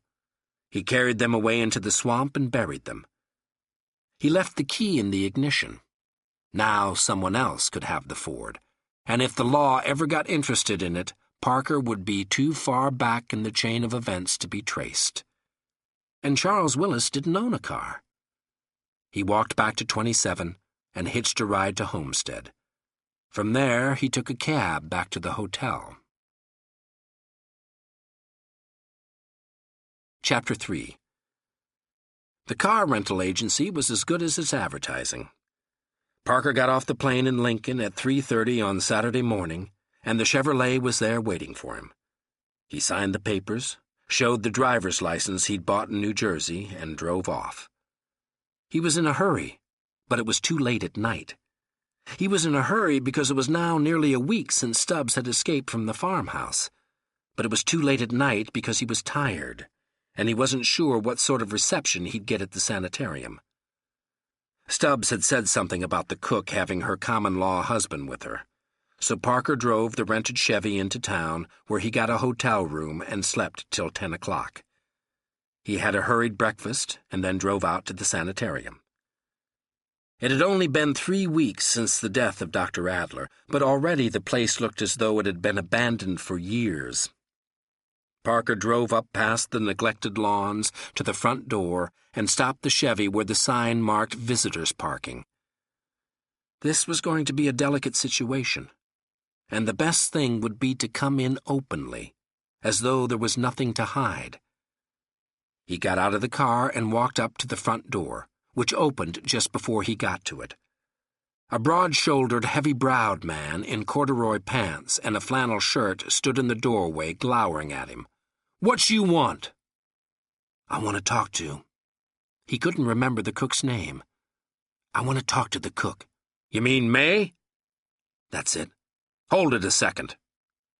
But he didn't go anywhere, just stood in the doorway staring distrustfully at Parker. "What you want to talk to her about?" "About Stubbs," Parker said, "and why I didn't kill him." He frowned massively at that, and took a step back from the doorway, but held onto the door. "Who are you supposed to be?" Parker said, "Let me talk to May." From deeper inside the building, a woman's voice called, "Who is it, Lenny?" Lenny turned to shout, "Hold on a goddamn minute!" Then he looked at Parker again. "What's the name?" "Let me talk to May. She'll recognize me." But then May was at the door, staring out at him. "That's one of them!" she shouted. "That's Anson, the last one!" "He said something about Stubbs." "Don't let him get away!" May shouted. "Yeah!" Lenny came out across the threshold, his arms reaching out, and Parker hit him under the ribs. He made a dull sound and bent forward, and Parker said over his shoulder, "Tell him to back up." But May was ignoring him. She was turned away from the door, screaming, "Hey, Blue! Hey, Blue!" Lenny was getting his wind back. In a minute, he'd try again, and maybe by then he'd have Blue to help him. Parker didn't like the way it was starting out, but the thing to do now was to simplify the situation as much as possible, and the first way to simplify it would be to remove Lenny. So Parker chopped him in the Adam's apple and clipped him on the temple, and then kneed his face as he was going down. And then Blue came through the door. Blue was a yapping terrier of a man, short and wiry and ferocious, with a sandy mustache to match his sandy hair. He came in holding his arms like a man who'd taken a correspondence course in judo. So Parker stuck out his right hand for Blue to play games with, and while Blue was grabbing the arm and getting set for an over-the-shoulder toss, Parker hit him with a left to the kidney, and a left to the ear, and a knee to the groin. Blue folded, letting go of Parker's arm, and Parker used the right on his jaw. Blue and Lenny were both out now, and Parker looked around to see May racing down the hall deeper into the building. Knowing she was headed for a gun, Parker took off after her. He caught her just as she was going into Dr. Adler's office.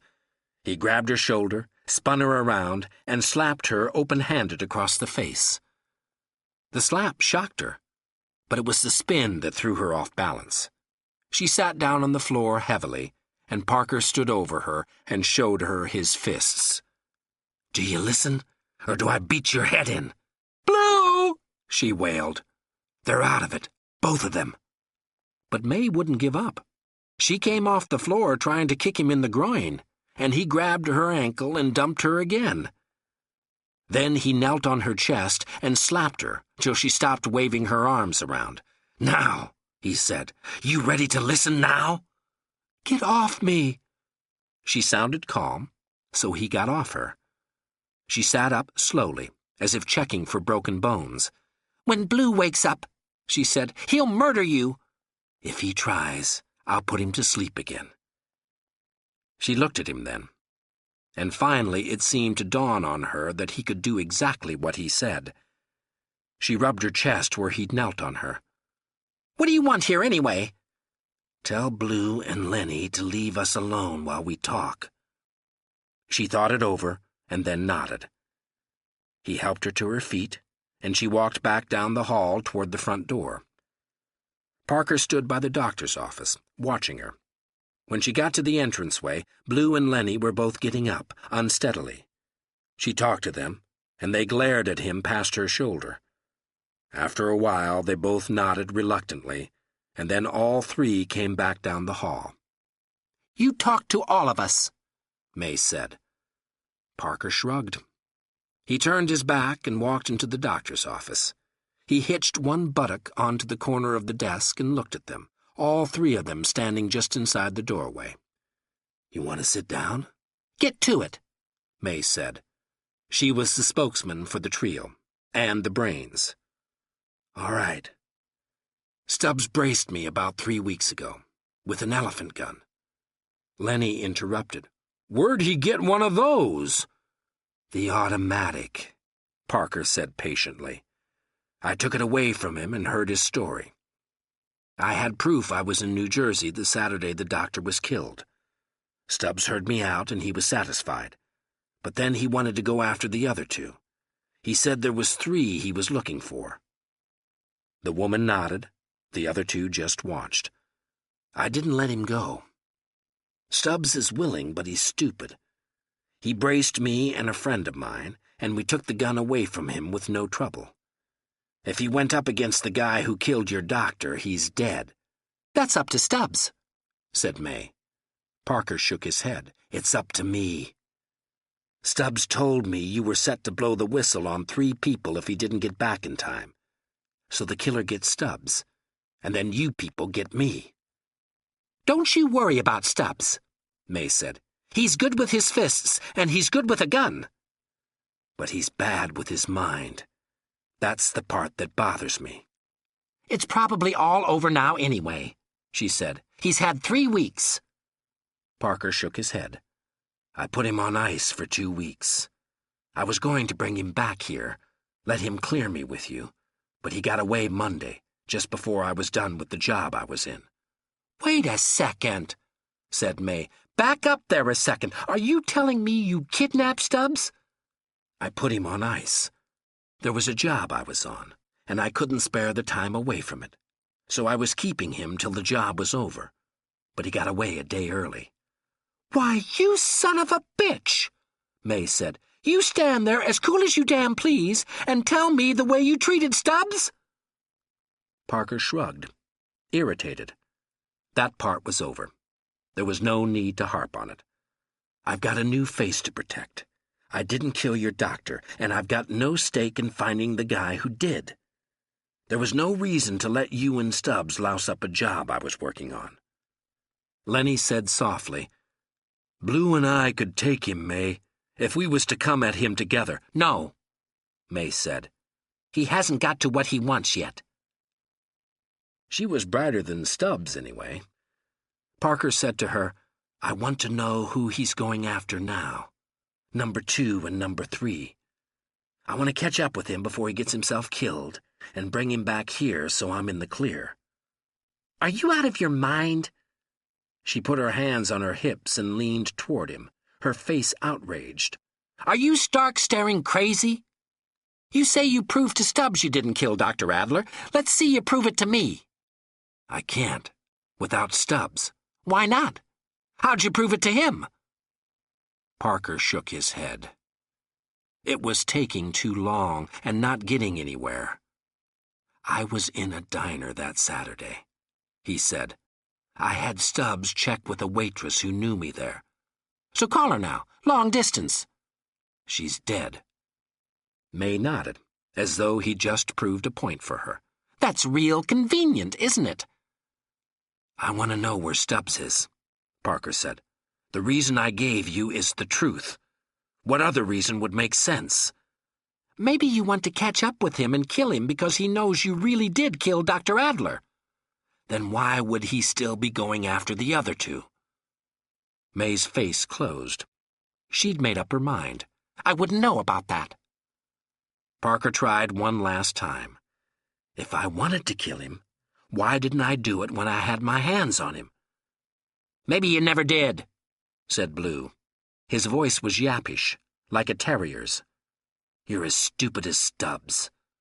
How would I know about you people here if I hadn't talked to Stubbs?" "The hell with you, mister," May said. "We don't tell you anything. When Stubbs comes back, He can tell us about you himself. And if he doesn't come back, we let the outfit know about your new face." There was no sense talking anymore. Parker looked at Lenny and Blue, trying to decide which was the common-law husband, and picked Blue, the one with the mustache. He took the Sawyer out from under his jacket and shot Blue in the left elbow. It was a quick, loud clap of sound in the room, and Blue screamed and sat down on the floor. His face drained white, and his right hand came over, shaking to touch his shattered elbow. Parker looked at May. "The next one I give him is in the knee. That's even tougher to fix. He'll never walk right again as long as he lives." May and Lenny were both staring at the gun, their faces as white as Blue's. May's mouth opened, but no sound came out. Parker felt the heft of the gun in his hand. "The simplest way," he said thoughtfully, talking more to himself than to them, "would be to kill the three of you. Then Stubbs gets himself killed, and from then on everything is roses." "Wait," May said, her voice an octave higher than before. "It would be simplest." "Number 2 is named Wells," said May, talking so fast the words tripped all over each other. "His real name is Wallerba, but he's calling himself Wells, and number 3 is named Courtney." Parker lowered the gun. There wasn't enough reason to kill these three. It was dangerous to kill when there wasn't enough reason, because after a while, killing became the solution to everything. And when you got to thinking that way, you were only one step from the chair. Parker had killed without enough reason twice. Both times because he was impatient, and one time the killing could be matched to an FBI card with his prints on it. He wasn't going to make any more mistakes like that. "All right," he said. "You give me the details, and then you wait out the month, just like you planned. If neither Stubbs nor I come back by then, you can do whatever you want. That's only a week from now." "All right," May said. "All right, all right." Chapter 4. Parker took the Cary bus from LaGuardia to the East Side Terminal Building on 37th Street in Manhattan. A rented Chevrolet was waiting for him there, but he let it wait a little longer while he went up to Grand Central. It was 5 o'clock Sunday afternoon, and the station was doing a thriving business. Parker worked his way through it to the phone booths and the telephone books. Buying a house had meant suburb to Parker from the beginning. The East Side Airlines terminal had the phone books for the boroughs of New York, except for Staten Island. But the man Parker was looking for would be in Nassau County, or Westchester County, or maybe even in Fairfield County up in Connecticut. There was a Wells Charles F. in Nassau County. Parker knew from May that Stubbs had planned to go through the phone book for all the possibilities and then go visit each one. He also knew that Stubbs would start with the city itself. But sooner or later it would have to occur to Stubbs that Wells lived outside the city, and Stubbs was 6 days ahead of him. There wasn't time to do it the way Stubbs was doing. Parker looked at the phone number for this Nassau County Wells, got some change out of his pocket, and went into one of the booths. He talked with an operator first, and fed some more money into the slots. Then the ringing sounded in his ear. He was just about to give up after 10 rings when the phone was answered by a male voice. Parker said, "I want to talk to Charles F. Wells." "Speaking." "This is Wallerba." If he was the wrong Wells, he'd be baffled. If he was the right Wells, the name coming at him this way might throw him off base. It did. There was a pause, and then the voice, wary and carefully, "What was that name, please?" "Dr. Adler," Parker said, just to be absolutely sure. The wait was longer this time, and the voice this time was low and vicious. "Who are you? What do you want?" Parker hung up. He left the booth and went back across the crowded terminal floor and took a cab back to the airlines terminal. It was the right Wells, and he was still alive. That could mean Stubbs hadn't found him yet, even though he'd had 6 days. Or it could mean Stubbs had found him and Wells had proved his innocence. It could also mean that Stubbs had found him and was now dead. The address wasn't much to go on. Reardon Road, Huntington, Long Island. There was a map in the glove compartment of the rented Chevrolet, and Parker found Huntington and figured out his best route. The Queens Midtown Tunnel, because it was handy to the terminal, and then the Long Island Expressway. Glen Cove Road up to North Hempstead Turnpike, which was also 25A, and that road into Huntington. When he got there, he could ask directions to Reardon Road. He put the map back in the glove compartment. Chapter 5. Parker walked into the bar and ordered a beer. Outside, evening was coming on, and this was the first bar he had come to in Huntington. All of the normal bar bric-a-brac was on display. The Pabst Blue Ribbon antique car, Miss Rheingold, the Budweiser hanging clock, the Miller's High Life dancing lights, the light shaped like a 7, the Schlitz clock against a pattern of spangled blue. Half a dozen locals sat along the length of the bar, and 3 more were playing the bowling machine in the back. One of them was a lefty. Parker drank half the beer. "I'm looking for Reardon Road." The bartender looked at him and said, "You too?" Then he turned to somebody else sitting at the bar. "Here's another guy looking for Reardon Road." "Is that right?" "You mean my brother's been here already?" "Your brother?" "Older than me. Short and stocky, and looks maybe a little punchy." "Well, I'll be damned," said the bartender. The local the bartender had talked to came over to Parker. "He was in here maybe half an hour ago." "Less than that," said the bartender. Parker drained the rest of the beer. "I thought I was ahead of him. Which way did you say it was?" "Reardon Road." The customer looked at the bartender. "How did we tell his brother to go?"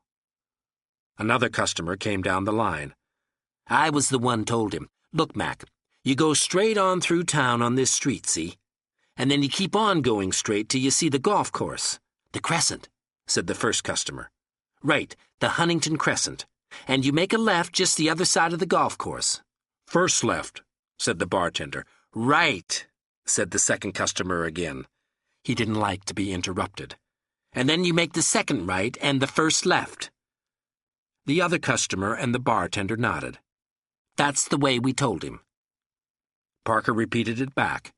"First left after the golf course, then second right and first left." They all told him that was right, and he thanked them. Then he went back out to the car and drove through town, staying within the speed limit all the way. This was no time to waste 15 minutes arguing with a cop. The golf course was farther from town than he'd expected, but maybe that was because he was in such a hurry. Stubbs was less than half an hour ahead of him, but because of the phone call, Wells was forewarned. Distances are deceiving on narrow blacktop country roads. The second right was forever after the first left, and the next left was across the rim of the world in Asia someplace. Then at last he was on Reardon Road, and he had to crawl to be sure of reading the names on the mailboxes. He spotted Wells's name at last and pulled the Chevy off the road. He couldn't see the black Lincoln parked anywhere, so Stubbs must have just blundered on in, driving the car. Parker got out of the Chevy, locked it, and walked down the private road among the trees. He came around a turn, and there was the Lincoln, parked, blocking the road. He took the Sawyer out and moved up slowly, but the car was empty. He went beyond it, saw the house, and cut away to the right into the woods. If Stubbs had any sense, he was working his way around through the woods to the back of the house, or he'd done it already. There were lights on in the house, and Parker caught occasional glimpses of them through the trees. He kept bearing right, until he knew he was beyond the house, and then he angled to the left around it. All of a sudden there was blacktop in front of him, and he was looking at the 3-car garage. He cursed under his breath and took a backward step. And then he heard the shot to his left. He rushed out to the blacktop and looked down to the left and saw Stubbs there, in the evening gloom, folding forward into himself. Beyond Stubbs was another man, distinguished-looking and white-haired, holding a gun. Wells looked past Stubbs and saw Parker, and his eyes widened as the gun came up, ready for another shot. "Don't kill him yet," Parker told himself, "and don't ruin his right hand." He fired low, and the bullet shattered Wells's ankle. Wells made a strange, high-pitched "ah!" and pitched forward onto the blacktop. The gun skittered away and stopped next to Stubbs's ear. Parker checked Stubbs first, and he was dead. Then he checked Wells, who was unconscious. He ripped the sleeve from Wells's shirt and made a hasty tourniquet around Wells's leg to keep all the blood from pumping out through the ankle. Then, holding the Sawyer again, he trotted across the blacktop and into the house. It was a fine old house. The original owners had probably been Tories. Parker went from room to room, switching on the lights, leaving them on in his wake. The light gleamed on polished mahogany and brass, on rich flooring and rich woodwork, on muted oil paintings and shelves of books. In the kitchen, the light was fluorescent and shone on porcelain and stainless steel and formica. Parker went upstairs and prowled all the rooms, and then went down into the basement, where he found the servants' quarters. But there was no one in the house. Finally, he went back outside, leaving the house ablaze with light. Outside, it was fully night. Parker looked at the windows on the second story of the garage, but they were uncurtained except for a film of dust. He went across the blacktop to where the two men were lying, and found Wells crawling toward Stubbs and the gun. Parker kicked him on the bad ankle, and he fainted again. Then Parker picked him up and carried him into the house and dropped him on the leather sofa in the living room. He'd never seen a leather sofa before. It must have cost around $1,000.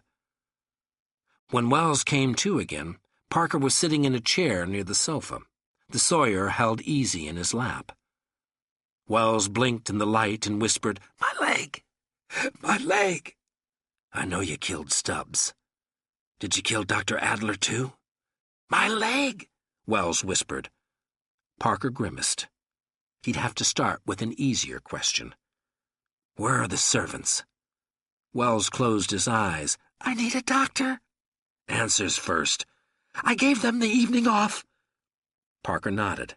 "So there'd be no witnesses when you killed Stubbs. You killed Dr. Adler, too." "My leg. I need a doctor. I can't stand the pain." "Answers first." "You killed Dr. Adler?" "Yes. Yes, you knew that already." "I wanted to hear it." Parker got to his feet and walked out of the room. Behind him, Wells cried, "For the love of God, I need a doctor!" Parker remembered a study. He found it and searched through the desk drawers till he found pen and paper. On the way back, he passed through the music room and took down an LP in its jacket to write on. Wells was still on the sofa, his eyes closed. When Parker came in, he opened them. "Did you call a doctor?" "Not yet." "The pain, man!" "That's nothing." Parker lifted Wells to a sitting position, the bad leg straight out in front of him, heel on the floor. Then he loosened the tourniquet. "Watch the ankle." Wells watched, and saw the blood suddenly spurt. It had practically stopped before, and started to coagulate. But when the tourniquet was released, the clot broke down. Wells groaned and reached for the tourniquet. Parker slapped his hand away. "You've got something to write first." He gave Wells the LP and the paper and pen. "Write how you killed Dr. Adler and Stubbs." "I'm too weak. I'm losing blood." "You could die," Parker said, "if you waste time arguing." Wells's hands were shaking, but he managed to write, "I leaned in the window from the porch and shot Dr. Adler as he was sitting at his desk. I fired 4 times. I waited in the woods for—" He paused and looked up. "What was the chauffeur's name?" "Stubbs, with 2 B's. "Stubbs? and shot him when he came into the open in the front of my house." Parker read over his shoulder. "Sign it. Charles F. Wells. The other name, too. C. Frederick Wallerbaugh." "Fine." Parker took the confession away so no blood would get on it, and then fired the Sawyer once. The bullet caught Wells in the heart. Parker put the Sawyer away under his jacket and waved the confession in the air till the ink dried. Then he folded it up and put it in his pocket, and went out to the kitchen to find a knife. Chapter 6. It took him only 3 days to drive to Lincoln, because he was on turnpikes most of the way. They'd given him a Pontiac instead of a Chevrolet for the one-way rental from New York to Lincoln, and it was just old enough to be broken in, so he made good time. He took only one side trip, to pick up the typewriter case full of money from the motel outside Pittsburgh. It was just 11 o'clock Thursday morning when he drove up to the sanitarium building. In the 4 days since he'd seen it, the further deterioration in the place was visible. It was falling apart fast, in the hands of May and her 2 men, and they'd probably abandon it before winter. As Parker got out of the car carrying the overnight bag, Lenny and Blue came out onto the porch and stood looking at him. Blue's left arm was in a sling, and his color wasn't good. They both seemed surprised to see him. Parker came up onto the porch. "Where's May?" Lenny blinked. "We didn't expect to see you no more." Blue said, "Where's Stubbs?" His yapping voice was weaker than before, but still belligerent. "May first," Parker said. "Here I am." Parker looked past the 2 men and saw May in the semi-darkness just inside the doorway.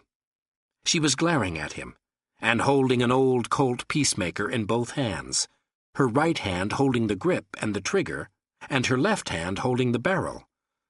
"You burn your hand off. You shoot that gun when you're holding it that way, and break a wrist while you're at it." "Don't you worry none about me," she said. "What are you doing back here?" "I said I'd be back." "Where's Stubbs?" "He's dead." "You killed him." "Wells killed him." He walked toward her, between the 2 men, and the gun wavered in her hands. She seemed to be debating in her mind. When he was almost upon her, she lowered the gun sullenly and let it hang heavy and ineffectual from her right hand. "Come on," he said. He walked around her and led the way down the hall to the doctor's office. He could hear them whispering behind him, Lenny or Blue whispering urgently to May, and May making sounds of anger. In the office, he set the overnight bag down on the floor beside the desk and turned around. The 3 of them were standing the same as the other time, just inside the door. May in front, Blue behind and to her right, Lenny behind and to her left. They looked like bowling pins. "All right," May said. "I suppose you still got that funny-looking gun, but this time I've got one too, and don't let my skinniness fool you. You make one funny move, and I'll shoot you before you can blink an eye." "I'm sure of it." "I'm going to get a piece of paper out of my pocket." "Move slow," May warned him. Parker reached into his inside jacket pocket and came out with the folded confession. He walked across the room and handed it to May. She didn't know what to do with the Peacemaker. She couldn't unfold the paper while she was still holding it. Finally, reluctantly, she handed it over to Blue. "Keep your eye on him. Don't you worry about that," Blue said. May read the confession, and Blue and Lenny read it over her shoulder, Blue forgetting all about watching Parker. Parker could have walked over and taken the Peacemaker away from Blue, but there was no point in it. He leaned against the desk and waited. May finished first, because the other 2 were lip readers. She looked over at Parker. "How do I know this isn't a phony?" "Is that his real name there, down on the bottom? C. Frederick Wallerbaugh?" "So what?" "All you told me was Wallerbaugh, not the first and middle names, or how he signed himself." "That's right, May," Lenny said. It was a surprise to hear him talk. Parker looked at him and tried to decide if Lenny was still wearing the same undershirt he'd had on last Saturday. The corduroy pants were the same. "All right," said May. She wanted to be difficult, and there was always a way. "How come he wrote this?" "I'd shot him, and he wanted me to get him a doctor." "You forced him. So maybe it's a pack of lies." "What for?" Like the last time, Parker was having trouble keeping hold of his temper, but he didn't want to get too impatient, because then he'd kill these three morons, and that would be their brand of stupidity. "So we'd think it wasn't you killed Dr. Adler and Stubbs." "Why did I kill Dr. Adler and Stubbs?" "So they wouldn't tell nobody about your new face." "Then why didn't I kill you three the last time I was here?" "That's right, May," Lenny said. Parker looked at him, surprised again. Maybe Lenny was the one with a mind in his head. "All he's trying to do is fast-talk us again," May said. "But why would he kill the doctor and Stubbs, and then not try to kill us? Why should he try to fast-talk us?" Lenny asked. May shook her head truculently. "I just don't trust this man." "I don't think I should trust you either," Parker said. "I trusted the doctor because he had a brain, and because a friend of mine vouched for him. But you three are morons." "Hold on there." The peacemaker had been dangling from the end of Blue's arm, but now he managed to bring the barrel up and aim it at Parker. "Now wait, Blue," Lenny said. "If this man's trying to be fair to us, we ought to try to be fair to him." His face was screwed up with concentration, the way Stubbs had done sometimes when he was thinking hard. "You got to admit he makes sense. All he's been doing is trying to prove to us he didn't kill the doctor, when it would have been easier for him to kill the three of us. If he'd killed the doctor, that's just exactly what he would have done. And besides, May, you said he wouldn't come back, and that would prove he was the killer. But he did come back after all." May thought that one over, not liking it because it cleared Parker, and she didn't like Parker. Finally, she shrugged reluctantly. "I suppose that's right."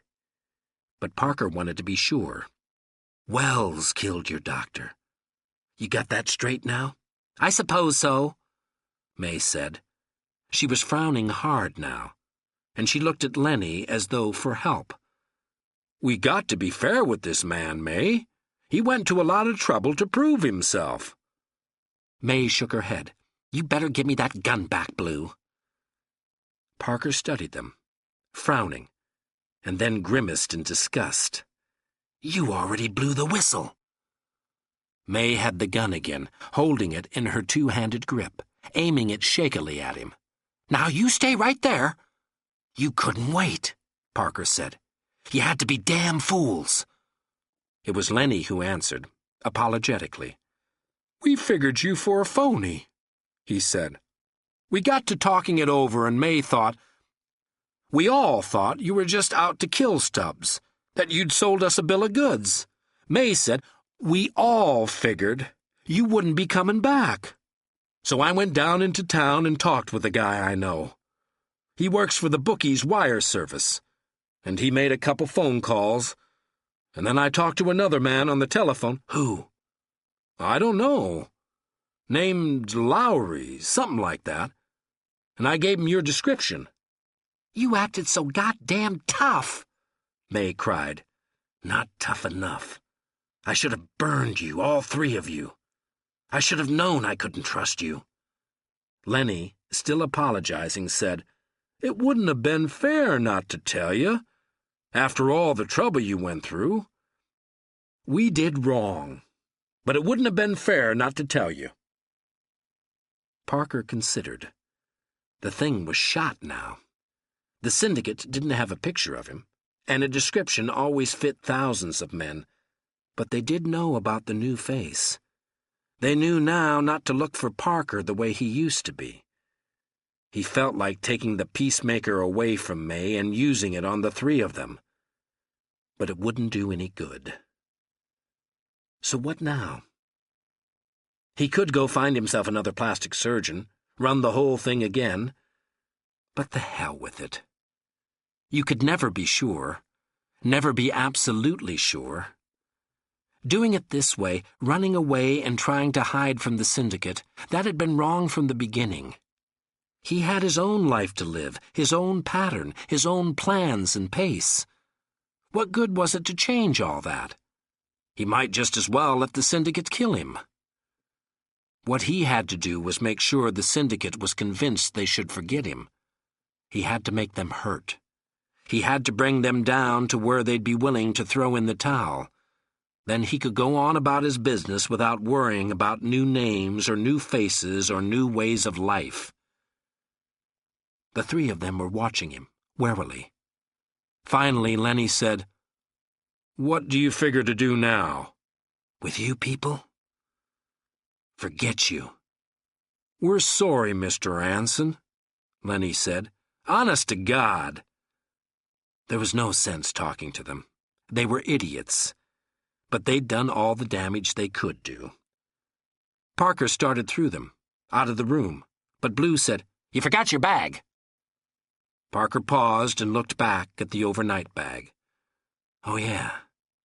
He went back to it. Stubbs told me one time if anybody tried to kill the doctor to protect their new face, Stubbs would take the new face away from them. Stubbs got killed, so I did it for him. He picked up the overnight bag and set it on the desk. There was a zipper around 3 sides, and Parker unzipped it all the way around. The flap fell open, and May and the 2 men looked at the new face Dr. Adler had given to Charles F. Wells. They were still staring at the head when Parker walked through them and down the hall and out to the car. He paused beside the car to light a cigarette, then climbed in behind the wheel and drove back out to the road. He'd give the car back to the rental people. And after that? After that, Miami. The syndicate trouble had to be settled, but it could wait. Parker had to unwind for a while. For a few weeks, anyway. Then, we'll see. This has been a presentation of AudioGo. For more information on related titles from AudioGo, please visit us online at audiogo.com. The Man with the Getaway Face. Text copyright 1963 by Richard Stark, all rights reserved. Production copyright 2010 by AudioGo, all rights reserved.